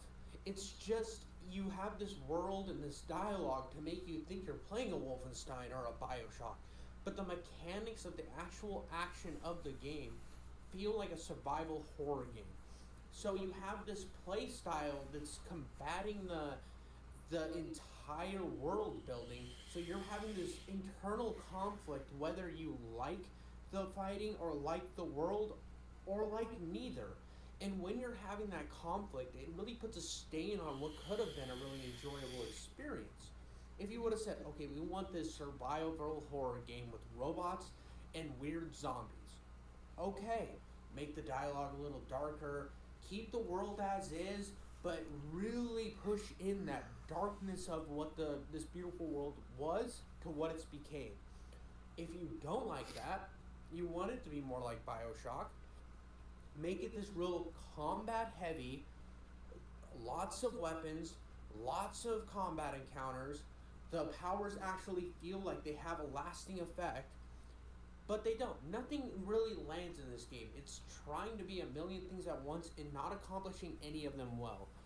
It's like having sex with a limp dick, you know? You go in, but you're not accomplishing anything. She's not getting any pleasure out of it. You're not getting any pleasure out of it because you drank too much whiskey. Now you can't get it up. So a couple observations. So you can see the beginnings of your kind of like free-form commentary beginning in this video where you're like, oh yeah, it's fucking, you're just saying whatever, and then you throw a couple jokes in there, right? But you're not what you're not getting that you do get in your current videos, your most recent ones, is your confidence in which you say things. Exactly. You- I was very nervous behind the camera.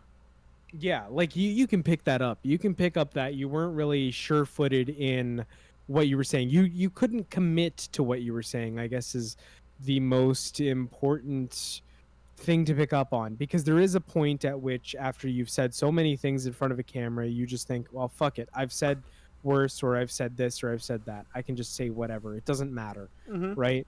Like, for example, how I'm talking now, how you're talking now, neither of us are registering that our words are being captured by something. It's just flowing naturally because we're both used to it at this point. Like, Oh, absolutely.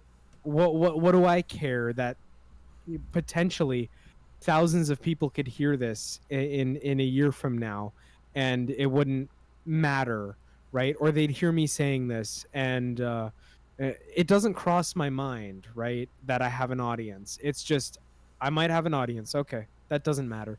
I'm still gonna talk about titties and assholes. Exactly.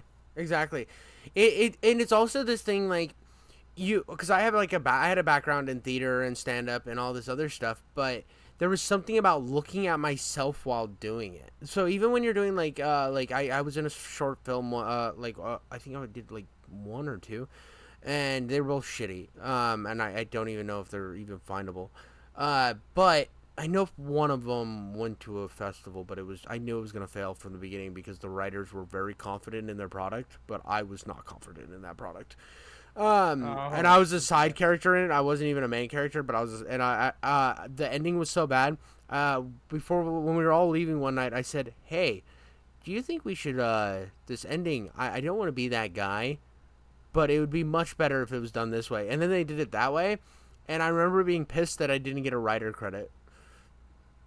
But even then, you like, when you're acting and stuff, the difference with acting in front of a camera is you don't ever look at the camera.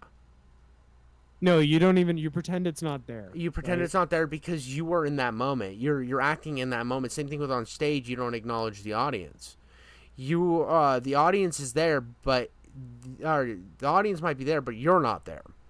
So with putting a camera in front of me, it was one of these things that I'm purposely, and you can see my actions, I'm forcing myself to acknowledge the camera. And I still have problems where I don't look at the camera now, and that's why I added characters into my videos.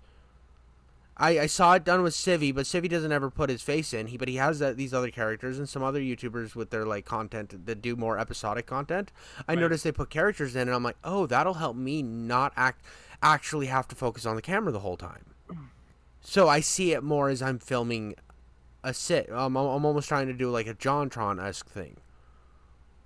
Where you're not really filming yourself. You're filming someone who looks like you, but they behave and act differently. Yes, it's like I'm filming a show. And Okay, fair. And yeah, I have a lot of work to go in terms of my narrative building and how I get from point A to point B. I still like that's part of the growing process. But at this point, you will notice it's so hard that I'm fucking focusing my ass off trying to get my eye on that camera. But again, part of the process, right? Oh, 100% part of the process. We all have to start somewhere. I mean, exactly. I mean, like you saw with my videos, like I was literally just doing a let's play that was like years too late to the to when it would have been optimal, right? Mm-hmm. But the beginnings are there. Like I'm talking, I'm saying things, I'm making suggestions. It's very far removed from what I do now, but the point is like being able to talk in front of a camera, being able to talk on, I guess for lack of a better term, on record, being able to talk on record, right? Exactly. It's how you present yourself and about every step along that way, and it's all the little improvements you make. Like this was a Jeremy Johns-esque review without the charm of Jeremy Johns. Yeah. That's what this was. This was 2013 style YouTube, because that's the YouTube that I was still watching, because I rarely watch YouTube. I just had it in this idea that I was like, okay, I'm getting I've decided that doing stand up and doing acting is not an achievable thing. Let me try this internet thing. And I had my background with YouTube was old 2013 YouTube, and I made a 2013 style video that was Right. very bad. Right. Yeah. And you know what? It was very bad, but that's not the point. The point is that you made it, That's and what now I'm you saying. had a frame of reference. Exactly. No, that's what I'm saying.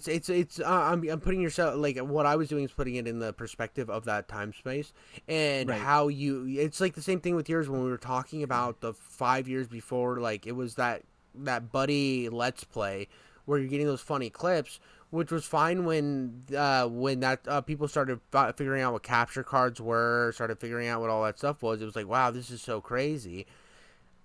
But you internally don't know that time has passed because that's still the content you're watching.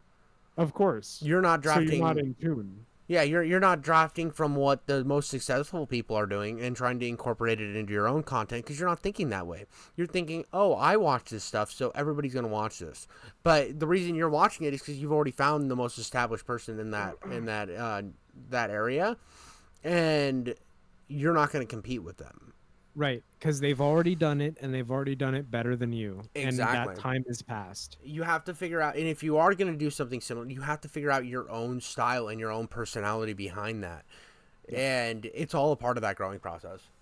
And that's one thing I think you've done really well, that I think I could still do better, that I could improve upon, is like having your own style and how you promote your videos, because or not promote, but how you perform during your videos is like you're very off the cuff. Like you just say things and it just rolls naturally. You never take a second to think about, oh, should I say this? Should I say that? Like there's never any pauses in what you say. You just say it, and it's kind of like throw caution to the wind. Whatever. This is what I'm going with. But it's so natural and it's so easy to listen to. Well, and That's one thing I've always admired about your presentation. Well, and I have like, so I have another friend that's a YouTuber named God, what's his name? Midnight Medium. He does really good retrospectives and stuff, and he has his stuff scripted just like yours. And I have a lot of admiration for the scripted work. I absolutely do. My problem, every time I've gotten down and scripted something, my biggest problem is I can't figure out how to riff on a script. That's where you're right. It's difficult. I fall into this. Oh, how ungodly late am I? Minecraft gaming, you're in British time, so British time is an alternate slip dimension that is where people go to have bad dental health care. Even though they have free healthcare, and they can't figure it out, and that's okay. That's okay. Sorry, one of my main chat people showed up, so I had to mention that they were British because it's like his whole arc. But, oh no, that's understandable. But I don't even know what I was fucking saying. Oh, riffing. Yeah, it's so hard to riff, and I have a lot of admiration for somebody who can write that script down and take that time and do all that shit.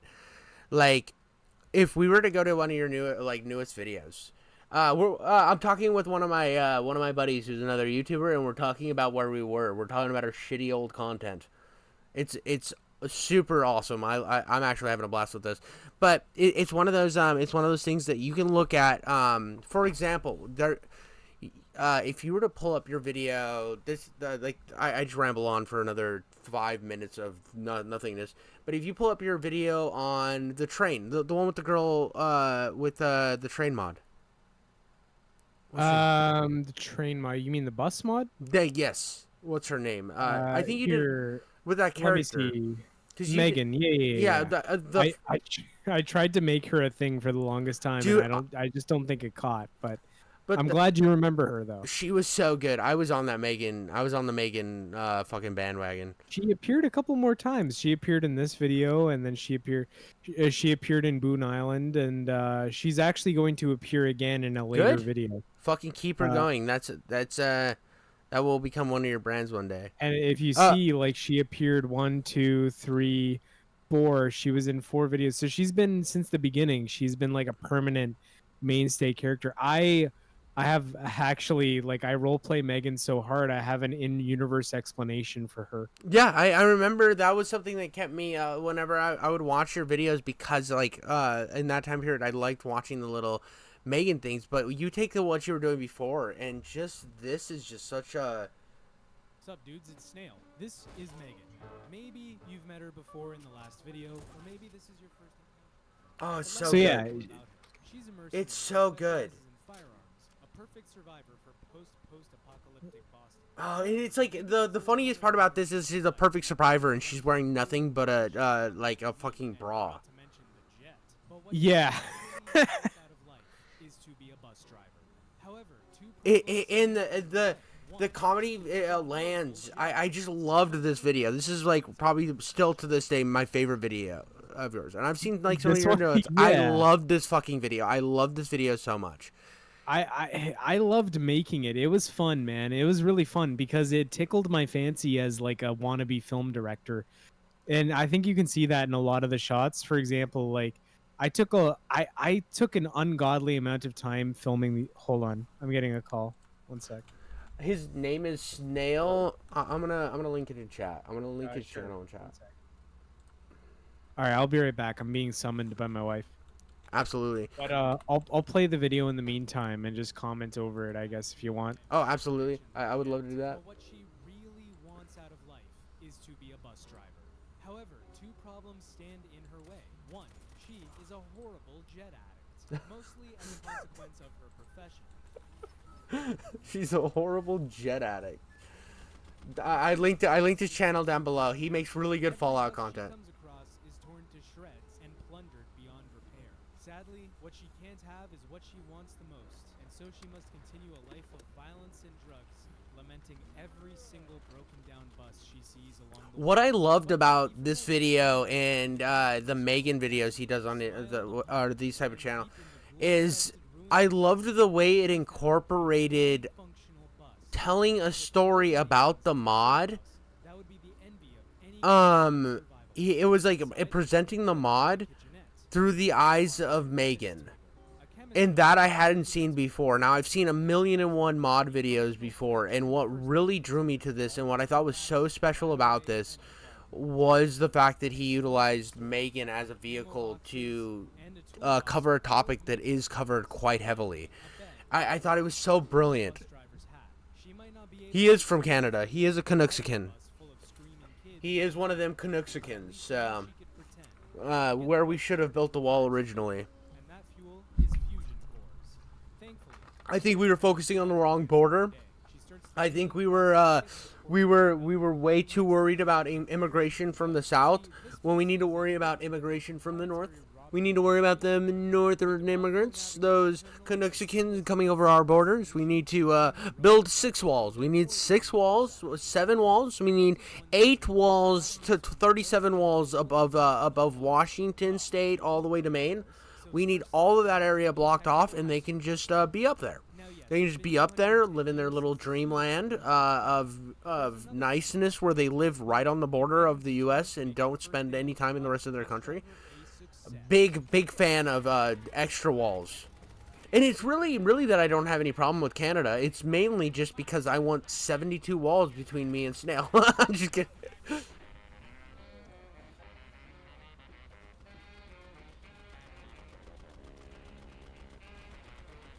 10 walls, you have a deal. Exactly. See, Rev understands. America just should go full police state at this point. No. Just see, we need to protect our freedom. And Canada wants to take our freedom because Snail wants to take our freedom. Snail wants everyone to be jet addicts and like Megan. And the only way to stop that is 47 walls. And after we built the 137 walls, we then have to understand that we are finally safe from Megan and her tyranny of jet addiction. Without this logical, reasonable power of stopping Megan and Snail, we will finally get jobs back to Americans because Snail's trying to take all of our jobs.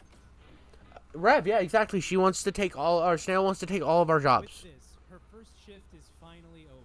She did some exploring and found a bus stop with a workshop next to it, but it was getting late. She'll explore that another day. She went back to the bus, emptied her inventory, and settled in for the Well, the problem with Britain is they don't know how to use hot sauce on their food or any spices whatsoever. So Britain was fine back when they were pillaging and taking over other places and colonizing because they were trying to get the spice. They were going after the spices. And then one day they forgot what spices were and became silly brown fish place. If they wouldn't have became silly brown fish place, they might have had a chance. Now, am I for colonization? I don't know. I'm not really in the frame of mind to get myself on an old rickety sail ship and then go colonize a place and turn them into slaves. I think that's kind of cringe. Not my thing. But I do have to say, Britain had some stuff going on in that time period when they were being kind of scummy, and now they don't. And I don't think it has anything to do with colonization. I think it has the fact to do with they don't put spices on their food. You guys eat Marmite. I'm just kidding. Big love to my Canadian friends and British friends. I can't be countryist. I have Britain and Canadian friends. Bet you didn't see that coming, did you? How about you touch your nipples to that one, big guys? Big chiefin, why don't you lick your chest hair? And it turns out that there's a lot of customization options. You can either turn your bus into a tank lookalike, or you can give it spiked wheels to I do have to say in this video, he missed the opportunity to say customization options. Cumzation options. Come in my mouth. Come in my mouth. Marmite is fucking delicious. How dare you? How dare you? How dare you? Marmite is delicious. It's a British delicacy. You spread it on toast. So in the United States we have this thing called jelly, and jelly is delicious.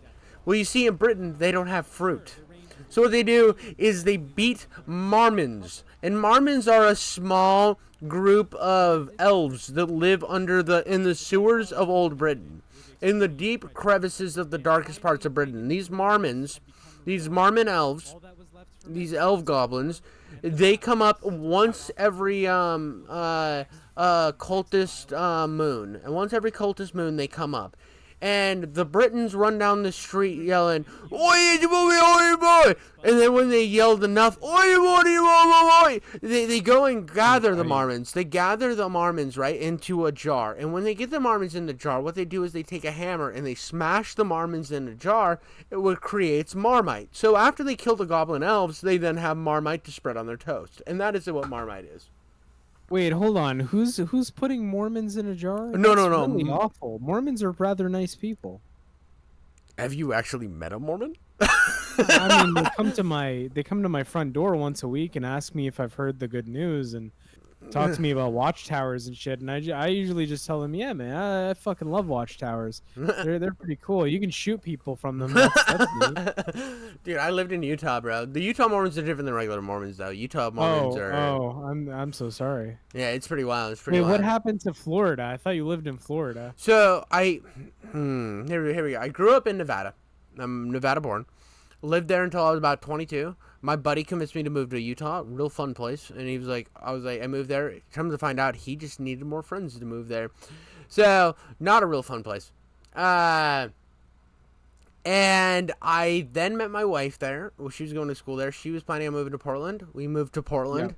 Portland sucked, but she finished her college degree there, and then we moved to Florida, because Florida was like the most economically stable place we could find in the U.S. that also had near the ocean, was warm, so it didn't mess with her lupus.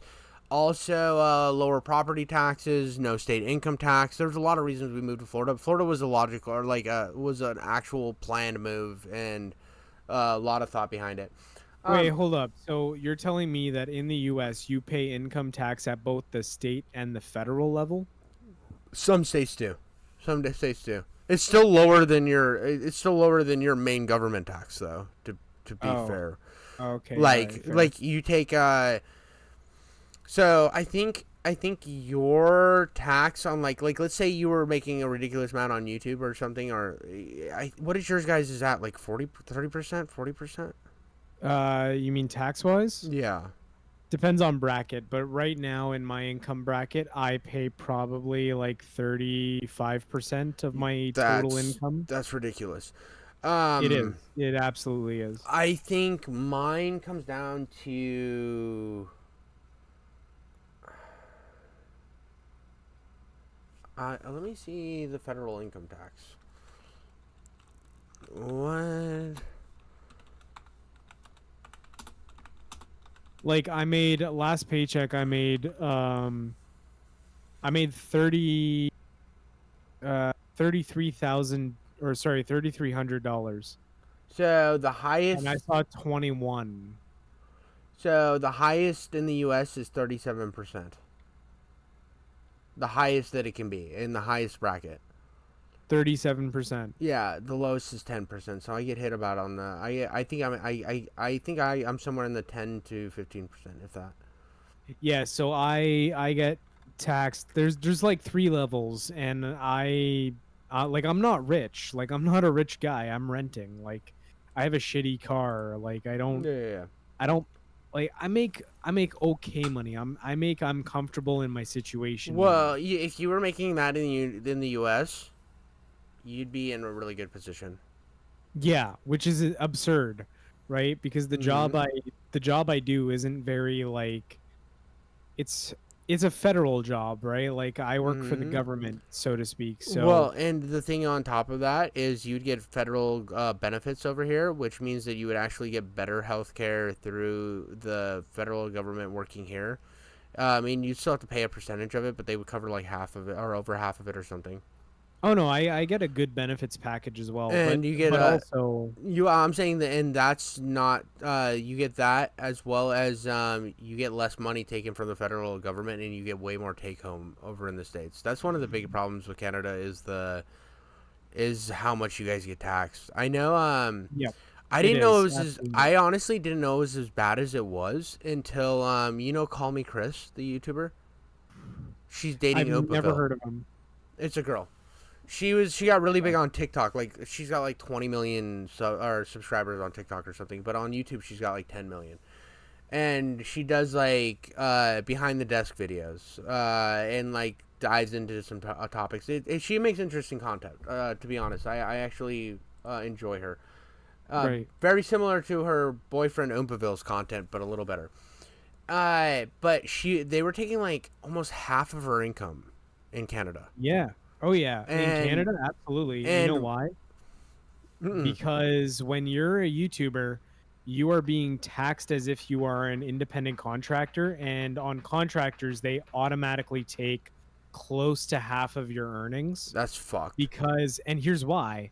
Because they can't personally verify how much you actually made. Oh my god. So they account for you already like lying about your taxes. Oh wow, dude. Yep. So on the flip side of that, our tax system is an honor system, and what you file, they just expect you to tell the truth. So there's very little chance you'll go to jail for lying to the CRA. But at the same time, you really shouldn't, because their income rates are quite exorbitant, or their interest rates rather. And so and the other portion of that is if you are self-employed, or let's say you have a construction business and you do renovations or something, you're getting taxed close to half of what you report as income. Yeah. It's pretty significant. It's so fucked. It's so fucked. And there's this it's grown for a long time, but it stems from a lot of people like Hassan Piker and like people where they romanticize other places and don't bring up any of the negatives to kind of get because it's like I hate this idea that everything America's bad, you know what I mean? And then they romanticize other places without conflating some of the other things that are needed to make that happen. Yep. like one thing that a lot of left-leaning Americans tend to conflate with Canada for is that like we're this oasis of like human rights and whatever, but they don't realize that like things are not fucking peachy keen here. Like they're really bad actually. Our wages have been undermined for like 20 years now. You will never buy a house if you were born after 1990 and don't It's have parental help. well, Like you let's assume you buy a house, or sorry, let's assume you're born after 1990, you have a university degree, and you are making well over 100K a year, right? You will still struggle buying a house because the average housing price anywhere that makes sense to live is close to $1 million. yep. And that's not counting the 20% of that purchase price that you need to clear in a stress test before you're allowed to put the down payment on that house. Yep. And it's because like you look at like me in my position, right? I make less money than you for sure. I make like I think I'm close to 20. Or Right. I'm at 20 or maybe over a little over 20, something somewhere around there. I can't remember. I don't actually pay attention to that much stuff. I see my check and it looks like the right amount and I cash it. But I was able to get a first time home buyer's loan Right. on a house that was like 160,000. Um my monthly cost for my house is somewhere in like the 1100 to 1200 a month. Wow. And this is where another problem with Canada I was gonna say, and it's because if I were to live in a city, that's not feasible. There's no houses for 160. I live outside. I live outside of a city, right? I live far enough outside where this is like feasible. I'm not gonna say where because I don't want to fucking dox myself. But if I were to live in like a metro area, that's not possible. But the problem with Canada and what people don't understand is they look at Canada like it's this really big country. The problem is 90% of that country is unlivable. Yes, the around 80% of the population lives On the border of the U.S. even worse. They live within the same 100-kilometer stretch, which if you because you're American, let me do this math really quick. 100 kilometers to miles. 62 miles. Yep, that's it's basically. Oh, Minecraft Gaming. He is another Fallout YouTuber. He has a small channel. Rev Minecraft Gaming does like Minecraft videos that are like almost they're not almost they are I'm trying to think of the thing, almost analog horror. They're kind of horror-esque like in Minecraft. They're pretty interesting. They're very early. It's still early in his YouTube career, but I think it has potential. He's got 30 subscribers as of right now. If you'd like to become the 31st, that's on you. If you wanna sub to Rev Plays Games, I'm definitely gonna be checking him out. One of these days I'll have to have him on stream too. I like having people on stream to talk to. I can tell. You lit up like a Christmas tree. Dude, it's Pretty sure I heard something smack against the bottom of your desk Oh, a couple times. I'm it's not hoping big. It's your not big enough erection. to. It's not big enough to smack against the bottom of We my desk. talked about That's this. that's like a 3-inch clearance, buddy. What 3-inch clearance. well, yeah, Listen. dude. What am I fucking Johnny Sins? What am I know you stapled a book to the bottom of your desk to hear You- the smack. Okay. Well, what was it? The entire anthology of Berserk to make that happen? No, I know. You messaged me one day and you were like, "Guess who just glued the Holy Bible to the bottom of his computer desk?" And I was like, "Who?" And you were like, "This guy." And then you sent me a dick pic. It was very small. It needs to be on the record that my dick is very small. I had to expand the picture. I had to like pinch my fingers and like move some them people away. are like I'm a grower, not a shower. I'm neither. I'm a turtle. I'm like a turtle head popping out of its little safe home. And when it gets No, cold outside, I exactly. invert. Yeah. I'm a little soft flat boy. No, my favorite thing is like when I'm reacting to stuff, like I like doing that. But when I'm playing games, I do like playing games and talking to chat, but it gets like a little boring. Not that the No, I game's get that. boring, but I like being able to riff with somebody. I have like a few other YouTubers that pop, or one other YouTuber for sure that pops on every once in a while, and he's a good guy. We have I play devil's advocate with him a lot. I don't know why. I don't know why I do that. Every time I talk to him, I end up playing devil's advocacy with him, and I have a few things that I will not bring up when we talk, so that I don't put myself in. I'm playing devil's advocate the whole time. Right. Yeah. Because of course it's not a good feeling, and it's like, oh man, if all I do to talk to you is like antagonize you, even in the Yeah. lightest way, like it's just Yeah, not dude. fun, And I right? always feel bad, dude. I always feel bad. But he's like a really good guy. It's like he'll say something, like let's say he's big on game physical media, right? Yeah, and, sure. And Yeah. I'm not, right? It's like I'm big on everything being on everything, which is kind of like you think, oh, everything on everything, that could be like an argument for physical media, but then again, I'm also saying everything should be on PC, because where is everything saved in terms of like old games? If you want to find an old game, Well, yeah. it's like PC's gonna have it. PC's gonna have Yeah. it. It's gonna there's sites like abandonware.com. There's all these different things, and you can't do that with console. You're stuck with physical No, media. exactly. And yeah. and when I bring that argument up, then he's like, well, you don't actually own it. I'm like, well, yeah, you do if you buy it from stuff like GOG, and then it becomes this whole long thing. And I always feel bad that I'm playing it, and I don't like being that guy. But I'm also so opinionated that it happens, you know? Oh, of course, I understand. Like I kind of had a phase like that too, and when I realized I was doing it, I made some steps, and I was like, okay, I don't want to be this guy. Like, let me do something different. And I'm happy to say the person I was doing it with last time we streamed together was on Twitch, and I'm happy to say like the atmosphere was really nice, and like I feel like I conducted myself much better than I had in the past. And yeah, it was cool. We had a good time. Actually, he turned me on to one of my favorite albums of all time after that. Pussy And Lips by Too Short.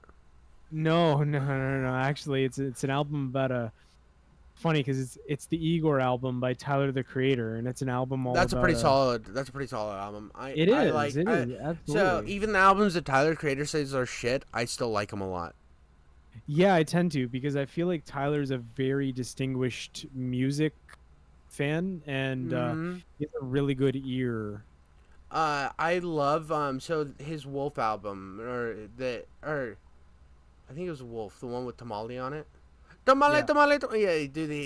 He said he hated that album, and I love that album. I absolutely love that album. I loved the idea that he went with it, where he was making the whole every music video like building on just like a grander narrative. I thought there were some really cool ideas in it, and I like, and people, I don't know. Wolf was, I don't know. There was one. I just loved that almost every album people say that he fell off, but it still sells well, and then he talks shit about that album almost to promote his new album. Yeah, and it's cool because in a way it's really him. I mean, even if it's a marketing thing, which it probably is, but still, I would hope that it's him being critical of his past work because he feels so proud of what he's done now, right? Yeah. Like, okay, so Igor, he did Igor, and I felt that that was his best work to that point. It was one of the best hip hop albums I'd ever listened to. Instantly recognizable. There's not a single track on it that feels like it's dead weight.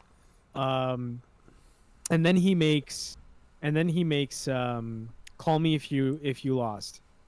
Mhm. And there was one good track on it, but most of the album I felt like was just a throwaway. I was like, no, I don't like this album Yeah. that much, right? And then he makes his newest album, Chromacopia, which to me is like it's like a natural extension of his exploration of sound in Igor, where he's using things that are not traditionally hip hop sounds, except now in Chromacopia, he is very much using traditional hip hop sounds, but in ways that are not traditionally tied to those noises. For example, like jazz samples over like a trap beat Well, is one good example I can think of. well, and another thing about Tyler, wait, maybe what the heck is going on? Oh, he's actually. He just. I'm gonna read this chat. I'm actually at 31. Somebody subscribed during a stream earlier. Okay, I'm rewriting let's it. go. Oh, his videos are still bad. I'm rewriting it and learning how to edit. I'm going to make a proper analog horror, and I have faith in you, Minecraft Gaming. I think you should rebrand your channel again back to Light Chomps. Your name was so much better as Light Chomps, and I tell you that every time. His name used to be Light Chomps, and I loved it. Oh, that's Chomps. Yeah, dude, and I call him Minecraft. His name, he changed, he rebranded because it's like a, but you are a silly goose. You named your channel Minecraft Gaming, and I want it to be Light Chomps again. I'm interested to see it. I spend a lot of time watching analog horror stuff, and the newest Minecraft update would really add to it. I forgot what the new mob is called, the facehugger or headcrab. Maybe the one I'm thinking of hasn't come out yet, but the one that doesn't move if you're looking at it. It's called creaking. I just saw where they were adding a new biome. I am so bad with Minecraft, dude. I didn't play Minecraft. So, to give you an idea, you would think I'd been playing games for fucking ever, right? And I have. Right. But I didn't get an Xbox 360 until the Xbox One came out. I mean, that's fair though. No. Like I everybody else was getting the Xbox One. I just got the 360. I was so far behind. And No, then, that's fine. I mean, and like, it's and then I bought my Xbox One, I bought the One S, and then I was playing for a while, and I would play on and off, and I really didn't, like, get that much into it. I never actually played online, even though I had online. Just never did it. Until I started playing Call of Duty with some friends when I lived in Portland, and that was like 3 years ago. And one of my buddies streamed, and he was like, "Why don't you stream?" And I was like, and I tried streaming on Twitch. Nobody would ever watch it. And then I started doing the TikTok thing to practice looking at the face. And I'm like, fuck this. I hate this TikTok thing. I'm going to do YouTube. But I got way more into gaming after I started doing this channel. But during that time period, I had a buddy that like convinced me like 2 years ago to play Minecraft. All I did was mine for fucking 87 hours, build a really, really big, cool looking house, and then try to find the Ender Dragon, got bored, and never played it again. But that's Minecraft, though. That's how it's supposed to work. Yeah, no, I spent a week, or it was like a month playing Minecraft, and I've never touched it again, and I'm happy to never touch it again. I've played Minecraft a total of like 3 times in my life. That's it. I played it for like maybe a cumulative 30 minutes. That's way more impressive. I had a buddy that was always wanting to do like PvP servers, so that's why I was on it. And then I was like, I'm actually gonna give this a shot. I'm actually gonna do some mining. And I didn't know what any of the fucking rocks did, but I knew they were pretty, so I'm like, I'm just gonna build a house out of them. I'm gonna build a big fucking red house. And my buddy saw my house, and it was like I basically built a Parthenon out of like all the brightest colors I could fucking build or find. And he's like, Yeah. You do realize that all these red blocks are like energy, right? And I'm like, I don't even know what that fucking means. I just wanted to build a house. I don't think you understand. I don't actually care about this game that much. Yeah. I just wanted to build a fucking house. That's it. That's all you cared about. No, I want you. I do think. I was gonna say something. Oh fuck. About. Review Tech USA. I was gonna say the newest thing, and I forgot to tell you. You know, Yeah. you know what happened? Like the last big drama that happened. No. what So happened? the whole time he was like with the girl or his wife or whatever they were, and the one that has his daughter. Yeah. Basically, he started beefing with Keemstar, which is never a good idea. Yeah. Just as much. Keemstar is the cockroach of YouTube. He'll drag you down with him. He will drag you down with him. He is really good at it. You can't make Keemstar look like an asshole because he's always an asshole. There's no. Of course. And Keemstar doesn't care because he's like, he cares, but he doesn't care. You know what I mean? It's he's a lolcow, but he has influence to not be a lolcow. So he's this fucking like parasite that will not go away, and he's never going to go away. Well, Review Tech started drama with Lolcow Live.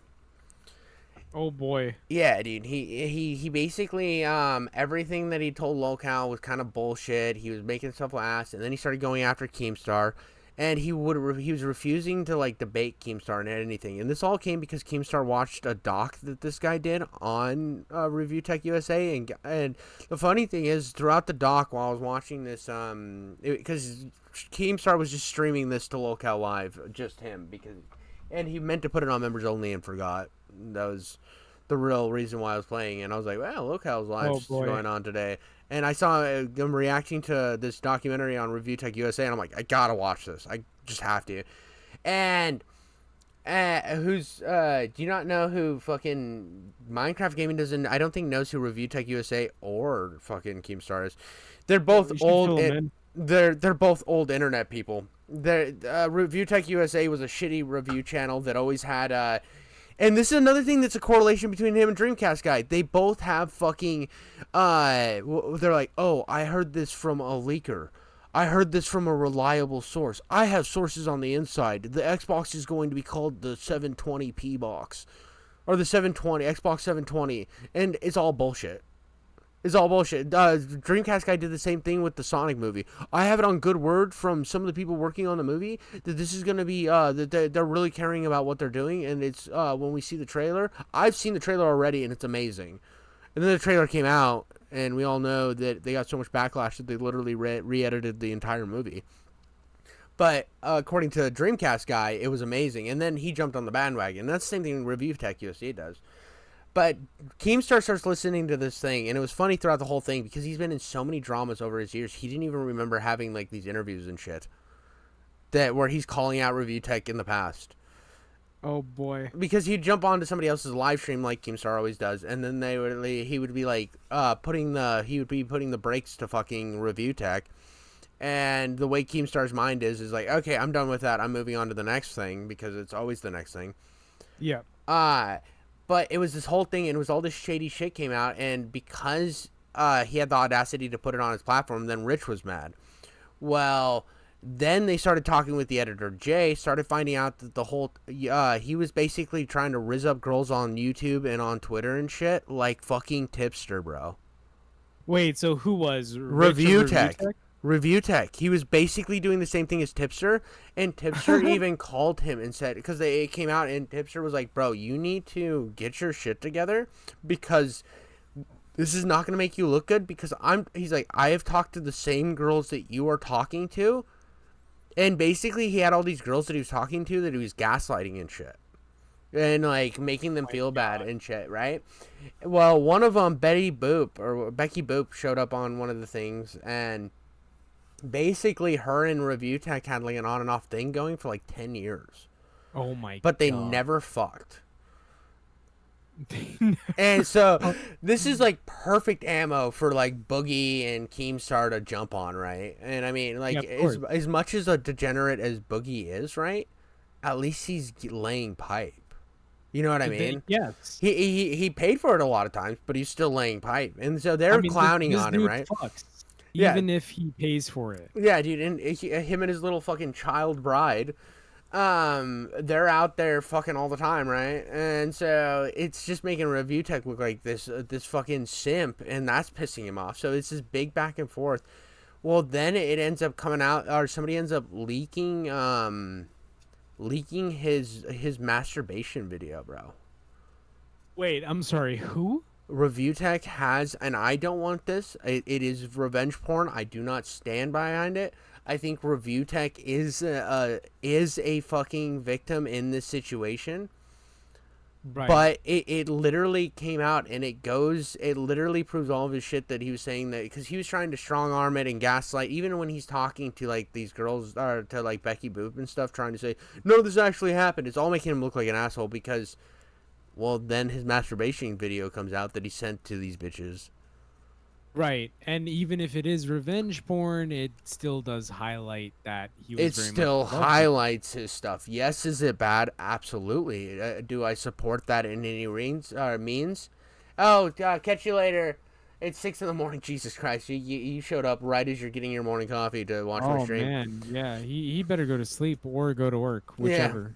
But it just like everything's like stacking on top of itself right now against Rich, and he's it's just making him look like an asshole. It's like even when he has these wins, bro, he makes it like literally Tipster roasted him. Fucking Tipster, the guy who you can't even find his channel because so many people have made hit pieces on him because he sucks so bad. When Tipster and fucking Boogie2988 and DSP are roasting you on a daily basis and getting W's because of it, Boogie fakes fucking cancer. If Boogie makes a video about you and gets a W on you, Yeah, dude. he- When you you're the deserve- laughing stock of LolCow Live, you fucking lost. There is no tough manning Yes. it out of there. You're done. You're fucking done. So do you remember Encyclopedia Dramatica? Yes. And you remember how that site would absolutely roast the fuck out of everybody? Mm-hmm. Anyone on the internet. I'm gonna look it up and Well, see it's- if it still exists off No, it's stream, but dead. hold on. It's dead. Encyclopedia. dead. It's gone. Kiwi Farms basically took over that whole thing. Encyclopedia Dramatica. Oh man, It's gone. No, It's been gone for a while. done. I can't remember why they were shut down, but they lost it. The sites that like basically the ones that survived that era of the internet, there is the 3 that survived were Reddit, 4chan, and Kiwi Farms. And this is why 4chan is the best website on the internet. 4chan This is exactly why. 4chan is just it's still the Wild West. It is still fucking insane. It is still the Yeah, most wild, degenerate place to ever exist. It is the most balanced website on planet Earth, and if you get advice from 4chan, as long as it's not on the B board, you can pretty much be certain that it's good advice. Jesus Christ. Oh my As god. long as it's not on B, don't go to Oh, B dude. expecting good advice. I've seen people recommend each other like making chlorine gas. in Oh the my bath- god, dude. Yeah, on 4chan B, is yeah. fucking wild. Like Mudahar right now has a drama too, and it's all because he deleted his Twitter and has been spending his because he used to spend a lot of time on Twitter. I don't know if you ever Oh, followed me. yeah. And Tons of time. and he deleted it, and now he's just spending all his time on Reddit.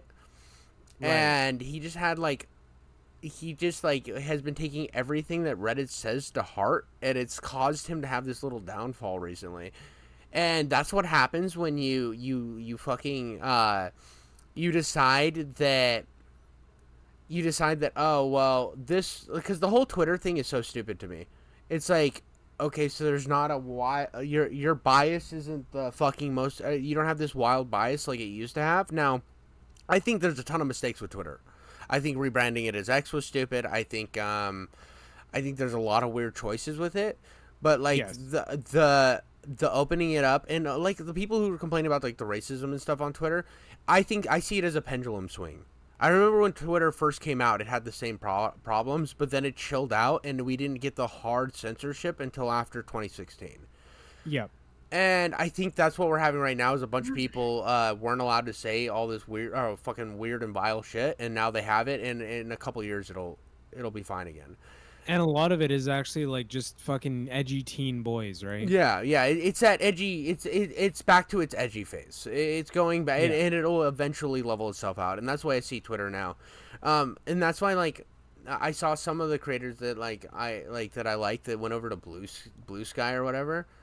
And they made posts saying they were leaving, and one guy literally was like, "Well, where are you going? Because if it's that Blue Sky thing, that place is just a left-wing circle jerk. It's like not even that good of an app."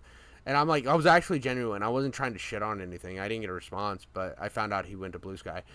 But Blue Sky's bad. Blue Sky's really bad. I don't know if you know what that is. Blue Sky, yeah, I know all about it. I have it, dude. It is mad sad. It's like imagine if imagine if all the people who were just angry, like anytime, you know, those type of people that anytime you said something that just might make them upset, they just block you. Right. All of those people are on Blue Sky, so everybody's just like mass blocking each other. What the fuck? Yeah, dude, and it's like the weirdest.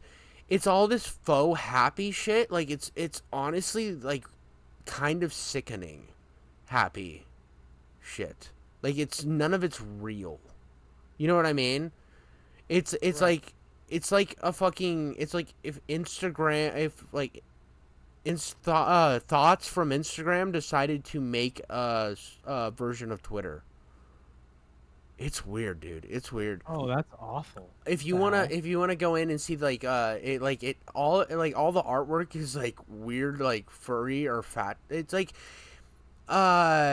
remember the degenerate days of DegenArt? What was it's what is it called? DeviantArt. Remember the bad days of DeviantArt? Yeah. That's the type of artwork that's on fucking Blue Sky, but it's all with it's like painted with a coat of rainbows. Like if What the PBS fuck? put out, it's weird, dude. It's a weird place. I had to see the way the thing works is it's more engagement, or it's not engagement driven as much. So you have to like a certain amount of things to get to where you have a page, right? Yeah. And I was watching I was watching some anime for like a ridiculous amount of time, and I was like 5 episodes deep in this anime, and I still hadn't liked enough posts. It's weird. Huh?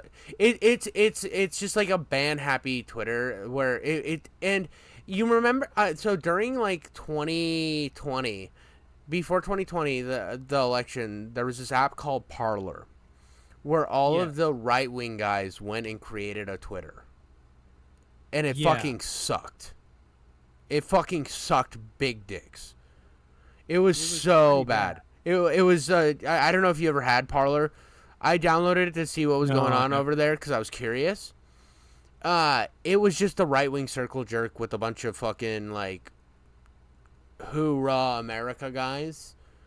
Yes. And like none of it was even funny edgy stuff. It was just like hoorah, like fuck censorship guys, but they weren't really saying anything.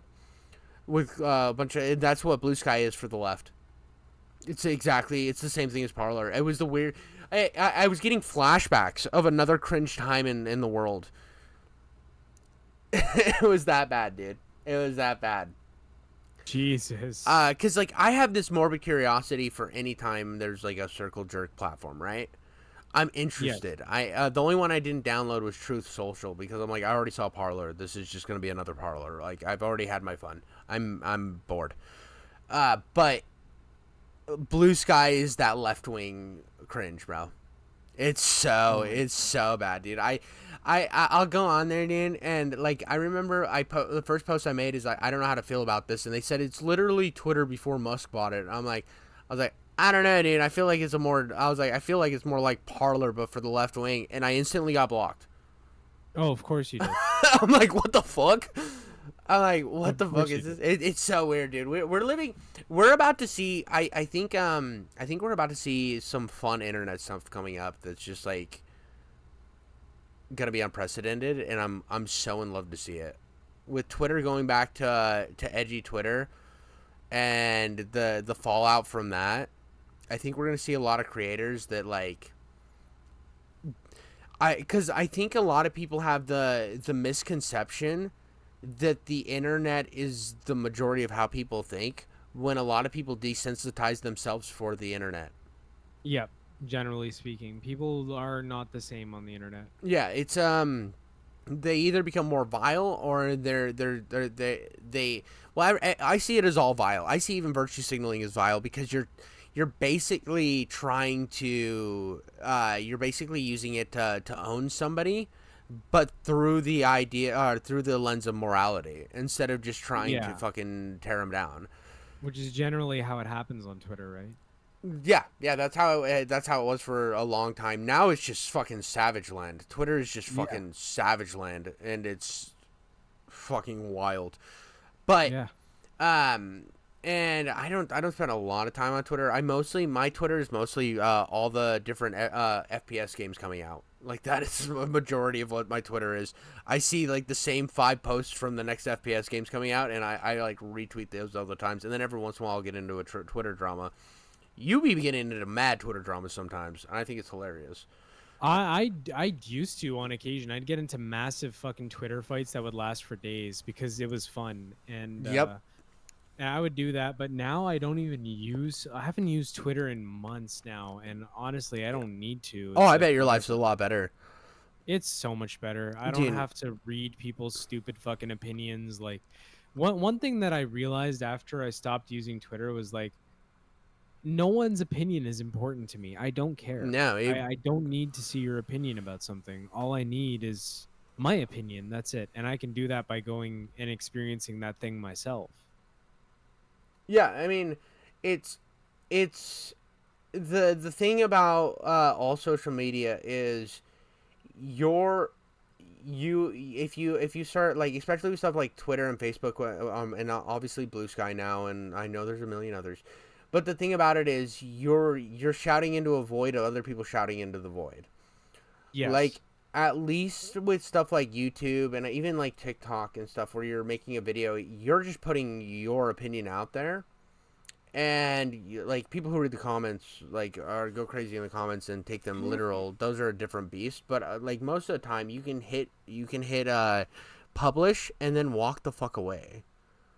Like, you can do that on Twitter, but it's not really your full opinion. You're just quick statements. You're not empathizing. You're not putting your whole argument, your whole thought down in this whole built-out thing. You're just shouting into the void. Right, because that's not what it's designed for, right? It's designed for something quick, digestible. You can see it in a flash, and you've already formed an opinion on it. And Absolutely. That's part of the problem too, and that's what leads to a lot of Twitter fights. Is the fact that Twitter squashes so much room for nuance means that people are forced to condense their thoughts into the most direct thing possible. So then people interpret that as direct and read it in whatever tone they want, and then they respond in kind. But meanwhile, the person who originally posted that tweet, they're thinking, wow, this person's taking it all out of context, when they don't realize they had to condense that down to something that sounded like they were being an asshole. Absolutely. And well, and it was also a problem when texting became a thing. Is people it's like you try to say something sarcastic over text without any previous context, and it's confusing as fuck because there is no inflation of voice. There is nothing. It's just you saying shit and then people taking it as however they want to take it. Right. Exactly. And that causes a lot of these issues. And I think causes more issues. I think we're going to see that with what I was going to get at for my point on, like, we're going to see a lot of creators that have lived in this, like, comfy zone of the censorship online is, like, a good thing. And that's kind of been a perpetual thing for a long time. And, like, I've always been very, very pro freedom of speech, as bad as it can be. I still think it deserves to be said. Obviously, if you say, I'm going to go stab somebody, and then you go stab somebody, that's the act. You saying the thing isn't the act, it's the stabbing that's the act. Like, don't do that. Yes. Obviously, like, I'm talking about just normal, like, protecting edgy humor and shit. But I think we're going to see a change and a shift because there is a platform that's open and already popular. And I think there is going to be beneficial stuff that's going to pour over to YouTube and stuff, because there's a problem I've had with a lot of modern YouTubers is it's so desensitized content.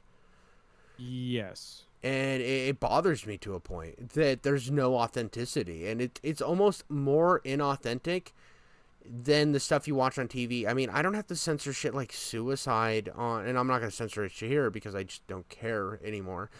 But TV doesn't censor the word suicide. So if I'm talking about, like, a really big issue, like if somebody, God forbid, does that, right? And then I'm covering that topic, I have to call it sewer slide or all this other shit, and it's like, oh, so I'm cheapening their death. And that's how bad like YouTube's gotten with it and stuff. At least within terms of monetization and stuff, which is crazy. It's honestly crazy. And I think having something like Twitter, as bad as it is now, the ability to have that freedom, I think, could pour over into stuff like YouTube. Because at the end of the day, you know what these companies care about? They care about numbers. And if Twitter starts doing numbers, and there is pushback because that pushback worked for a long time, even though it wasn't moving monetarily for like game companies and like movie companies. That they're like, well, why aren't these movies succeeding? We don't see any pushback online really, because those were the voices shut down. Agree with them or disagree with them, because I disagree with those fucking woke grifters all the time. Most of the time, in fact, but their voice wasn't being elevated to the same extent as the other voices. So as a creator, if I were to make a product, right, if I were to make a full breakdown movie on here, and any comment or any of the pushback that was deemed offensive toward that product was pushed down, which is like, and the majority of people didn't like it. Well, as a creator, all I see is this positivity, so I'm going to keep making content in that direction. Because I'm like, well, this is telling me that this is the popular way to do this. This is telling me this is the right way. Why am I not seeing monumental, or why am I not seeing, not monumental gains, but monetary gains, right? And there's been this huge disconnect for a long time. And I just want to see it. I think that it would be good to shift it back toward the middle again, where we start focusing back on the art and less on the social issues around the art. Which is really hopeful that we would get there, because I think it would alleviate a lot of the problem we see with video games being made now. Yeah. It's a reason why the indie market's doing so well right now, because all they want is for people to play their game. And I feel like the AAA wants that too, but they don't understand why nobody wants to play their game, because they live in these little echo chambers. Exactly. And therein lies the problem. Yep. It's everything that whenever I hear people talk about like societal issues, it always goes back to the internet. The internet is the biggest microcosm for almost everything that's happened, both good and bad. Like, almost everything good we have is because of the internet, and everything bad we have in modern society is because of the internet. It's the source of most of our woes and most of our joys. Dude. Anyways, that takes us to the end of my Absolutely, inclusion dude. in It's your fucking stream. 1 a.m., dude. I need to go to bed. Absolutely. And I think that takes us to the end of the stream. If you've been watching, thank you so much for watching. This has been King Jiffy Coat's live stream. I'm sprawled out. He is currently sprawled out. His nuts are freely hanging off the edge of the chair. Of course, men's balls tend to sag a little more after kids. Little known fact, probably well dealt with by women, but on a different part of their body. Those are the happy punching bags at that point. Exactly. They go from punching bags to speed bags. Well, you know, it's like they say about men's testicles. They're the unhappy what are they called? Not knapsack, hacky sack. Yeah, it's the unhappy hacky sack. Yep, that taste way better. Yeah. Oh, gee. Well, I don't know about taste, but they definitely flop around like a hacky sack. Hey, That's dude, for sure. mine's stretched so far I can just throw one in my mouth every once in a while. Well, you know, if you're getting smacked in the face with your nuts, You're winning. on occasion, there's nothing you can do about it. Just gotta enjoy it. All right. All right. Have a good night, everyone. You too, buddy. And see you later. And